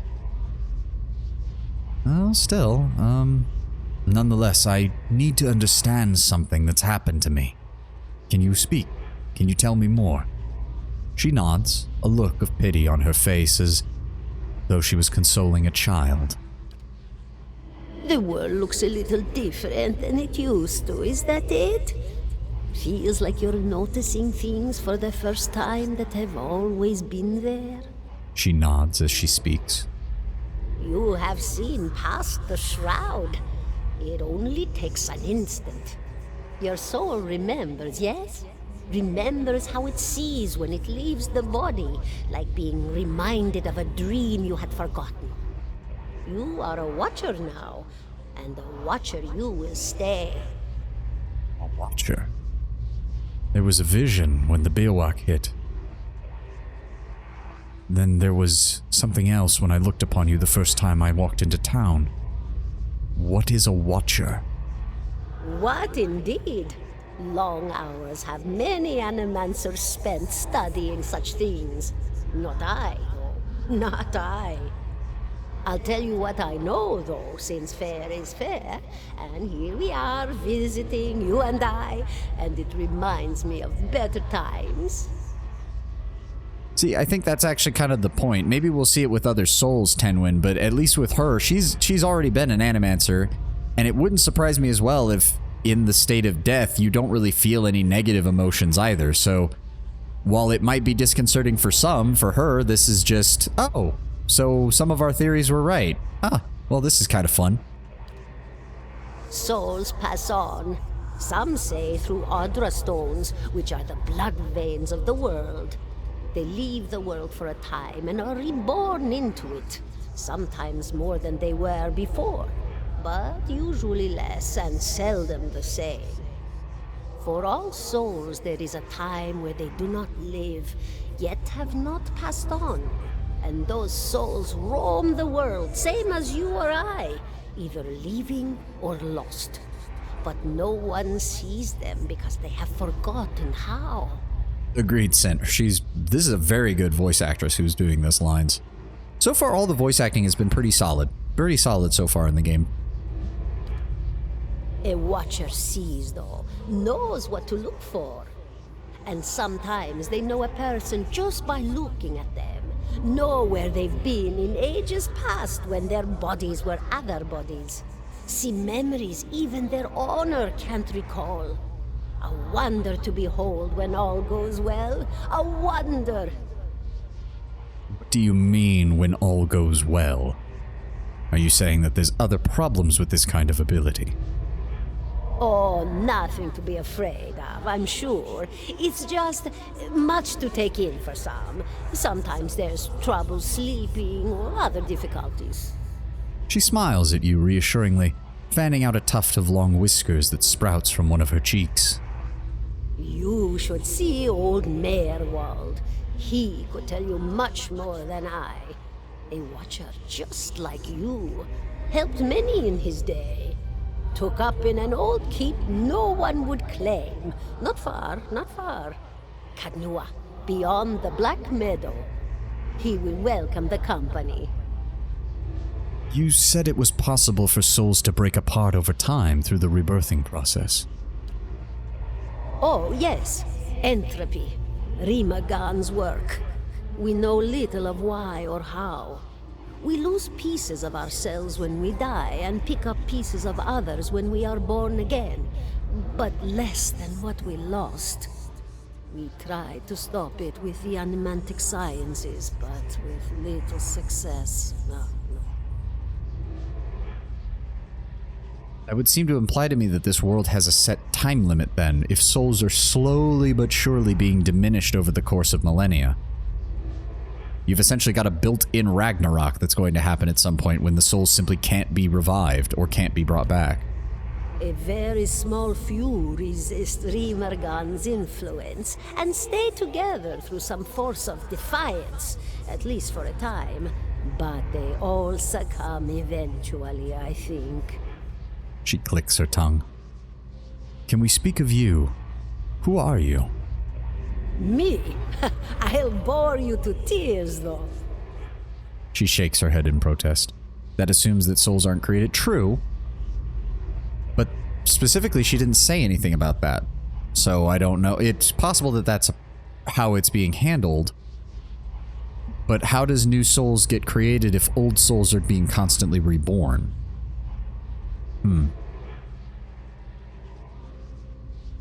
Well, who are you, old woman?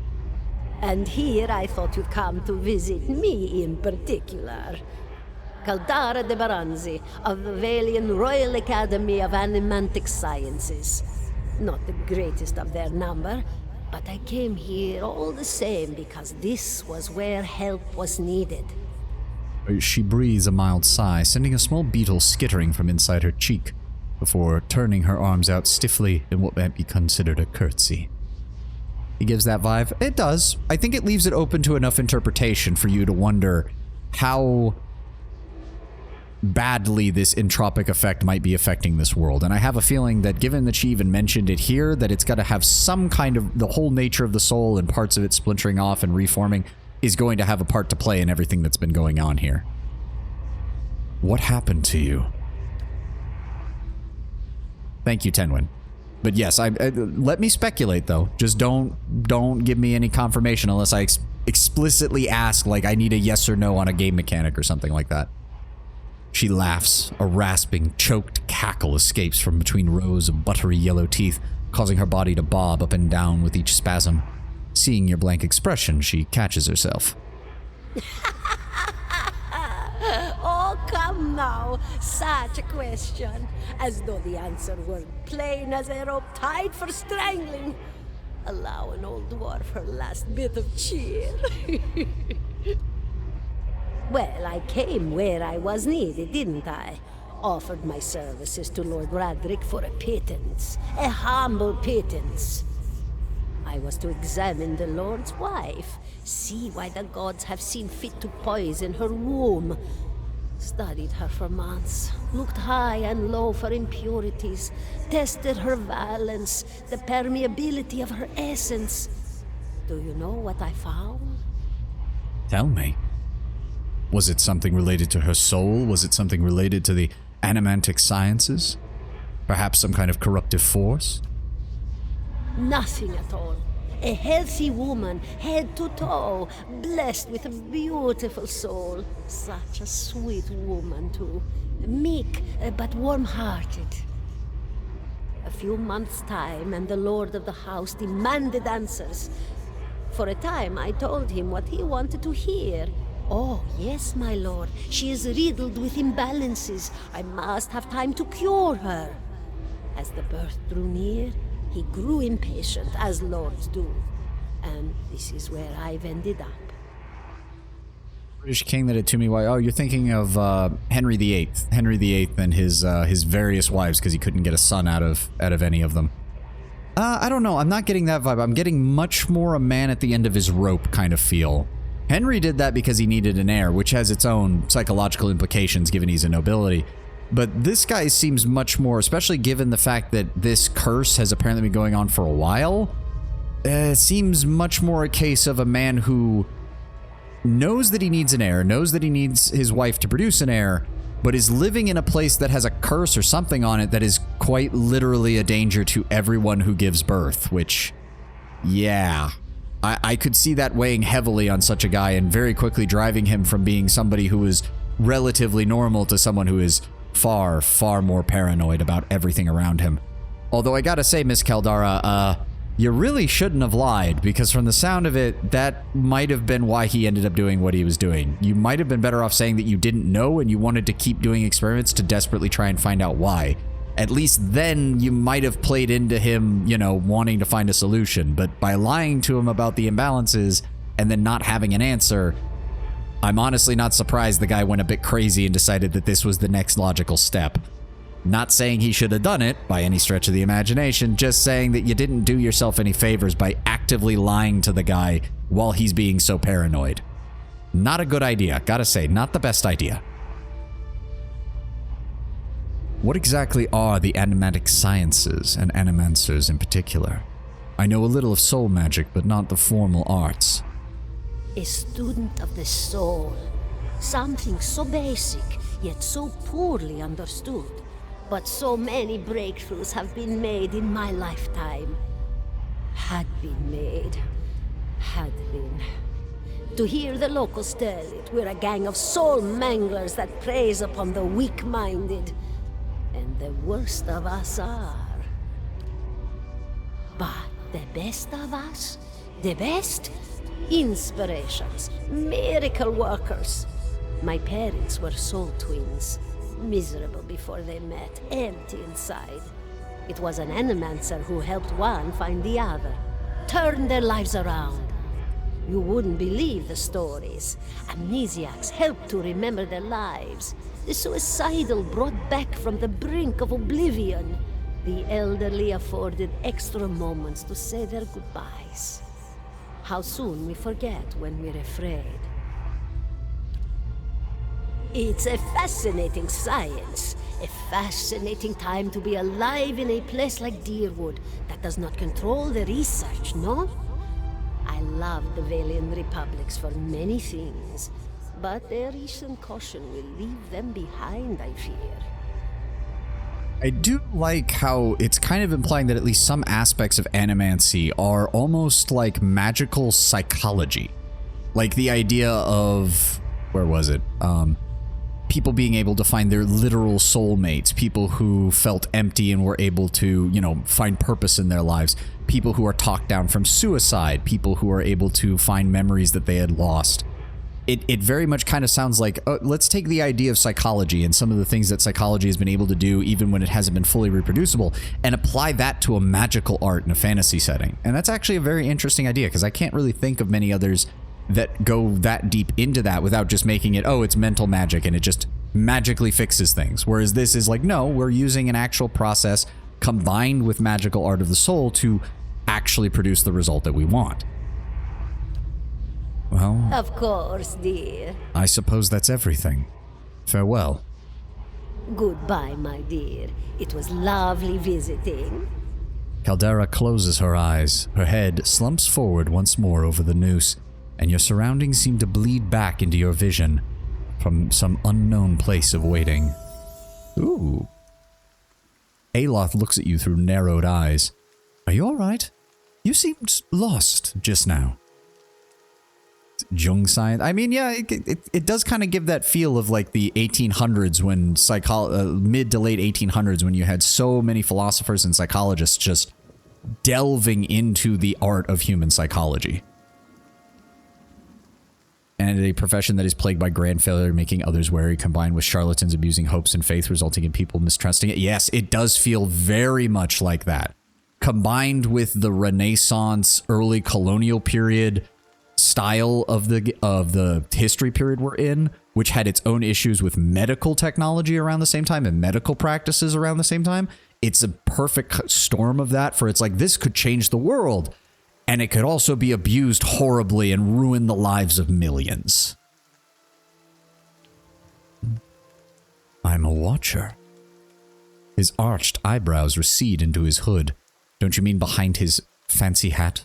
Aloth has a fancy hat now, and he's going to be keeping that hat for a while. Well, that is interesting. He gives you a sly grin, and I expect this has something to do with the hooded figures in the ruins you ran into. In any case, I appreciate your honesty. Since we're traveling together, it's probably wise for us to share such things. I don't suppose you know anything about the Watchers. Only that they're rare, and they seem to have unique insights into certain soul conditions, as you just demonstrated. He coughs. Let's keep moving. 17 and a half. The smell of pipe smoke, at once earthy and sweet, winds its way into your nostrils. Your eyes trace the smoke to its origin, where you find a broad man with a straw-colored hair leaning against a mossy rock wall, his pipe held to his lips with one large, meaty hand. He looks you directly in the eyes, but the look is not aggressive, and he regards you with a peculiar smirk. Okay, that's a good one, Tenwin. You know it's bad when even the eyebrows recede. Tenwin, I believe you mean hello again, Matt Mercer. Also, if I know anything about game development, let me guess. These are not the only two characters voiced by Matt Mercer. Would I be correct in assuming that? And I don't mean... I mean also in addition to the fact that one of the actual character voices is Matt Mercer. I'm talking on top of that as well. Because it's Matt fucking Mercer, Tenwin. If you can get him in the booth for one character, you may as well get him in the booth for half a dozen.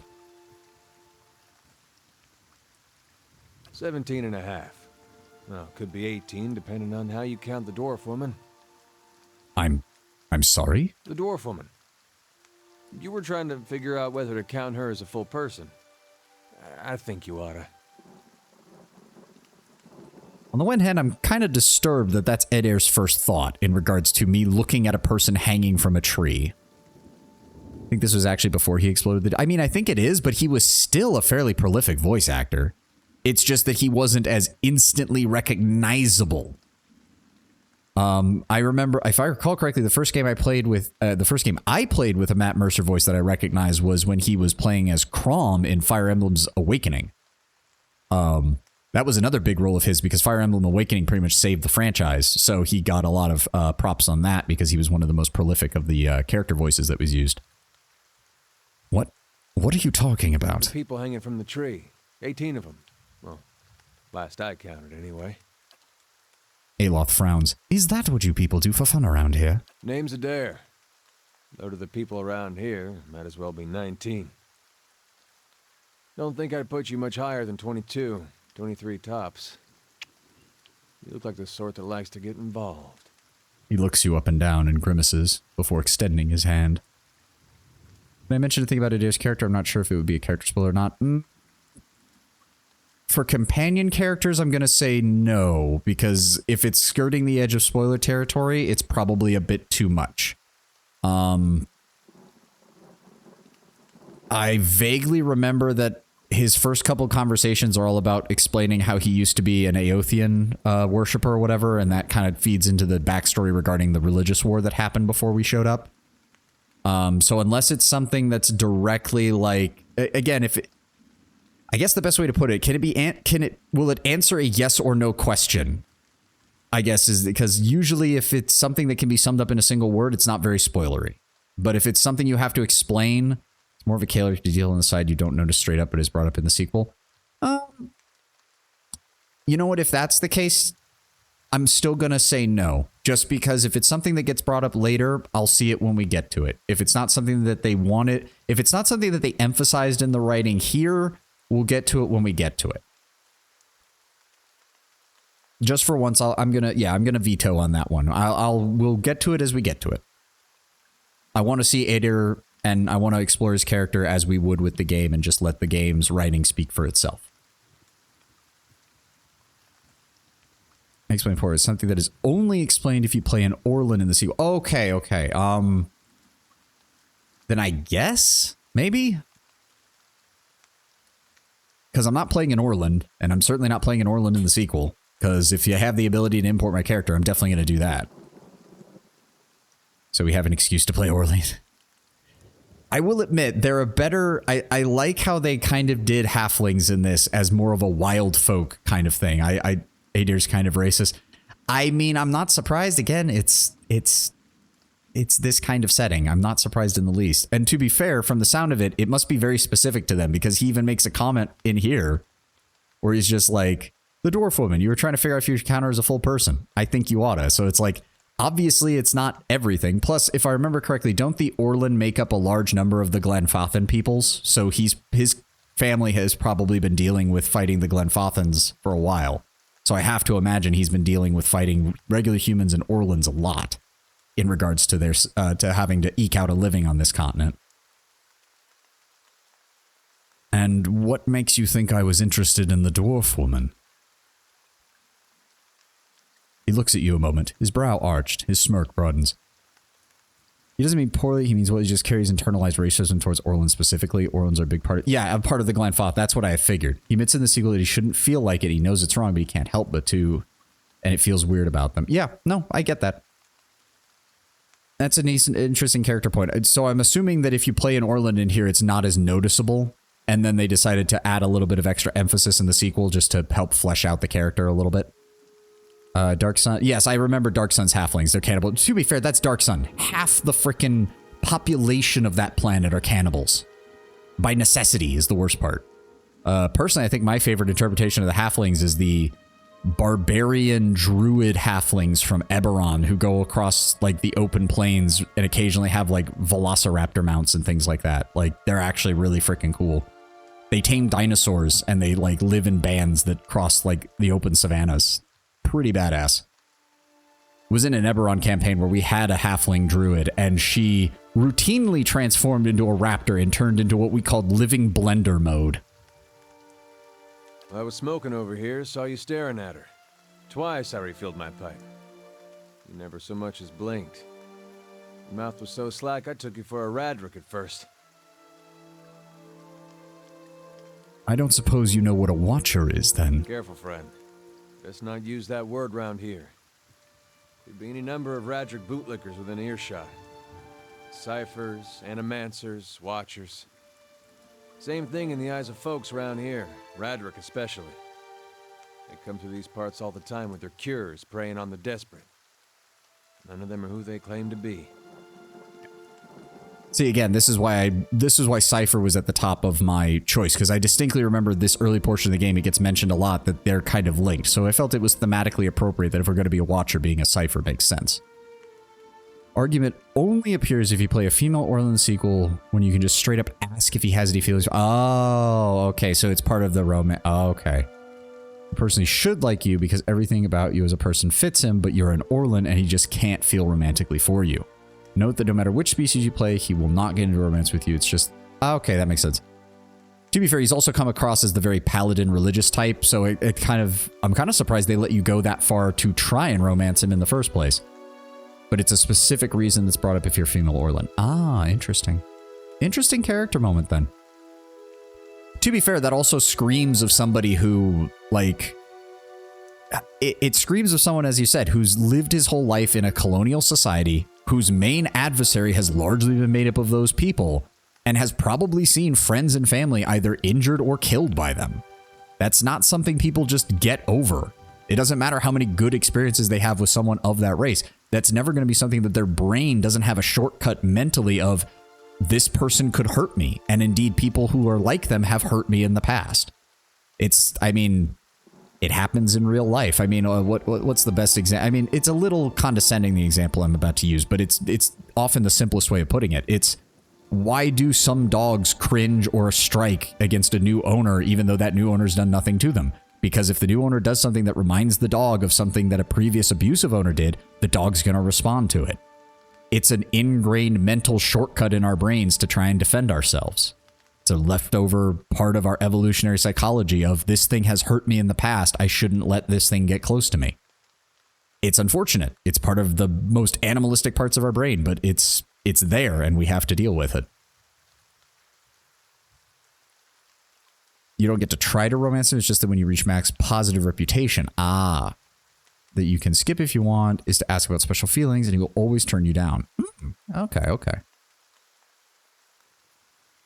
Interesting. Of course, seeing you with that funny look, I'd be halfway inclined to believe you were having some kind of communion with that dwarf. Either case, maybe I'm not 19 after all. No offense.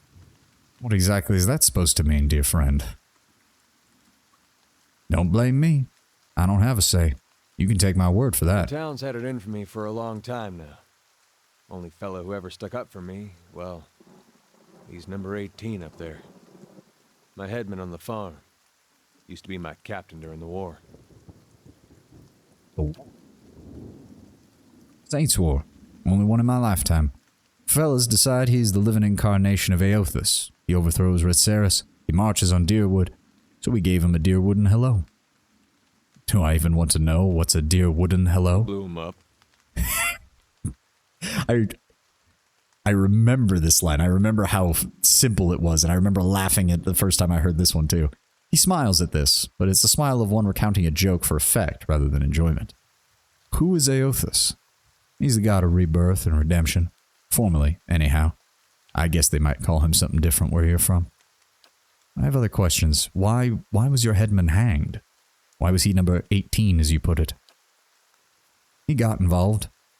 Redrick sent some men down there the other day. Said they had it on good authority someone in town was working with Kolsk, plotting to overthrow Redrick. Said if he didn't come forward right then and there, he'd hang every last one of us.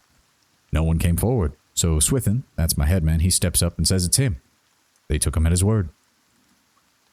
Develop the nations a bit more is hardcore southern, like there's a priest character from Redceres in the sequel that goes full gosh darn it. He is a nice fella, real funny one. Okay, so they lean really heavily into that. I guess that explains Edair's accent as well. He sighs and shakes his head, his eyes fixed on the tree. Bound to happen sooner or later, if not for plotting against Redrick, then for protecting me. What does this town have against you? That's the wrong god. That's what it comes down to. Used to be a lot of Aothus worshippers in Gilded Vale. That mess of rocks over there, that was a temple to him, to give you some idea. Then one day, somebody named Widewind shows up on Deerwood's doorstep. Says he's the living flesh of Aothus. Got an army with him. Suddenly, Aothus isn't so popular in these parts. My brother Woden and me, neither of us believed it. No way was that Aothus. He enlisted, and then I did too. But, he didn't make it back. After the war, people took to punishing Aothus worshippers, accusing them of treason. Got real ugly, especially after the legacy started. Folks needed someone to blame. I was safe because I fought, but then this rumor starts that my brother, that he was on the wrong side. And I wasn't so safe anymore. Until my headman stepped in and said they'd have to hang him to get to me. And this is the other side of the coin as far as a colonial society goes as well, because I'll bet you they took heavy casualties in this war, which meant they probably put out a call for new colonists, which explains why our character arrives and why other people were coming here. Which means new people arrive, those new people don't know the full story, those new people inevitably start creating rumors, and then those rumors eventually shift the opinion of those who did know what was going on for the most part, but who might not have personally known Edair and his brother. And that's all it takes to go from a standing pillar of the community to outcast. And one who's on the short list for probably ending up at the end of a rope. Seems that's no longer a concern. Of course, The townies don't do the hanging these days, but when Raedric's men come, they got no problem doing the pointing. He looks up at the tree, his eyes trailing one of the swaying bodies. Aloth glances at you and lowers his voice. You can see why I was eager to leave. Who in the hell's is Kolsik? Someone who got tired of all the hangings. He's on the run now. Probably will be till they catch him. Well, if you think you're next to be hanged, then what are you still doing here? Gives a half smile. Drinking, mostly. Point of fact, I'm on my way out. Just haven't figured where I'm going yet. Not a whole lot of places out there that don't think Wyden's legacy started with Wyden. Well, we could travel together. Well, where are you headed? Someplace called Caed Nua? There's supposedly an old watcher there who might be able to help me. I remember hearing something about that years ago. He tamed that place. People would seek him out for all kinds of things. Troubles of the soul, questions for the departed. Of course, that was back when you didn't have to say watcher with a hush on your breath. A man such as that, there'd be things I'd want to ask him. Don't know why I never thought of it before. Something kindles in Eder's eyes, and the vigor for purpose finds its way into his voice. Not sure how I feel about setting out with a stranger, and a strange one at that. But truth be told, you might be the only one in town who wouldn't feel some relief seeing me swing from that tree. He scratches his beard absently with a calloused thumb.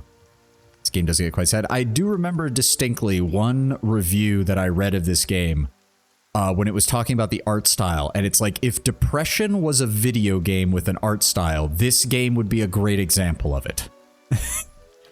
He was specifically talking about the color palette choice and things like that, but between the dialogue, the backstory we've gotten so far, and yes, the color palette choices for, like, here we are in the middle of the day, and this area still just seems depressing as hell. And I say that as somebody who likes, you know, cloudy, overcast skies and like a gentle rain. I'm one of those people who has no problem with that, and I actually quite enjoy it. But even I can recognize, like, oh no, this is meant to evoke the feeling of like depression. All right then, guess I'll do some sightseeing. Long as you're not the one picking the sights. He glances briefly at the tree, tilting his head forward and giving you a pointed look. Well, let's get going. Okay, and we're gonna want to reorganize. How do we... Hold on. How do we reorganize? Ah, there we go. There we go. We're gonna want Eder in the front, Aloth in the back, and me in the middle. There we go. That'll get us started. There we go. One of the reasons why a lot of people didn't like the sequel, people were annoyed over the translation to a brighter, more tropical area with more focus on pirates over classical fantasy. Yeah, I could see that. I could see how some people wouldn't like that necessarily, but if that stuff has already kind of been established as existing, it was just at a different part of the world, and if the game moves to a different part of the world, well, things are going to be slightly different. Before we do the rest of the stuff around town, now that we actually have a group, we're going to head back out to the Valewood and find that lost cook and deal with some of the other shit that was out here. Actually, is there anything I need to do for him? He's got a saber, and he's got a medium shield. He's also got a... Pretty sure that that's... Yes, pierce-proofed and second chance. It's already got enchantments on it, so we don't have to worry about that. We'll go ahead and throw a helmet on him. I don't think that actually changes any stats, but it seems like he would have a helmet compared to everything else.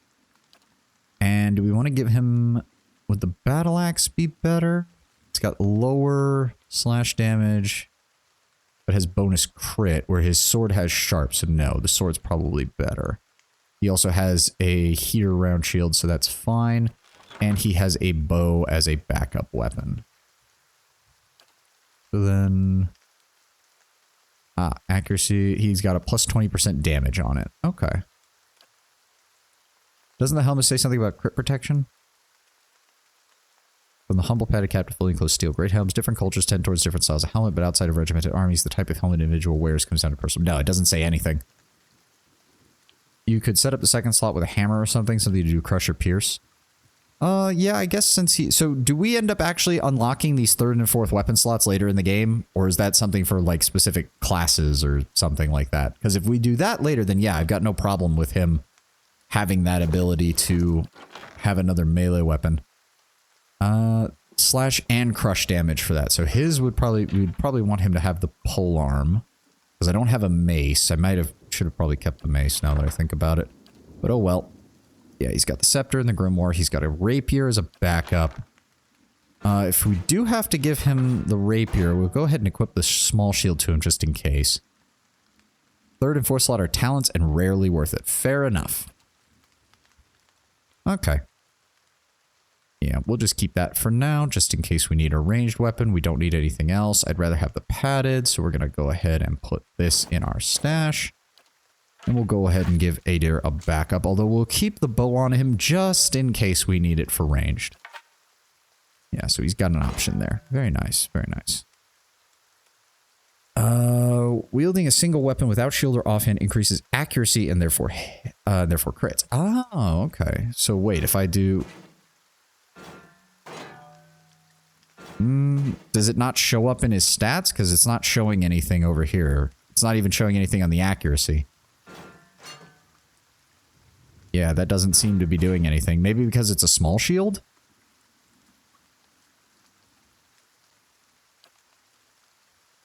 It's able to have a single dagger, nothing else. Ah.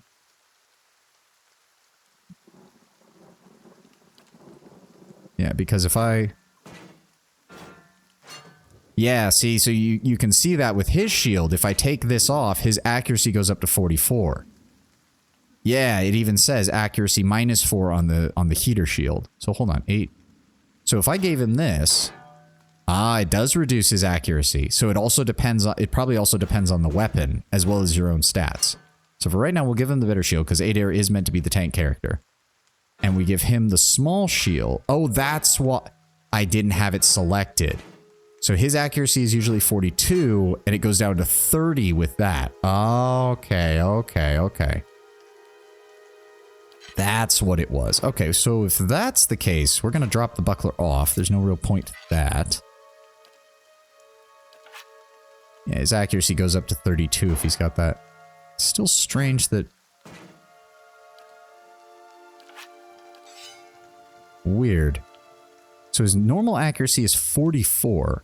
Oh, one-handed provides a plus 12 bonus to accuracy. Okay. So he loses that 12 bonus, and he loses the 4 on top of this. Interesting. If that's the case, though, would it be better to have the small shield on him? Because that at least gives him a 32 accuracy, and it's an 8 deflection versus 12 deflection. Hold on. Deflection specifically does what? Deflection is the ranged defense used to resist direct melee ranged attacks against a character that are not area of effect. It is defined by the character's class, level, and resolve, but may be influenced by shield, weapons, talismans, and other effects. So it is a direct resistance of damage. Well, I want him to tank, so I'm definitely thinking that yes, we'll go with the shield. We'll go with the shield. We'll go ahead and drop these books off here. We shouldn't need more than 2 stacks of lockpicks at this point, so we'll drop the rest off in there. We'll keep the potions on me. We'll keep the torch on me in case we need it. And we'll keep Adair with the backup warbow. Yeah, he has a ranged attack naturally. I have the Disappointer just in case, because that's hilarious. You don't need lockpicks in your personal... Oh, you don't? They can be used straight from the stash? Oh, okay. If you want those consumables, put them in quick items. Okay, right from the stash. Okay.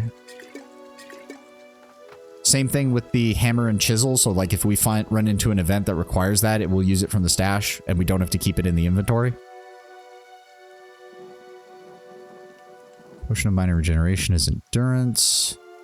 Minor endurance just gives a straight add to endurance from the stash. Oh, sweet. So we can just drop all of that off.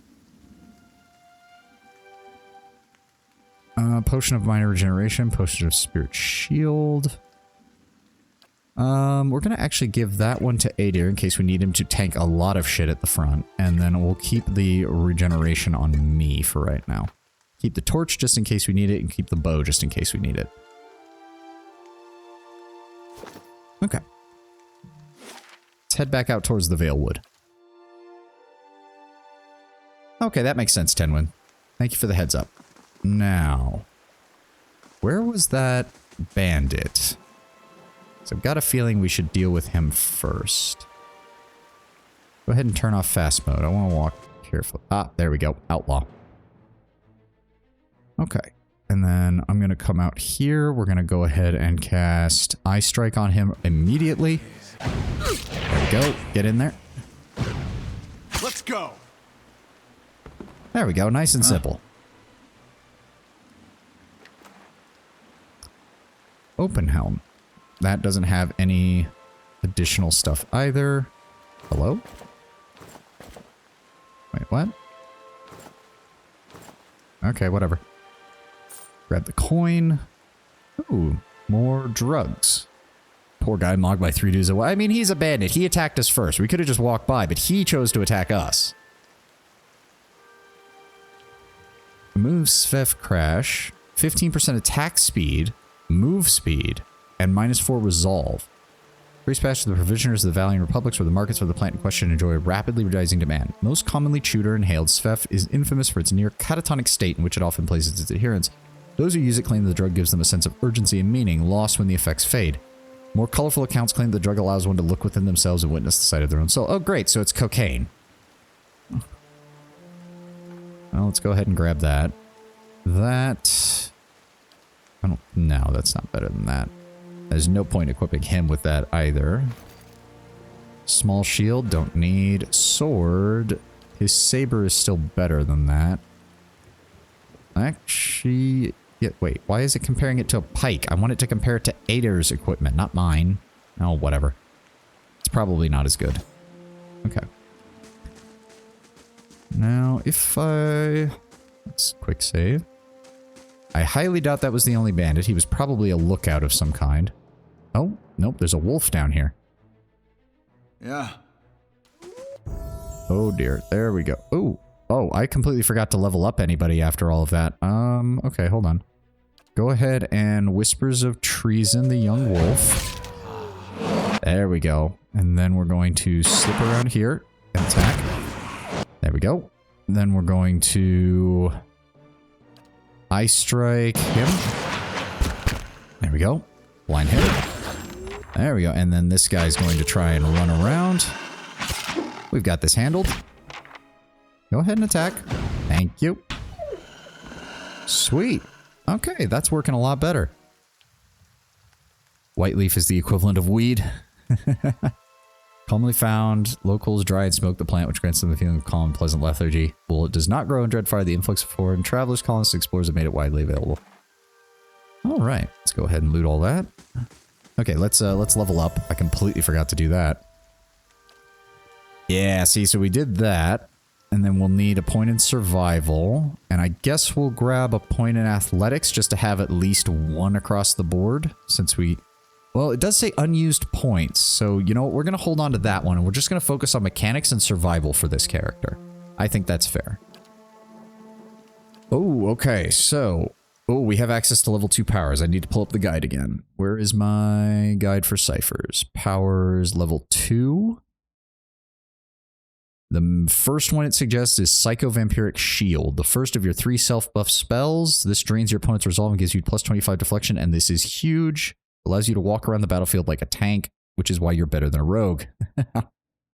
When you have 20 focus at the start of the battle, you should almost always be your opening spell. When you're facing a huge number of enemies, you're safely in the second row on a choke point, then in that case use Charm first. Okay. Psycho-Vampiric Shield. The Cypher uses the target's strength of mind against it, sealing a portion of their resolve in order to better deflect incoming attacks. Nice. Reduces enemy resolve for plus 25 deflection for 26 seconds. Accuracy versus willpower. Nice. Oh, we also get a second spell. I didn't even realize. The only other one it suggests for first level, we already have that Mind Wave, Soul Shock, and yeah, those are the other ones that they suggested, which means for second level, the other one is Mental Binding. Your second level spell paralyzes a target and hits nearby enemies with the stuck condition. With this and Charm, you're already on your way to being a crowd control master. Interesting. Where is it? Mental Binding? Overwhelm the target's mental ability to communicate with its own body, paralyzing it and causing its soul to emit a shockwave that can leave nearby enemies stuck. unable to act, but able to act, but unable to leave their current location. Oh, that's nice. Requires 20 focus, speed average, range 8. Foe target gains 2.72 meter radius, paralyzed for 10 seconds. Accuracy, and the AoE inflicts stuck for 7.8 seconds. Very nice. Okay, yeah, I see what they're saying as far as debuffs. I really like this. All right, we're going to go ahead and grab lore, and then we're going to grab survival, and then we're going to go next. Okay, now we have access to level 2 spells. Miasma of Dull-Mindedness inflicts penalties to perception, intellect, and resolve. That might be good, considering I think will is based off of resolve. Pose attacker mentally based is defined by character class level, intellect, and resolve, but may also be influenced by other factors. Okay. So yes, our various abilities to reduce an enemy's resolve will then allow Aloth's control spells to function even better. Curse of Blackened Sight. Blinded for 26 seconds. Mirrored Image is a nice defensive spell. Let me see it. Or is it on... I'm not... Ah, there we go. Creates duplicates of the caster to distract enemies, granting a high deflection bonus, which is reduced with each hit taken. Ah, yes, it's your classic Mirror Image. What else does he have? Corroded Lance, which honestly does pretty good damage despite him not being a blaster wizard. I imagine it's going to be one of those things where Aloth is going to want like he's going to have like one damage spell per spell level, but the rest of his stuff should largely be things that he can use. Okay, see, so yeah, this one just says AoE. It doesn't say foe AoE, it just says AoE, which means anybody who enters that gets stuck, not just enemies. Let me guess. At level 3 spells, he gets access to Fireball. Foe AoE confused for 6.5 seconds. What does confused do? Every 6 seconds, the target checks randomly to do one of the following: behave normally, attack an ally, walk in a random direction, or do nothing. That sounds like a good idea. What else do we have? We have Combusting Wounds. Causes enemy wounds in the area effect to ignite, inflicting additional burn damage each time they are wounded. So that's just a straight up damage bonus. Yeah, 5 burn damage over time when dealt damage for 26 seconds. So that could be useful for our melee users. Bulwark against the elements doesn't hurt. 15 damage reduction. Oh, for 78 seconds. Yeah, that's actually pretty good. That's pretty good. We have a Infused with Vital Essence is a decent one. Caster becomes able to see an enemy's weakness and vulnerabilities as though they were physically tangible, increasing chance to land a critical hit. That could be useful. I just want to read over all these because we didn't really get a chance to. Let me also take a look at the first level spells. Thrust of Tattered Veils is...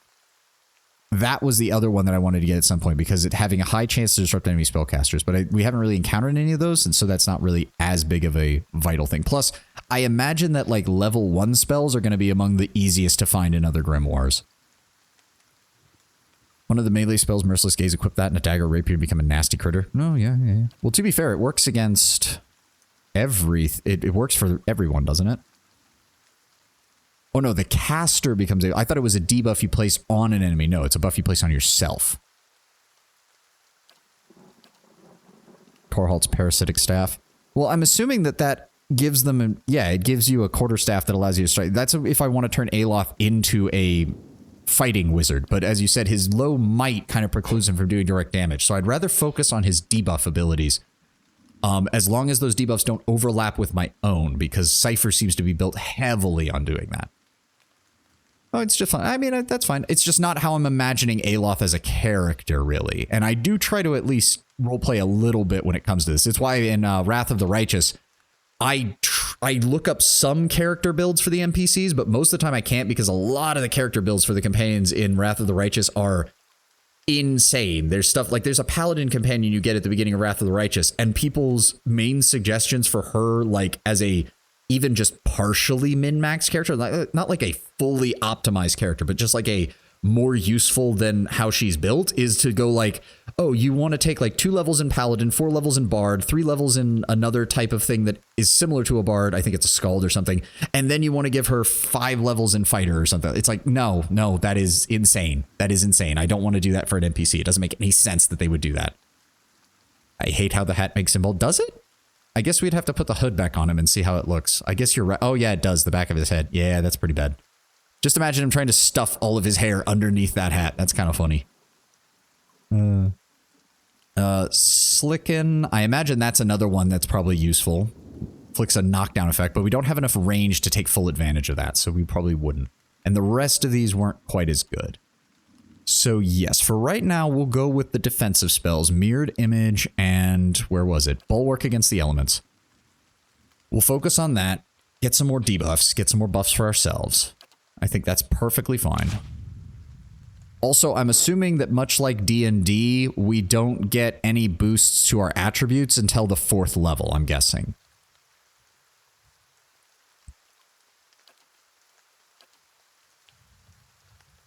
Oh, his stats are actually pretty... Yeah, I guess that makes sense for him. All right, let's get him taken care of. Yes, he has athletics. That's what I was hoping for. And he's already got 2 ranks in survival, so he also gets a pretty decent benefit from that as well. Very nice. Ah, here we go. Bonus knockdown. Let me see. Grants the fighter an additional use of knockdown per encounter, which as we know is a pretty good ability. Or boosts the fighter's hardiness, increasing the rate of his or her constant recovery. Oh. Modifies constant recovery, endurance, constant recovery passive. Okay, so it has an active ability that heals him and a passive ability that makes him fight faster. Okay, what else does he have? He has the usual offensive, defensive. Now, if we want him to be a tank, I imagine we would want him to get hold the line and the weapon and shield style. Because, yeah, equipped shields deflection bonuses are increased and grant an equal bonus to the character's reflex save. So +6 shield deflection and shield deflection bonus also applies to reflex. In the sequel, you can multi-class. Lore-wise, multi-class are very specific professions. Okay, you can combine a druid and a ranger to become a beastmaster, and every combo of classes has a unique name. Ooh. Wait, are you saying that in the sequel I can be a Cypher plus Paladin? Because that also sounds amazing. I get to buff and debuff and fight the enemy in melee? Oh, Tenwin. Oh, consider that already. As long as this game goes well, consider that already a mark in favor of moving to the sequel. Oh dear, that's the kind of character customization I can get behind. Oh, now that's an interesting title. Oh. Okay, Tenwin, I'll admit that's a good one. That's a good one. I mean, it would probably be either that or maybe Rogue, just to take advantage of the whole flanking and debuffing angle, and just to go really hard on critting and dealing like damage when the enemy doesn't expect it. It's going to be one or those two. I can't imagine it being anything else, but we'll see. We'll see. We'll see. Maybe something else will come up and I'll have to reconsider what I'm doing. For right now, I don't think there's enough enemies to make sense for Hold the Line. Engagement limit, well, maybe. Rogue plus Cypher equals Mindstar. See, that's a good one too. Oh man, I'm gonna have to look into that when we get to the sequel. That definitely sounds like something I could get behind. No, I'm thinking weapon and shield style makes the most sense for him right now. Just giving him even more deflection and giving him a bonus to reflex saves. That seems to be make the most sense. And then we go immediately into the third. He can go ahead and grab athletics and survival. Ooh, fighter abilities. This is different. Fighter adopts a more conservative combat strategy, concentrating on locking down enemies that stray too close. The fighter increases his or her number of engagement targets to 3, but at the expense of deflection.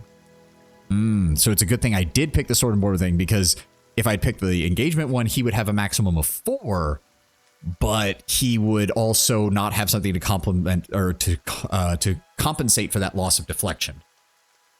You're not trained as a rogue or Cypher. No, you're trained as a Mind Stalker, which gives the most badass mental. Yeah, it's actually, it's not saying like, oh, you take skills from something else and add them to it. It's saying, no. We're going to build on what you already know by complementing it with stuff from other things. And that is a good way of doing it. I like that. Oh, to defending allies. Lowering ally sight, but increasing deflection of nearby allies. Ooh. 10 deflection probably isn't enough right now. I would much rather have him actually the ability to stop somebody from getting close to him. Or to stop somebody from moving past him, I should say. So yes, we'll go with the defender stat. All right then. Okay. Speaking of which, we're going to take a quick bathroom break right here. I will be right back. I really need to use the restroom. Be right back. Bathroom break. So I'll be just taking a quick 2-minute break here real fast, and I'll be right back. So if you need to grab a drink or something, go ahead and do that right away. Be right back.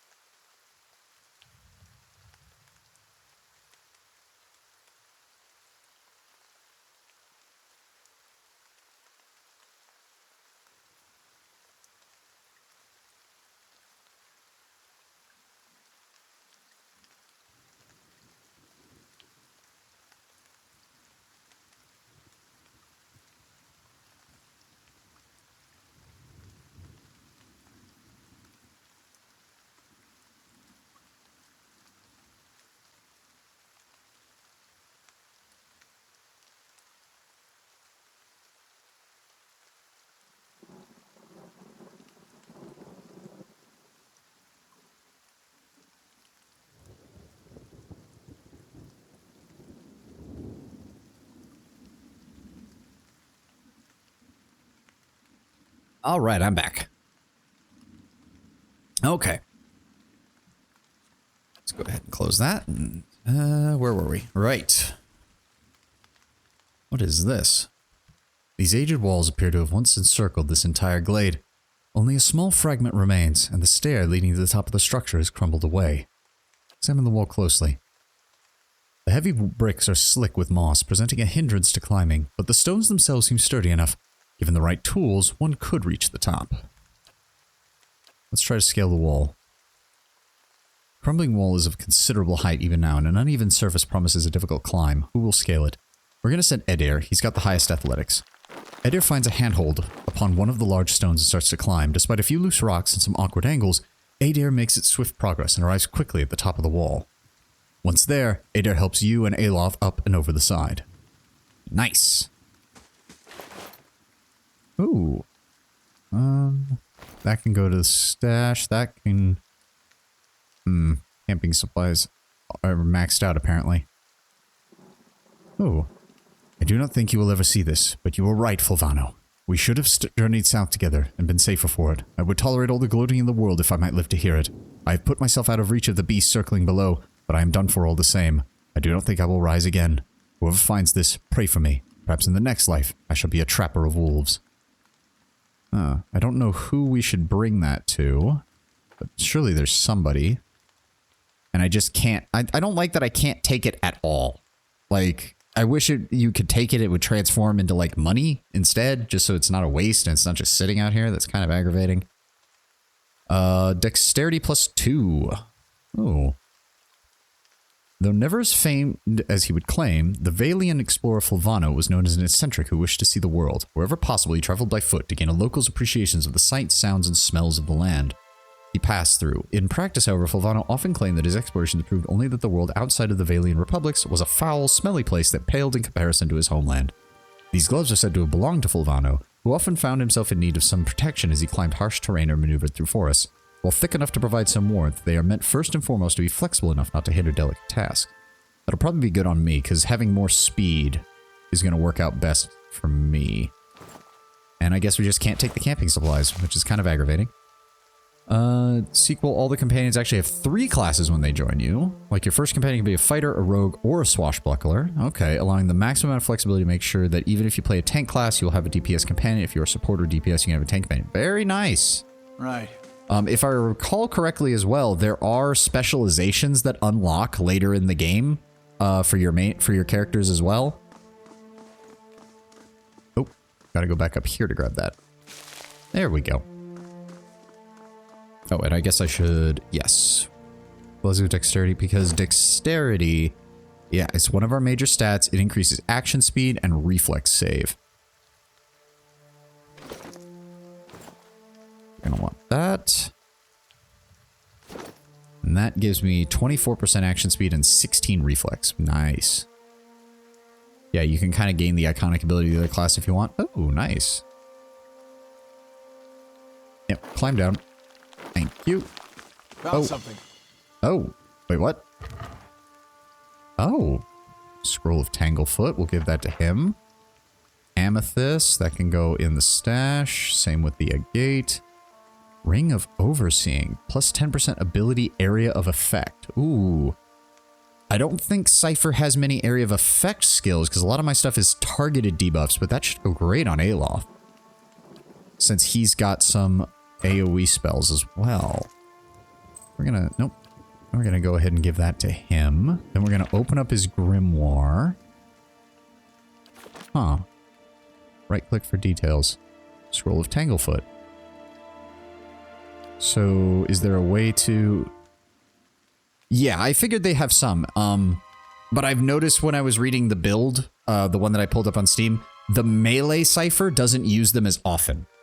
Simply because you're going to often be right in the middle of things, and some of the Cypher's AoE abilities do have the possibility for friendly fire. So when I was reading up on it, the melee Cypher very much doesn't use those quite as much. Scrolls are one-time use consumables, can't be learned. So the spell has to be in a grimoire for another wizard to learn it from there. You can't learn it from scrolls. Interesting. And it's an AoE only, so it still works for him. We'll keep it on his quick items for right now. I think that's good. Also, I forgot we have to search everything with this on. All right, go ahead and activate fast mode. We'll swing back this way. See what else is over here. Oh. Hold on. Hold the phone. Turn that off. Tanglefoot is a druid ability? Ah, okay. Okay, these are people we can talk to. But this is probably the chef, which means somebody's waylaid him. But we can talk to them. You'll be absorbing the sharp end of my dagger if you don't... Oh, hold on. How may I help? Maybe we can... Hold on. Can we attack them before we start anything? Remember that it inflicts raw damage and dazes the target in the area. So, for example, we're like this. They still haven't noticed us. It's dark. How may I help? I want Adir going this way. So what have we got here? We've got an outlaw, a bandit, so 2 melee and a ranged. Can we... I can. Okay. Yep. Hit him with everything we got. So, Adir, you're going to move towards attacking him. I'm going to cast... We've got plenty of focus. So first we're going to Ice Strike this one. There we go. And then we're going to Whisper him. Yes. Nope. Aloth, I want you to keep shooting him. There we go. And now we can focus down this guy.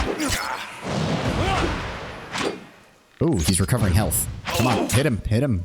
Yeah, he's already... This guy's already fucking... Come on, finish him off, guys. There we go. Now get the archer. There we go. Perfect. You didn't finish Ice Strike? Did I? Because I cast it on the first one, not the second one. Savani, Ice Strike hits Bandit. Blinded for 5.2 seconds. Yeah, it was this one, though. I cast the control spell on this guy to have him fight for us for a few seconds, but I cast Ice Strike on the first one. But yeah, no, it went off. But you're correct. I should keep an eye out for that kind of stuff, just in case. Oh, yes. Ooh, new coins. New coins. The skate is the standard currency used in the Aedir Empire and areas under their direct control. Like the Dirwooden Pand, it is a small copper coin. Very nice. All right, we'll grab all of that. Small shield. Largely worthless. Medium armor. Nope. Medium armor. Nope. Medium armor. Nope. Ooh, a cape. Sure, why not? Go ahead and give that to you. A hood. We don't need a hood. And those are lockpicks. They can go in the stash as well. Hatchets, daggers, and a hunting bow. Yeah, all of that can go in the stash. And you must be our cook. Welcome. Oh, by the flame. Thank you, thank you, thank you, thank you. I thought I'd be stuck cooking for those ignorant weasels for the rest of my life. Or until they were bored with me, I suppose. Did Pasca send you? Oh, she must be beside herself. I must get back at once. Listen, the next time you're in Gilded Vale, make sure to drop by the Black Hound. I'll let her know what you've done for me, and I'll make sure she'll do right by you in turn. Oh, to be back at my oven again. Gilded Vale, major positive. You've earned a reputation. Reputations can be held with communities or factions in the Eastern Reach, and will affect how members of that group respond to you. In some cases, friends or enemies of those groups will also react to your affiliations. Ah. Helping your group will increase your positive reputation. Harming your group will increase your negative reputation. No shocker there.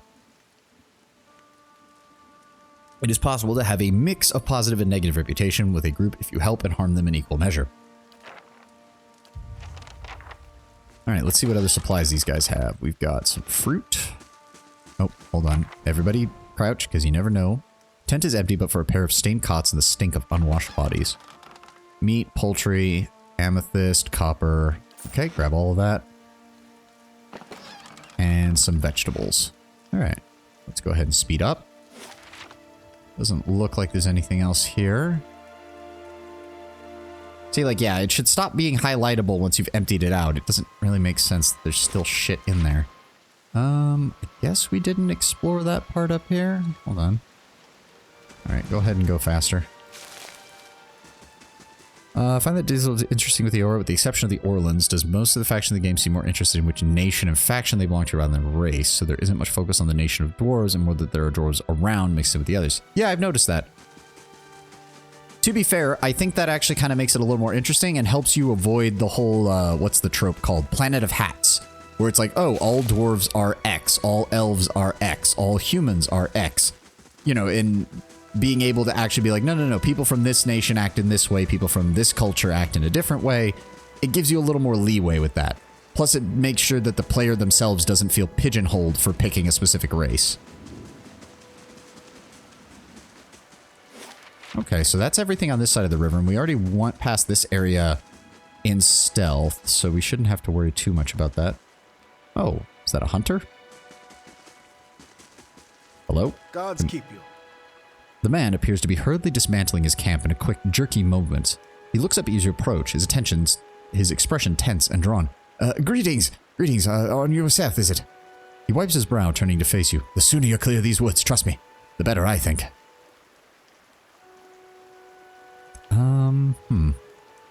Honestly, in-game, in my experience, is the most interesting plays either an Orlan or Godlike, specifically because most people seem to react to either of those in both games. I'm assuming it's because, as we said, the Orlan are a good chunk of the natives, the Glenwathan, are Orlan. So I guess that's what gets the reaction out of a lot of people. And of course, the Godlike because of, well, being the Godlike. Man, never mind the woods. There's a strange machine in the ruins up north. Figures clad in black performing magical rites. The man's brow furrows in concern. Ruins? The old Igwithan place? Oh, you want to keep clear of those, whatever you saw. Strange things always crop up around the Igwithan sites. I don't doubt those people you saw were up to no good. Glenfathans are mostly elves or Orlan. Are they elves? Because I thought the group that we ran into looked all human, but I might not have been zoomed in enough to notice. Let the Glenfathans deal with it. They don't like kindly to strange trespassers, whatever their intentions. There's enough to worry about in these woods as it is. His expression falls.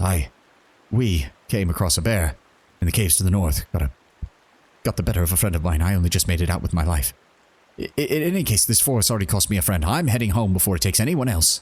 Who are you? Name's Norton. Born and raised, Gilden Vale. Haven't had a spot of luck since. His face twists. Luckier than Pearly, I suppose, though. Ah, wood elves. Aren't that visually distinct? Looks a lot, like, look at Alof from his perspective. Can you see that he's an elf without zooming in? I'd have to take off the hat and actually... And you're probably right, honestly. What happened to your friend? Oh, we didn't see it coming. Nelton's voice shakes a little as he speaks. 1 minute, we were following a stag. Pearly, he saw something in the brambles and he went tearing off after it. We all but stumbled onto the cave and... Poor Pearly didn't stand a chance. The bear was on top of him before we even knew what was happening. The beasts will take what they will, I suppose. He smiles sadly. And this time, Galawain's favor fell upon the bear. Where did you find this bear? It's in a cave, a ways up that way. He turns to point to the northwest. I wouldn't seek it out if I were you. It was one hell of a brute of a beast. I'd hate to hear that it took another life. Farewell. Well, that sounds like a mini quest. That sounds like a little side quest. Let's go and check that out. I shall be discreet. Let's go back to this. More silver fennings. That's the Adir Empire coin. And we... God damn it. I get that there's a limit, but I don't like that you can't even pick them up. Like, I don't know. Lord Details isn't brought much race mixing. Maybe cross-species or something might be a better way to phrase that. Elves can't have children with humans. Orlans can't have children with elves. Ah. And the amusing thing is that's actually kind of a part of the lore at a point. I would imagine so, because I've got to imagine that in any world with nobility and things like that, it comes down to another case of people not being allowed to love or care for who they want to because it actually has a practical ramification, which is you can't have kids. Which in a pre-modern society, modern people don't realize how big of a deal that was throughout 99% of human history. So when it pops up in stories, a lot of people are just like, well, I don't see the problem. It's like, in a world of much higher death rates and in a world in which inheritance was such a massive issue, especially regarding land ownership, not being able to have kids could be the difference between... I mean, at the high end, like a king or an emperor or something, that's the difference between having a stable succession that allows a nation to survive and literally the entire country tearing itself apart in a civil war. You can also think about it the other way around. They would be the best kind of mistresses because they can't get pregnant. Exactly. That would be the other side of the equation.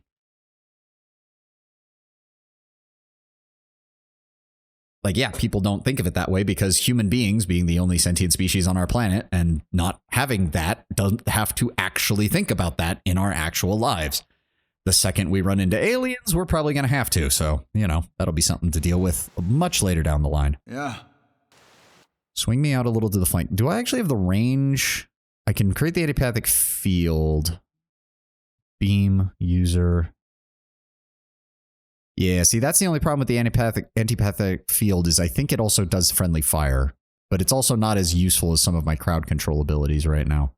Go ahead and hit him with Eye Strike right off the gate. There we go. Okay, and then Adir, run in and attack him. Attack him from range. Pull back. There we go. Let Adir hit him first. There we go. Nice and simple. Yeah, no more easy level ups at this point. We've got a long way to go to get to the next level. Also, what did that say? Shattered pieces of a crater strewn across the dirt along with a few muddy vegetables. But you see, also Tenwin, with your point about that, that's also something that doesn't... The thing is, that is useful, but it doesn't change anything in society. People, like, even when people could get pregnant, mistresses were not hard to come by if a nobleman or something like that wanted to go looking for them. Oh, right, that still has the supplies. That's why it's glowing. But again, like the idea of not having it, like if a king or an emperor decides, I'm going to marry who I want and who I love, and it's somebody who doesn't have the ability to bear children, again, that is a nation state that is on the edge of a succession war that could kill millions. Like, there are actual reasons to think about that kind of thing. Until you meet a new entity type? Yeah. Well, even if we do, we're still a long ways off from experience. We need some quests and shit. We need to be working on this as much as possible. Okay, let's go to slow mode. Why? That body's... Wait a second. Go into stealth mode. Do we have anything... Anybody? Nope, nothing there. Oh, yes, we do need to do the actual thing. Maybe after we clear out this area, because we've got about an hour left, and we'll do the companion conversations before the end of today. You gain an item, Settler's Error. Oh, okay, how did I miss that? That leads to the edge of the map. Go ahead and speed up. Nothing over here? No.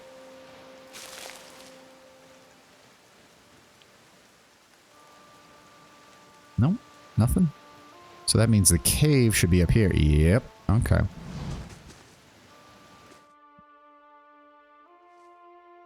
Yeah, we'll clear out this area and finish up the conversations in town, and then we'll talk to Adir and Aloth. Oh, okay. Hold on. Quick save. All right, then. All right, I want you to start here. I'm going to pull you here, put you there. Oh, we can do something with that corpse. Crucible of the Soul. Revels the vital essence of his or her enemies, gaining endurance in the process. Ooh, nice. If you talk about killing a bear, there are two potential options. One is hunting, the other is murder. Well, we are hunting a regular feral animal bear. I don't think that's what we're doing, right? I don't think we have to worry about anything else right now. Okay, so we are definitely going to want to eye strike him first. Pull him over here. Okay, we should be able to get a bit closer then. Okay, there we go. There we go. Nothing else from Adir. He doesn't need to be doing anything. We're going to Eye Blight immediately. Adir, get in the way of that. Get in the way of that. Thank you. Aloth, go ahead and attack. Do I want to use one of his spells? No, go ahead and use Arcane Assault. Wait, hold on. Foe AoE. Okay. Yes, go ahead and hit Arcane Assault on him. I just cast that spell, so right now we're going to get in on the flank and start hitting him. Oh god. Holy shit. Adir just took all the goddamn damage. Well, there's no point turning this on because there's only one target. Yeah. Shit balls. I need to get my focus up and I need to get Psycho Vampiric Shield, like, immediately. Yes. Okay, we need more spells. Nalotta's Minor Missile, go ahead. There we go. And Adir is down. Oh, boy. I need Psycho Vampiric Shield now. Whoa, he got back up. Wait, what? When a party member reduces 0 endurance, they're knocked out. This means they're out of the fight, but as long as your side is victorious, they will regenerate endurance when combat ends. Even though endurance regenerates after combat, health does not. Keep an eye on the bar to the left of a character portrait to prevent them from becoming maimed or killed. Okay. Has a second chance on his armor. Ah, I forgot to actually read that. Okay. Well, here's hoping that the Psycho Vampiric Shield will be enough to help me. How may I help? He is low on health. I have no idea. There we go. Come on, he's almost down. There we go. Okay. Whew. So we just, how do we get rid of concussion? Concussion, I'm assuming we have to go rest for him to get rid of concussion. Yep, okay. Bearhide. Found across the regions of Erglanfath and the Dyrwood. Oh, it occurred to me. That's probably pronounced with an I, so it's Dyrwood. Oh, that would make sense. Dyrwood, Dyrford. Oh, it's probably an Old English style pronunciation where the Y is more like an I. Okay, that makes things a lot easier to pronounce. Of the Dyrwood. Bears are formidable predators. They are among the beasts most highly regarded by servants of God of the Hunt, who often seek out the largest, most deadly prey of the species to prove their skill. Bear hides are highly valued, and their claws of the eldest among them are often strung into necklaces and totems, marking the wearer as a hunter of worth.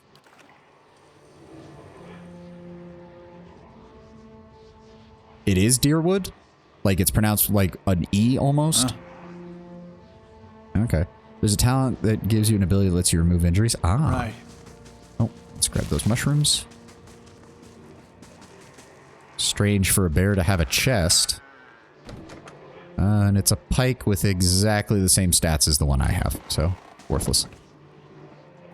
Mice crawl through eye sockets and over femurs. Suppose we should... Aha! Ooh, another scroll of Tanglefoot. We'll go ahead and keep that. And then we'll go ahead and add the rest of that to our stash. Oh my god, I'm now realizing that, yeah, I'm gonna just have to stay in scout mode pretty much the whole time. Or at least until we clear out enemies. Spell that bothers me in the reveals of Avowed as they change it from burst of flame through a flamethrower. Yes, I know that it's being absurdly nitpicky. Why change it? Yeah, this bear hurts a lot at this level. I distinctly remember playing this game and coming into this cave after leaving the ruins on my own and immediately getting one-shotted by that thing. Alright, let's see what this dead body is going on about. A figure drifts, suspended in the musty air of the cavern.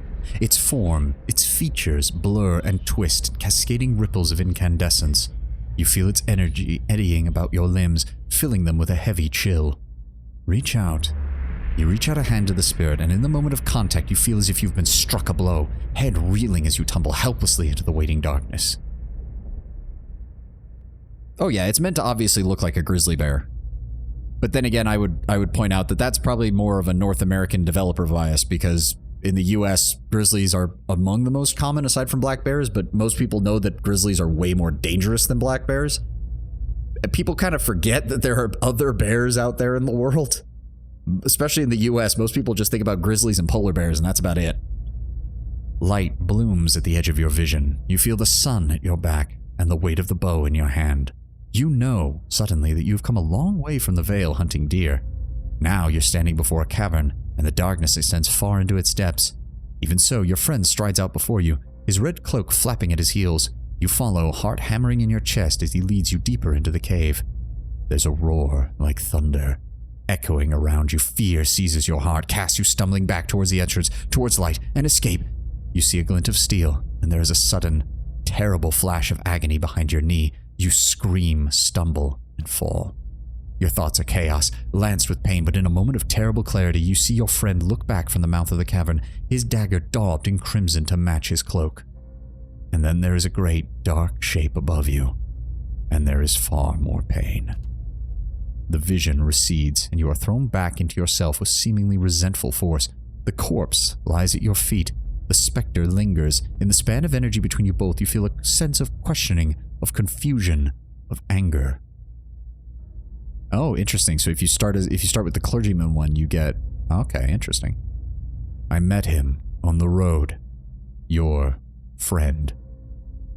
Well, it seems to imply that they were in the mouth of the cave, so this area that kind of turned into it, and then his friend stabbed him right as the bear noticed them. So then, yes, the bear would have killed him probably down here somewhere and then dragged his body further into the cave.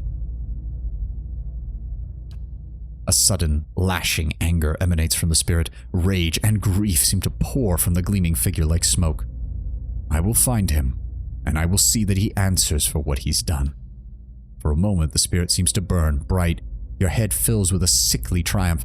The spirit seems to weaken with the force of its own exultation, growing fainter and fainter, until finally, you are alone once more. Yep, now we need to go find that asshole. Oh, wait. Okay, no, it's just highlighting his body. You can't actually pick anything up. Alright. Alright, time to go say hello to this asshole. You didn't realize that one of the greatest skills in any fantasy setting, the ability to talk to the dead. What's that joke? I've seen the joke a few times. Oh, he already has a cloak. Okay, that kind of fits for him. I guess we'll give it to Ader and then... Oh no, he's already got a cloak too. Yeah, he's got the Aothas cloak. And then mine is that, so we don't... Okay, so this can go in the stash. Never mind then.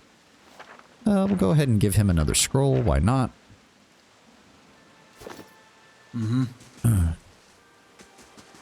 I know one game where speaking to the dead is one of the most overpowered abilities in the entire game is, what is it called? Oh god, what's it called? You should give the cloak to him. Oh yes, because it does have defensive bonuses, doesn't it? No, not Divinity, it's an older game. Oh, Arcanum. Arcanum of Steamworks and Magic Obscura is the full title. Very much in kind of the line of this kind of game. It's a magical world that's undergoing an industrial revolution rather than like early Renaissance. Theirs is actually like 1800s. And one of the very first spells you can get from the necromancy school is Speak to Dead. And they let you speak to quite literally almost anything that is dead in the game. And that involves a lot of things that you can get quests for, get information from, all sorts of shit that pretty much allows you to bypass a lot of crap. Because since magic is receding in the world, not as many people are remembering that necromancy is a thing other than like people who still like raise zombies and shit. So it's actually hilarious that I think Speak with Dead is a second tier spell in that game, and there's like 6 tiers of magic or something, or 5 tiers, and it's hilariously one of the most broken. There's still an area to the north you missed. Oh, you're right. There is. Thank you for the heads up, Tenwin.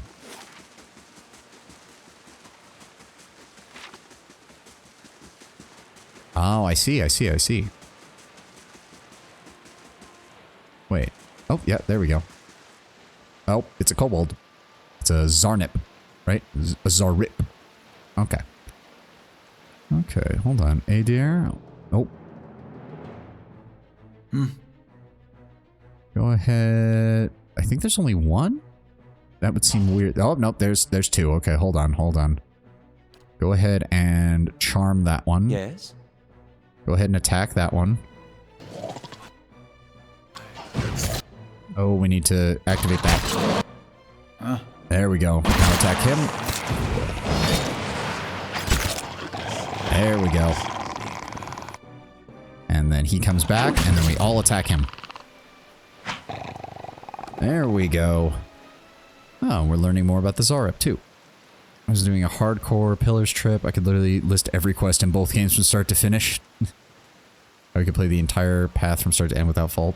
Getting more than... Yeah, it's amazing, especially when you're a bit younger, because there were a couple games when I was very young that I could almost recall like every single detail that went on in the game. We don't need any of that. That's a medium shield. We don't need any of that. And a Zarep tongue. Ugh. Alright. Oh, is this a Glenfathan cap? Padded cap. Doesn't have anything on it. Silver Fenning. Quarterstaff. Don't need that. Oh my god, there's so much shit that I probably missed the first time I went through this.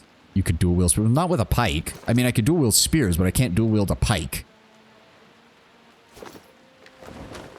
Ooh, Jasper, Turquoise, Amethyst. Yes. Yes. The struts and supports are large enough to be the ribs and vertebrae of a dragon. Somehow I doubt that's the case, because I can't see a small pack of these things killing a dragon.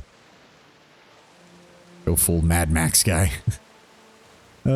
Two spears is interesting, but again, the build that I was reading about is very much because the Cypher has the squishiness of a rogue. You've got a lot of damage potential, a lot of control potential, but you pay for it by just being squishy as all fuck. You are not a paladin. You are not a frontline combatant in that sense. So having a weapon that has a reach ability is very useful. Yeah, Zarep worship. Well, I'm sure they worship them. I'm just questioning where the hell they would have gotten the bones from, because I can't imagine a dragon would let you just loot the grave of its ancestor. Well, I guess it could have been an enemy dragon that it allowed the kobolds to loot, I suppose. That could be one way of handling it. Ah, okay. Let's go deal with everything else in town. So first we'll head over to the inn. Is that just a villager? Yep. In we go. Thank you, thank you. All right. Well met, friend. Welcome to the... Oh, it's you! Tenfrith told us what you did for him. It's such a relief to have him back, and I can't thank you enough. Consider yourself a favorite of the house. Discounts on drinks, on rooms. Tenfrith said he wanted to whip up something nice for you, and he's already back at work in the kitchen. What would you like? We've got shit to sell. I'm sure you'll find something to your liking. We've got the finest cooks in the dial. Now I'm gonna second guess and stumble over that because now my brain is convinced that there's another way to pronounce it. Ah, the Deerwood. Don't need to sell that. Don't need to sell that. So, yep, just sort by item type. Don't need the battle axe. Do we need the crossbow? I don't think so. Nah, we're good on that. Sell off the Zarep spears. Regular sword, rapier, pike, quarterstaff. No, none of that's needed. Nah, I think we're good. Just go ahead and sell it all. I'm not seeing any alternative weapons we really need.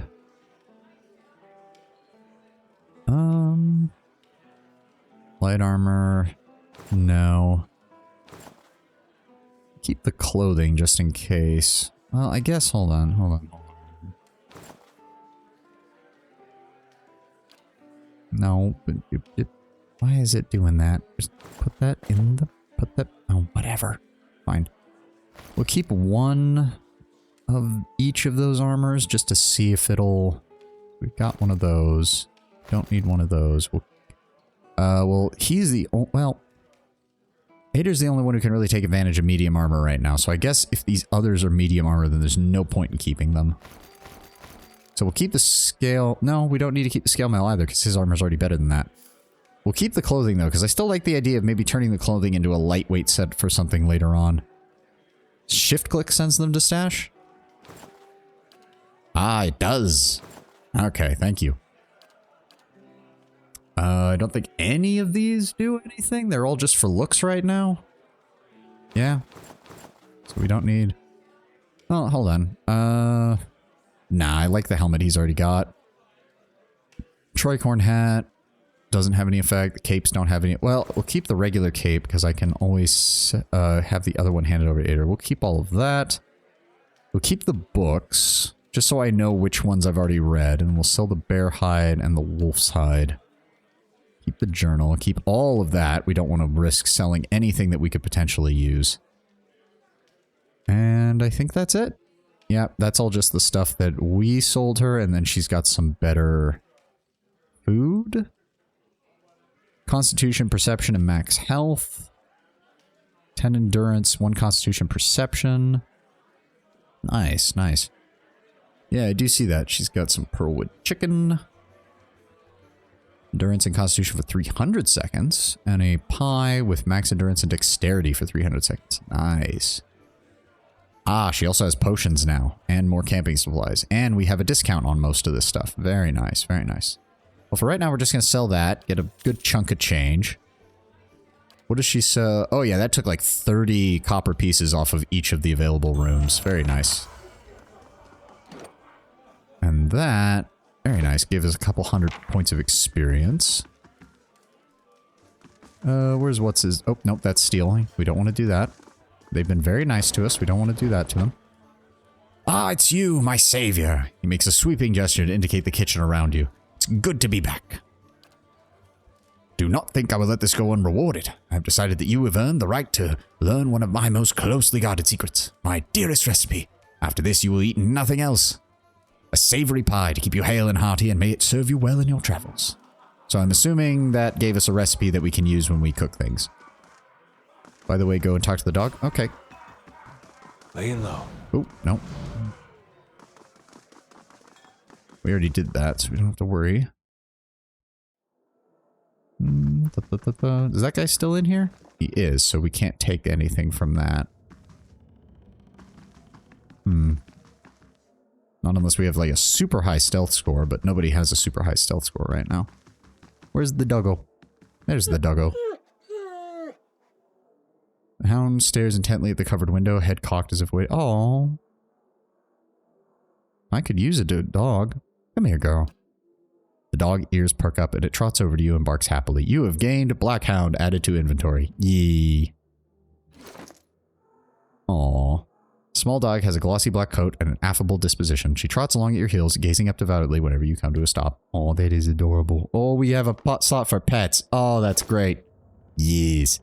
The dog can't die in combat, can it? The dog cannot die in combat, can it? This is a direct question. I need an answer. No, good. Sure.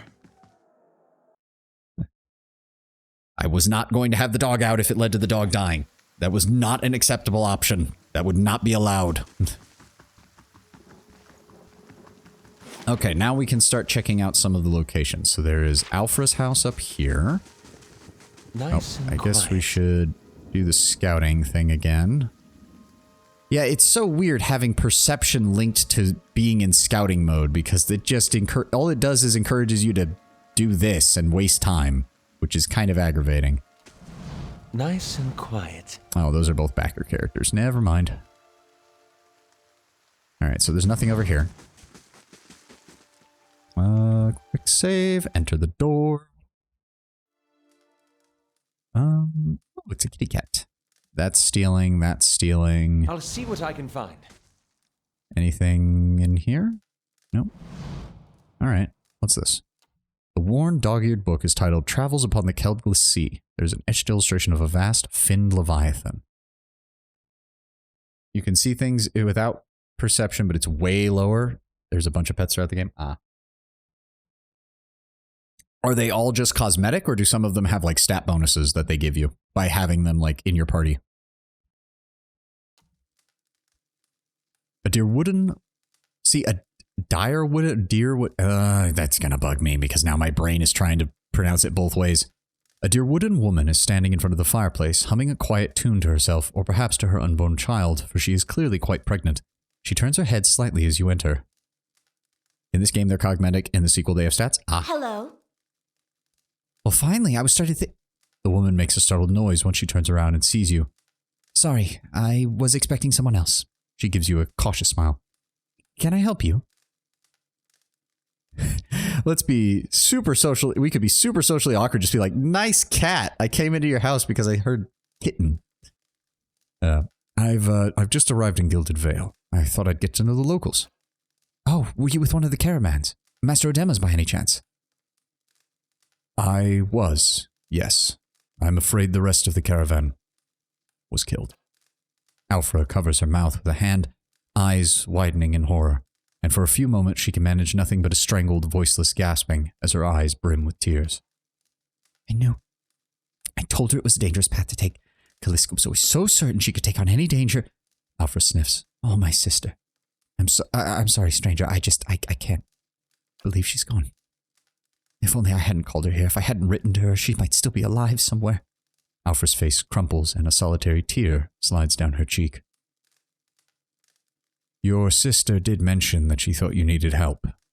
Perhaps I can provide some level of assistance.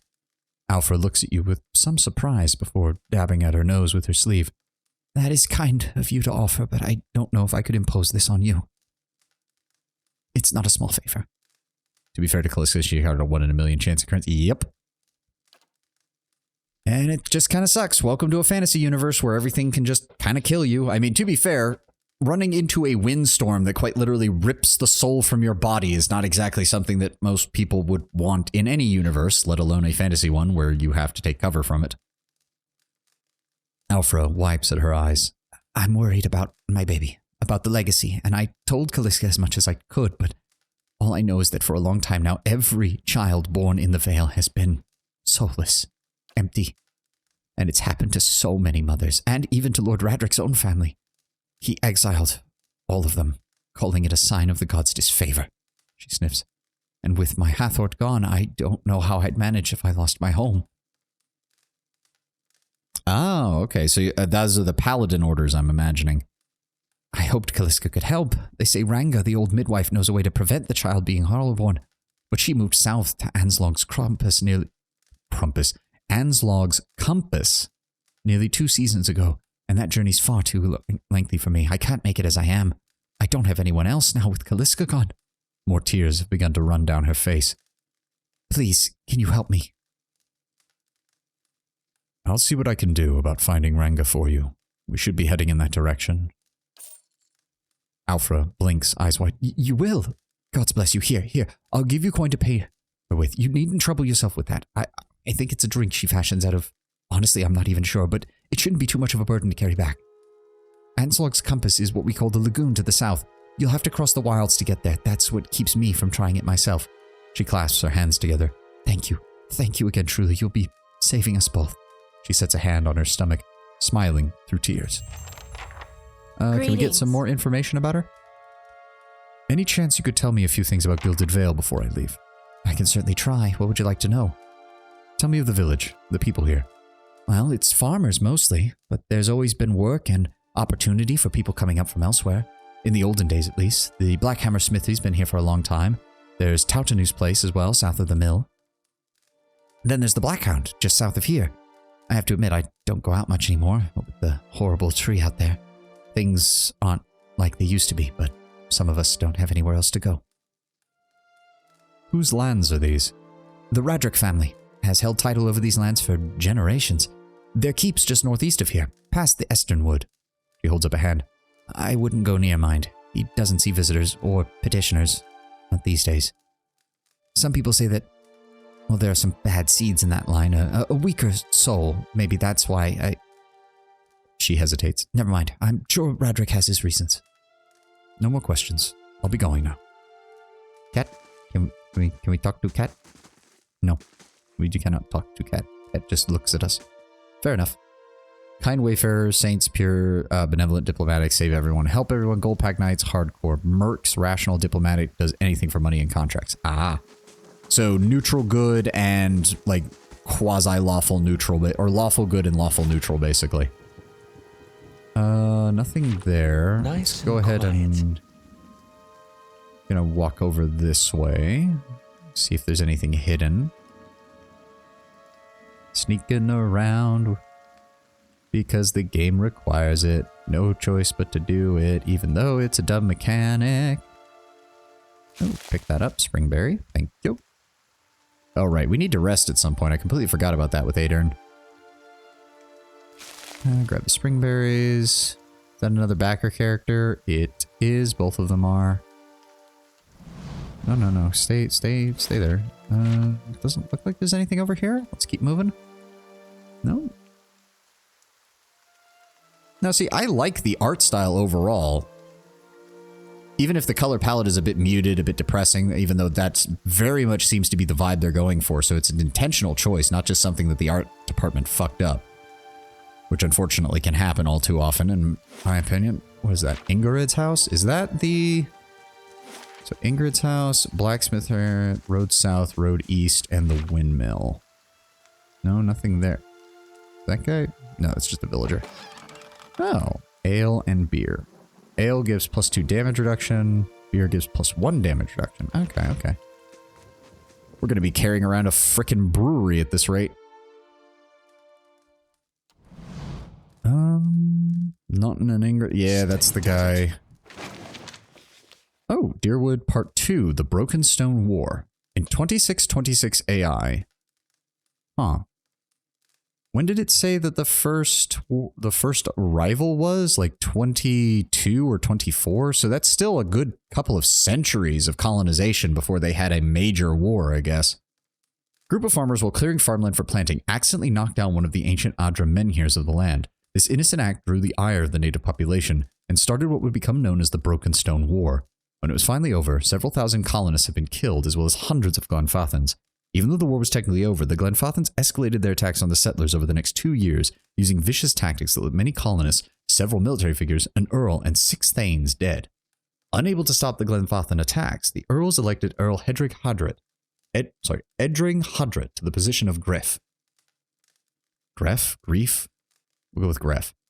Well respected and known to be a master of military tactics, he was tasked with dealing with the Glenfathan threat. Edrang fought with the Glenfathans, led by an Orlan named Regd, for the next 2 years. Neither side was able to gain the upper hand on the other, resulting in a tense stalemate between the two groups.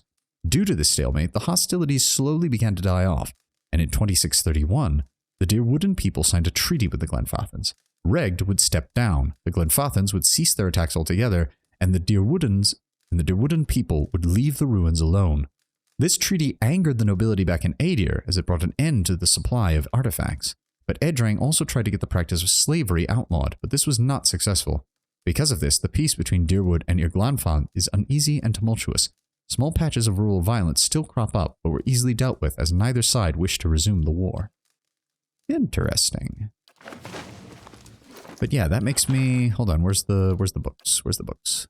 That was part 1.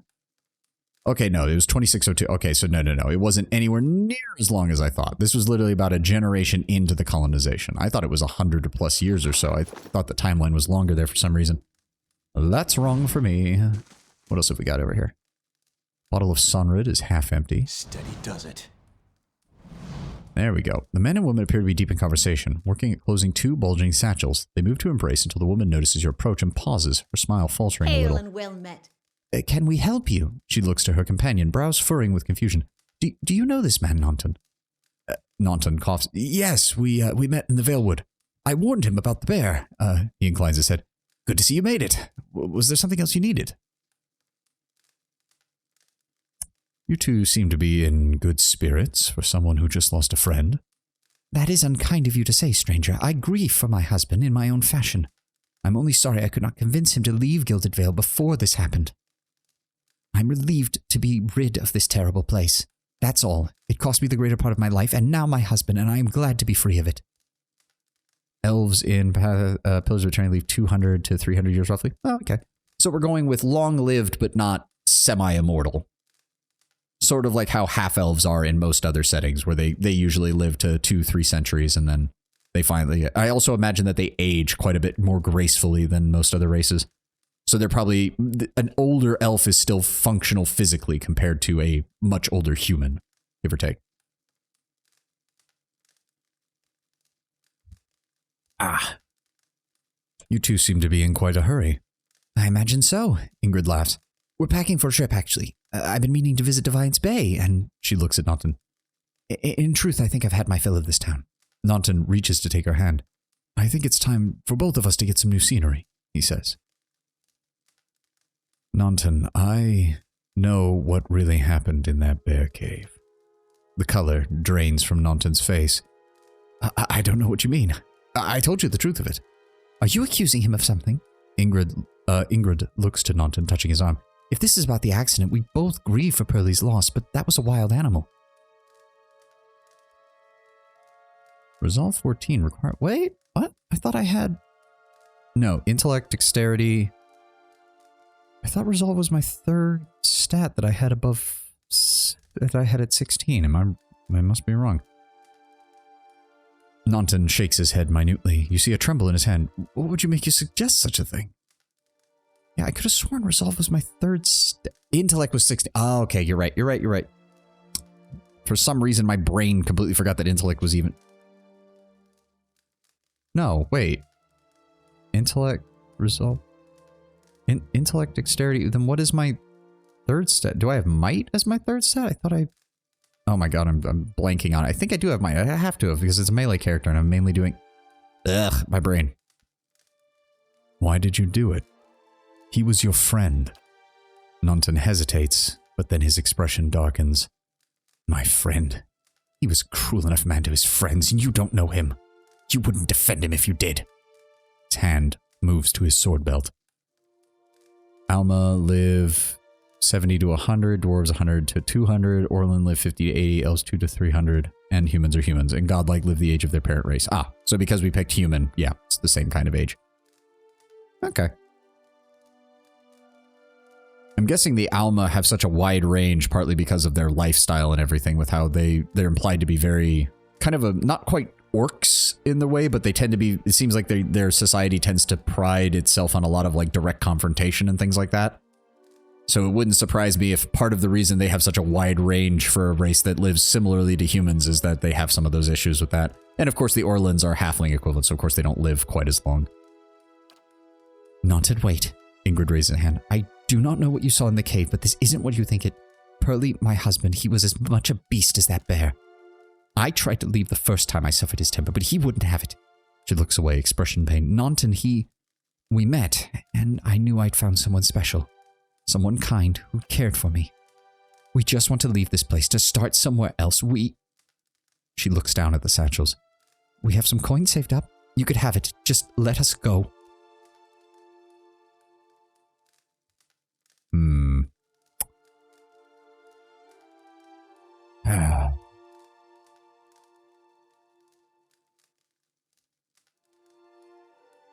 Let me see. We can do honest, which is the lawful neutral answer.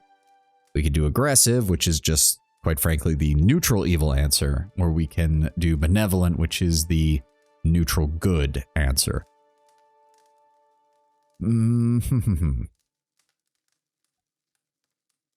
I play too much goody two-shoes, and I don't know how to stop. I tried playing evil characters once, and it just made me feel horrible.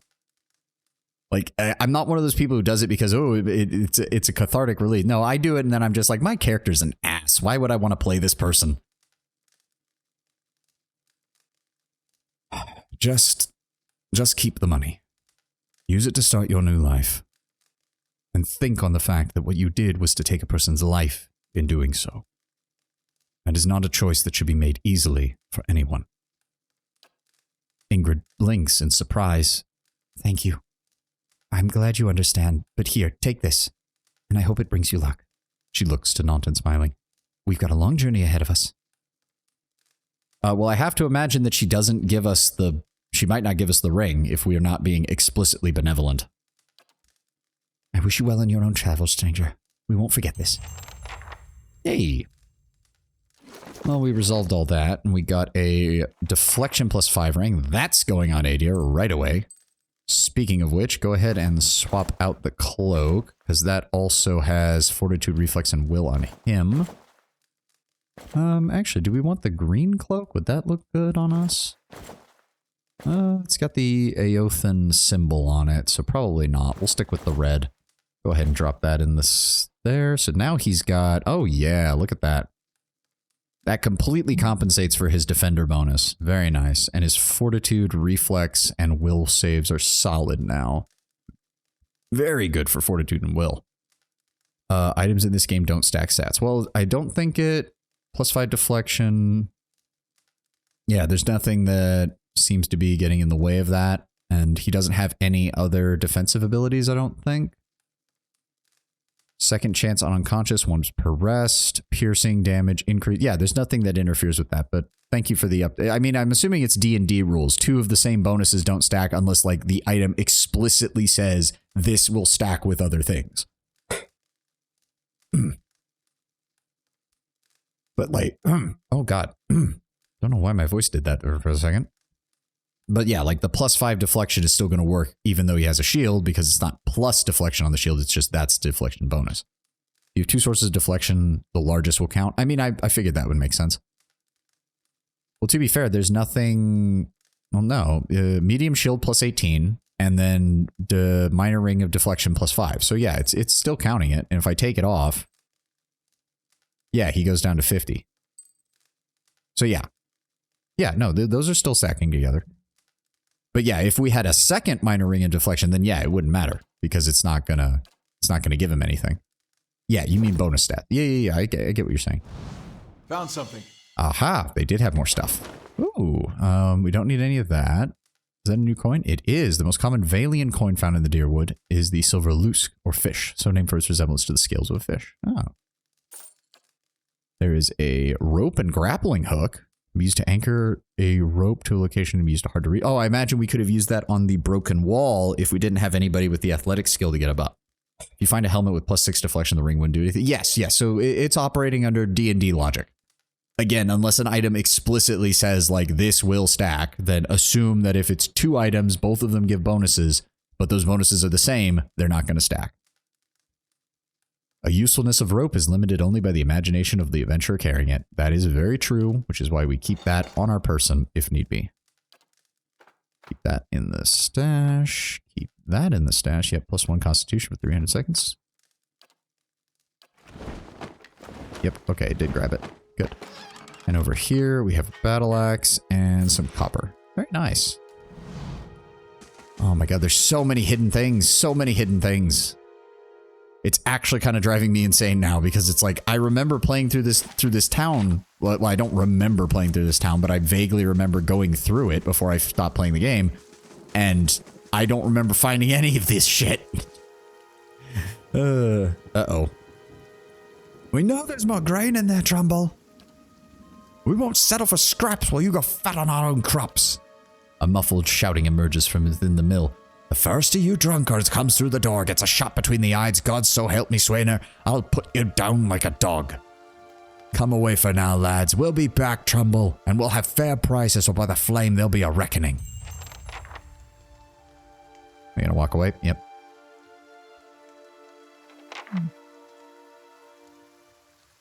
Alright, let's see if we can fix this problem. First, check out the outside of the building, see if there's anything hiding here.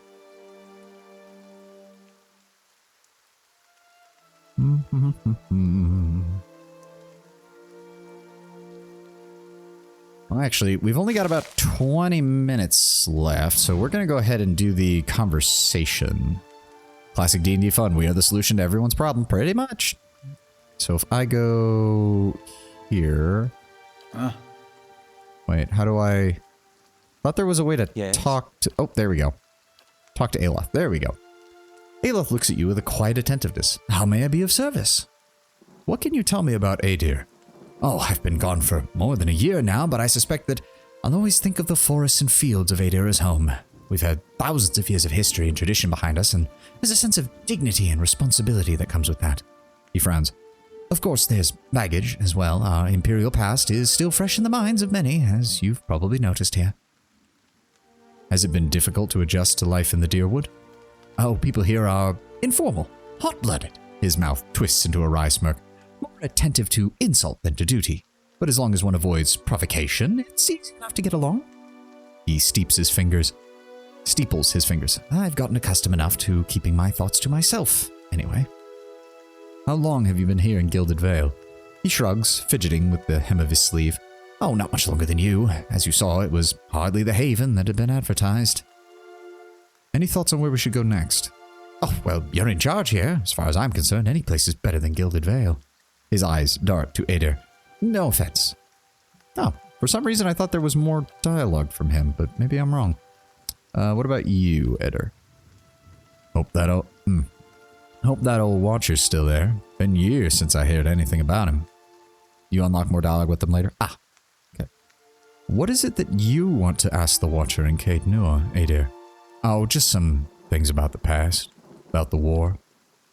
I've been thinking I missed my chance to find out what I wanted to know. The old Watcher, though, he opens up some new possibilities, shall we say. Well, I wanted to ask something about you. Well, if you're sure. What did you do before all of this? Oh, other than the war, I never strayed too far from where you found me. Farming, mostly. I was never much for cities. Never learned a trade. In my younger days, I thought I was going to go preach the word of Aethys. Just in our temple there. My parents encouraged it. I made so much trouble for them growing up. They used to say it'd be best if I got in good with the God of Redemption. Of course, us blowing him up probably didn't help my chances there. But if anybody'd forgive you for blowing him up, it'd be Aethys. Did the people of Gilded Vale really try to kill you? They did. It was strange timing, because we just won the war. They celebrated when I came home. There was music and dancing. Trumbull used half his grain making this big honey cake. I still dream about that cake. Like having the best lover of your life, but only for one night. And they were all sorry to hear about my brother.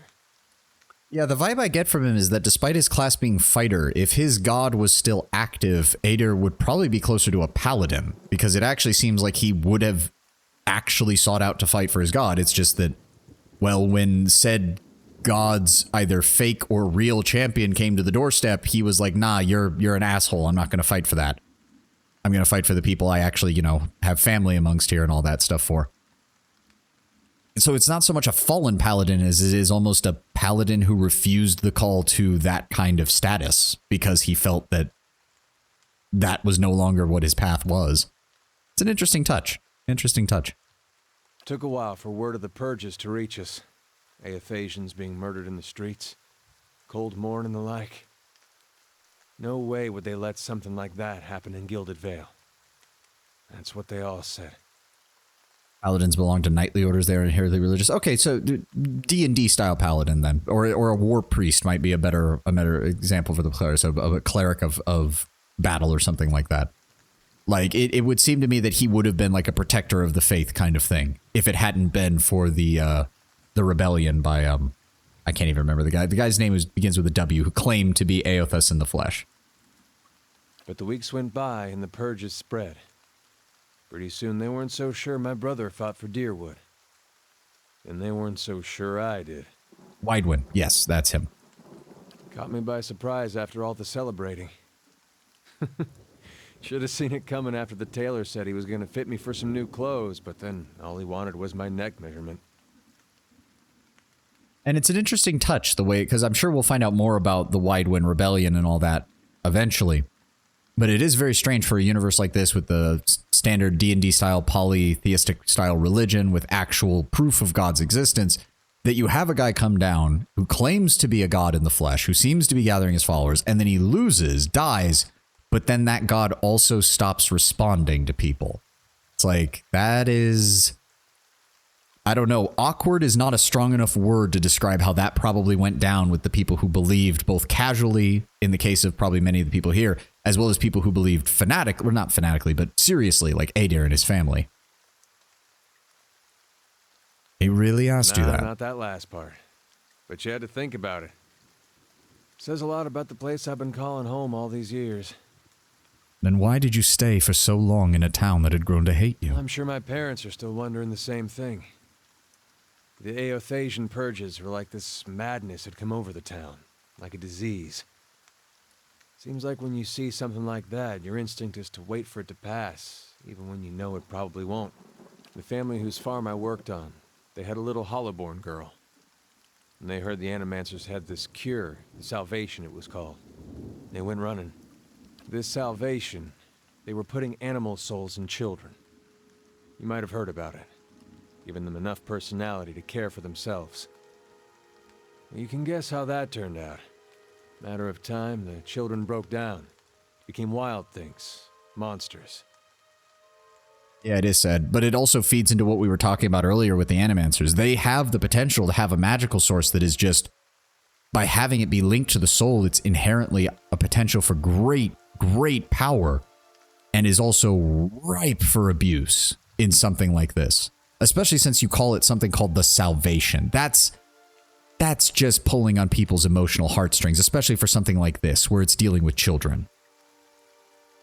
Like, that's why I was saying, like I wasn't trying to blame the Dwarven woman or trying to victim blame her or anything, but it's like, after people have dealt with stuff like this, you can't be lying to them and giving them false hope because you believe you'll find an answer later. They're not going to respond to it well. If she had showed up at the very beginning of this whole thing, maybe she could have gotten away with that. But these people have been dealing with shit like this for years now.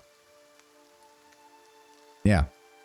No, and it's a genuine attempt, and it might be possible that they honestly thought it was working out, and that it then went to hell, you know, a few years, probably 2 or 3 years down the line or something like that. They might have honestly thought that they had at least a partial solution.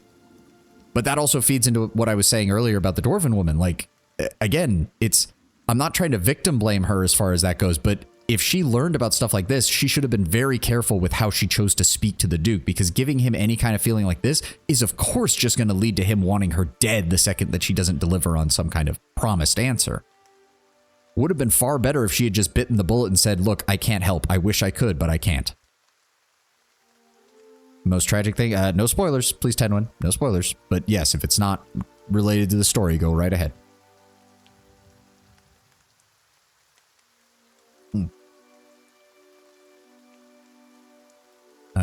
Became wild things, anyway, monsters. These farmers put their family dog's soul in their little girl. For a while, the girl, she's making eye contact, she's feeding herself, albeit in a kind of messy way. And one day she snaps. They found her gnawing on her brother's bones. Had to chain her up, put her in a cow pen. You travel to a square right from here, you can fight wights, aka the result of the Salvation monsters. I don't remember those enemies at all, but I'm sure that we'll get lore entries. That's another thing. I'll have to read the bestiary on stream at some point. We'll probably save that for some of the Sunday streams where we'll just pull open the bestiary and read everything that we've gotten so far on the various animals and enemies. Which is really sad considering the world building. Yeah. I mean, anything related with children is a great way to hook a player or hook an audience as far as tragedy of a world, because nobody wants to imagine something like that. Grimdark settings will have child soldiers. Even Noblebright settings might have cases where children fall into magical diseases or something like that that are just uncurable and things like that. It's a potent emotional hook. Ilve, you know, instantly they were 100% someone's child. Yep. As Eder even said, it was probably some of the early attempts. Well, the mother, she wouldn't have anything to do with the girl after that. But the father, he'd visit every day. Feed her chickens, toss water on her once in a while to get the dirt off. Most of the village, they'd whisper about him. Poor man, they'd say, sick with grief. He was just waiting for his daughter to look up one day and recognize her papa. He was waiting for her to get better. Didn't understand that at the time, of course, but these days I think about him a lot. No, and he ties that back into his own experiences with the town. As he even said, like when you see something go bad, your first, especially if it's something or someplace close to you, your first thought is batten down the hatches, be prepared, and eventually it'll end. But sometimes it doesn't. Sometimes it's not going to get better, at least not if you don't do anything about it, or even if you don't know how to do anything about it, it's still not going to get better for you specifically if you just choose to stay there and do nothing. Do you have any family in the area left? Oh, just my parents now. They took a ship back to Adir when the purges started. Wanted me to go with them, but I just didn't see things like they did. Been a long time since I've seen them. Really should visit, but for some reason or another haven't felt like much leaving home. Good thing they chased me out, or I might never have left. What's on your mind? Could you tell me more about Eothas? It makes two of us. I'm assuming you can actually pick to worship Eothas as like the clerics or something, so that would make sense for that. What is there to know about this god? If you're looking to find religion, maybe you want to start with a god that hasn't been burned to dust, but I won't stop you. Eothas, he was a young man with a silver crown. Carried a candle around with him. Sounds like I'm giving a bad eulogy here. He utters an amused grunt. He was a lot of different things to a lot of different people, I guess. Rebirth, redemption, light. Out in the country, he's known as Gaun the Farmer, who helps all things pass, seasons and people both. He watches over the weak, does Gaun. He seeks imbalances made right. You could see why all the copperless rowdies around here might take a liking to somebody like that. He was real popular out here for a time. These days, oh, you won't find too many worshipping Eothas in the open. It's hard to know who still does it in private and who's given up. Feels like I'm the last one sometimes. He smirks. Well, if that's the case, he deserves all the mourning. Priest of Eothas. So you can actually choose to be that if you're a cleric. Does that affect your powers or anything? Because the implication from Adir seems to be that Eothas is dead. And he doesn't seem to be protecting any of his followers, that's for sure. Interesting. Interesting. Do you still worship Eothas? In my way. I don't suppose he expects me to show up at his temple these days. Not much left to do for him other than keep his memory alive and keep hoping that he's just been playing a joke on all of us these past 15 years. As far as I know, he hasn't said anything to anybody since the Godhammer detonated. Why continue to worship him then? He grimaces. Well, if it turns out he's not dead, and I give up on him, then I'd have betrayed my god twice. And hell, even a god of redemption's got to have standards. I'd probably be reborn as a fat Almai's horse. That's not really it, though. Not all of it. He casts a sidelong glance. Yes, it's more I still believe in the things he believed in. I just hope his death doesn't mean the death of those things as well. But sometimes it looks that way. Why did you choose to worship Eothas in the beginning? I'm assuming you were born into it, as many Raised are. that way. My family's been Eothasian going way back. Suppose it wasn't much of a choice at first. Don't know for sure why my family started worshiping him. Probably because of Gaun looking after folks like us. He looks at you in his eye. He looks you in the eye conspiratorially. Oh, that was a burp. My apologies. Could just as well be that my ancestor did something so bad only Eothas could forgive him. I'd explain a lot where I got some. It'd explain a lot about where I got some of my less respectable traits. So you only worshipped him because of how you were raised? Mm-mm. There was something I genuinely liked about Eothas. Always. Like he understood people better than the other gods. Knew all our flaws and weaknesses and accepted us for that. Folks are at their worst when they're afraid. A god like Eothas, he made you realize there was nothing to fear. Made you a better person. Of course, he goes away for a few years, and look what happens. I suppose it might also be a case where essentially Eothas is the god of rebirth, but Gaun is the opposite of reaping and collecting souls, not death, but different. There's a nether... So he's more of a... oh, what's the phrase? A psychopomp. He's the one that actually bears the souls to the afterlife, but he's not the one who is actually the god of death. He's more of the, reaping and collecting of souls, so it's more of a transportation. I'm assuming he's connected to the bivouac, the winds that they implied as carrying away people's souls. So I have to imagine that has something to do with him. What made you think Widewind didn't speak for Eothas? Was his actions. Not when he started his rebellion, not even when he took over Raed Saris. It was when he sent his armies into Dyrwood. Okay, so it is Dyrwood. Thank God, Adir, you actually said it. I'm not sure I was going Gaun and Aothas aren't properly explained. Gaun isn't his own god, but merely an aspect of Aothas. Okay. Well, then I would think that would make sense then, because he does seem to have some psychopomp style to him as far as redemption and offering that up, but also being a bearer of souls to the afterlife. That would kind of make sense to me, I guess. Up to that point, he was sticking up for his people, and that's what Aothas does, at least the Gaun part of him. Those farmers were starving, and the government in Ridceris didn't lift a finger. I figured if it wasn't Aothas himself, then, you know, at least he had the right idea.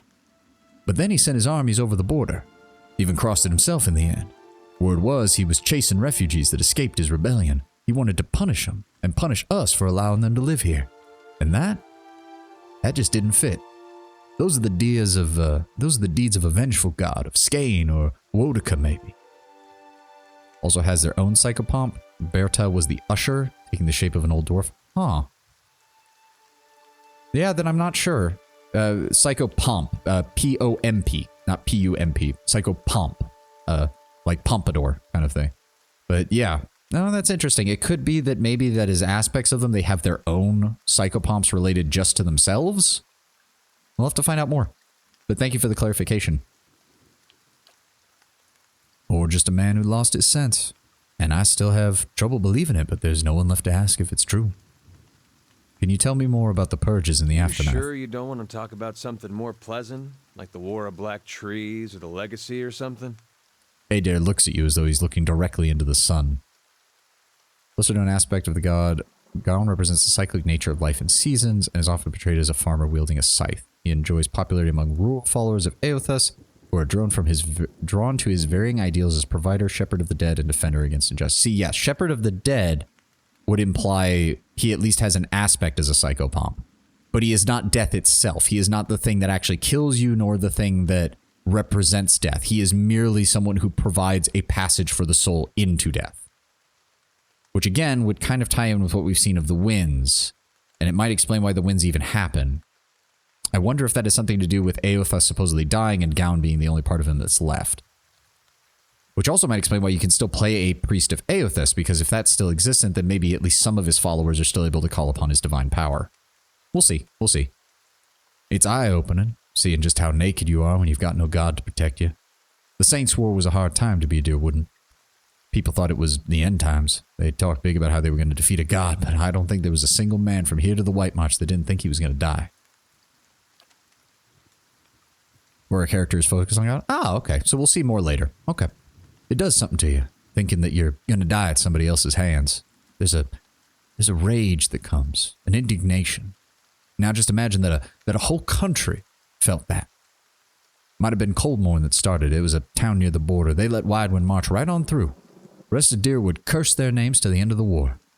Some say it was the Athosians there that persuaded the town not to oppose his army, and others said it was just plain old cowardice. It was like the Legacy that way. No one really knew the real reason, so they just picked whichever one best suited what they wanted to believe. Either way, that town was burning before the first ashes of Aothas hit the ground, and it felt good to the people here to be in control after feeling so helpless for so long. And so the fires kept spreading, and a lot of us Athosians, well, we went the way of our god. There were claims from the Church of Magran that she'd actually commanded the purges, but I found that a bit hard to believe. It sounded to me like people doing what they wanted and wrapping their god around it like it was a cloak. But then again, that's what I thought about Widewind. What's on your mind? All right. We've got a few minutes left. Let's go at least the discuss. I know this guy pops out to have a discussion with you if you talk to him. Yep. An elven man stands, but really, elven. Yeah, I guess when you're, I guess you can kind of see it. If you're partially zoomed in, you can kind of see the shape of the face is a little bit different on the head model, but other than that, yeah, there's really no difference between them and human. His relatively stocky build suggests a life of labor. His face is pale and drawn, his eyes wide, and behind him a younger man and a woman exchange worried glances. The miller raises a club as you enter and shakes it violently in his grip. Get back, if you value your life. Hold on, I'm not here to hurt anyone. The miller hesitates, then lowers his club. Wait a second, I know you. Yeah, you arrived in town recently. Don't tell me Swain has already got his claws into you. God, that's all I need. What was all that outside? Oh, no. My name is Savani. I've only just recently arrived in the Gilded Vale. I'm a godlight. Don't worry. I'm not associated with whatever incident you're having with the people out there. Trumbull shakes his head. Well, then you picked a bad time to film visiting. Gilded Vale's had all the shine scraped off it, and it's just a big dung heap now. And Swainer thinks he's the king of the damn thing. All of them are mad. All of them. Is that all that was going on with that ruckus outside? Oh, where to begin? Swainer's whipped everybody up into a froth, going on about grain stores, claims I've hid away most of it. All I do with the grain is sell it. I can't will it out of thin air. I can't hand it out for free. I pay the farmers for the crops they bring in, and then I sell what gets ground up and comes out of the mill. Most of it goes to the Blackhound on the west side of town for ale. Swainer and his lot sure don't mind that. Take a look at the fields on the way into town. The crop's blighted. Most of what I'm getting from the farmers... He gestures to the sacks and containers. It's gone off. It's already rotted. I can't pay top prices for blighted wheat, and I've barely got enough good grain to go around. Swainer's howling after things he's got no right of. I could maybe have a talk with him. Try to talk things out. Clear the air. The miller all but sags with relief. I would be deeply grateful if you did. He won't listen to me anymore, but maybe you'll have better luck. Just tell him we're all having a hard time. All of us. We all have to make sacrifices. If you can convince him, I'll be in your debt. I do hope we get to talk to him again, because my character did have a point on that other conversation option about it being too clear of a story. A rancid stench rises from this grain. It's mushy, mottled with green. Nope, that's stealing. We don't want to do that. Nice and slow. At least this isn't like some games where if you touch something for stealing, you immediately get in trouble. At least with this one, it's just if you take anything out of it. Doesn't look like there's anything else in here. Nothing's registering on that. Okay. Can we talk with them again? Sure, father can explain better what just happened here. My father's a good man. He's always done right by the town. I did have more questions before I go. Yeah, we'll just finish up the conversation, then we'll be on our way. And I'll have to be finishing up for the day. I did start a few minutes late, so I don't mind going a couple minutes over. Trumbull breathes a short laugh. What's to explain? Isn't very complicated. As I said, I can't pay top prices for blighted wheat, and we've barely got good grain to go around. Nonetheless, that's a pretty clean story for what is otherwise a messy situation. Trumbull frowns. It's not... He pauses. Look, Swainer has always been a rotten bastard. And with stores limited, I save the good stuff for the people who deserve it. Who don't threaten my family. Or Ofra, for instance. She's expecting a damn child. Should I let her starve instead? Do the other villagers know about this? Some. The innkeeper.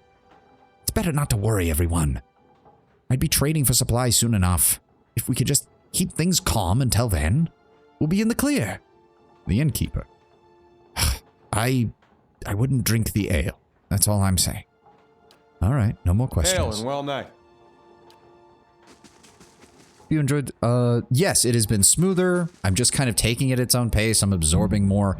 Honestly, yes, I've been enjoying it more. The combat seems a little more intuitive. Maybe I was just not as experienced with CRPGs back when I first got this, which is very much possible because I was not like a Baldur's Gate 1 and 2 person. That kind of passed me by entirely. I was much more of a Diablo and Warcraft kind of player. I was much more of the action RPG and the strategy game kind of variety at the time. So I think it might have just been a mindset, and especially the whole real time with pause. I think my brain just defaulted to, well, I'll just fight it like real time, and I always got overwhelmed trying to pick spells and stuff because I wasn't I wasn't pausing enough. But after having played Outcats games and after having played other RPGs in the time, I think my mindset is just a hell of a lot better off for something like this. And I'm hoping that's the case, because so far I've enjoyed it. This has been a very nice 6 hours. I think I've done a far better job presenting this than I did presenting Homeworld last week, or earlier this week. You encounter an enemy type that is actually kind of designed around your issue. The Wraith have abilities about that is that's the way. Let me guess, they're underneath the church, right? They're underneath the church in the town, right? Because I specifically remember having problems with that area. That is the one that is what I remember of this town the most. Because my very first encounter with them, I was like, oh, I'll just have Adair sit in the front, and why are 3 of them teleporting behind him and attacking my rear line? You've literally awakened the exact memory that got me pissed off at this game. I really hope it goes better, or at the very least, I will not be as frustrated knowing that that is an intentional mechanic of a very specific enemy. But that will have to wait for tomorrow. I think right now it's just you, Tenwin, and maybe one lurker, so we're gonna avoid doing a raid right now. I don't want to raid with just myself. You will hate the spores. I don't even want to know right now. I don't even want to know. We will get there when we get there. Let me go ahead and do a manual save. We'll go ahead and do Twitch save 1 from our first session. Go ahead and save. Was there anything else we needed? Nope, we're still ways away from the next level, and I don't think there was anything we needed to go over with gear, so we're just going to finish it up there. I will go ahead and leave you guys here. So we will be continuing Pillars of Eternity next time, tomorrow, for our usual 3-hour stream, and we'll probably be on it for a while. So far, as I said, I'm enjoying it. I'm having a good time. I hope more people show up, because looks like we had Darkstar here for a little bit. We had, I think it was it Kato or Ptolemy who was here for a little bit as well. Regardless, I hope everybody had a good time. Thank you, Tenwin, for answering my questions when you had the time, and thank you for suggesting this game. I'll be very honest. If you hadn't brought it up, we'd probably be playing either Wrath of the Righteous or Tyranny right now. Because I was, as I said, this game left a very negative first impression on me when I bought it years ago, and I'm glad I'm giving it another shot now. So thank you very much for that, and I will see you all tomorrow. I hope you have a glorious rest of your weekend, and if I don't see you tomorrow, I hope you have a glorious rest of your week. All right. Bye.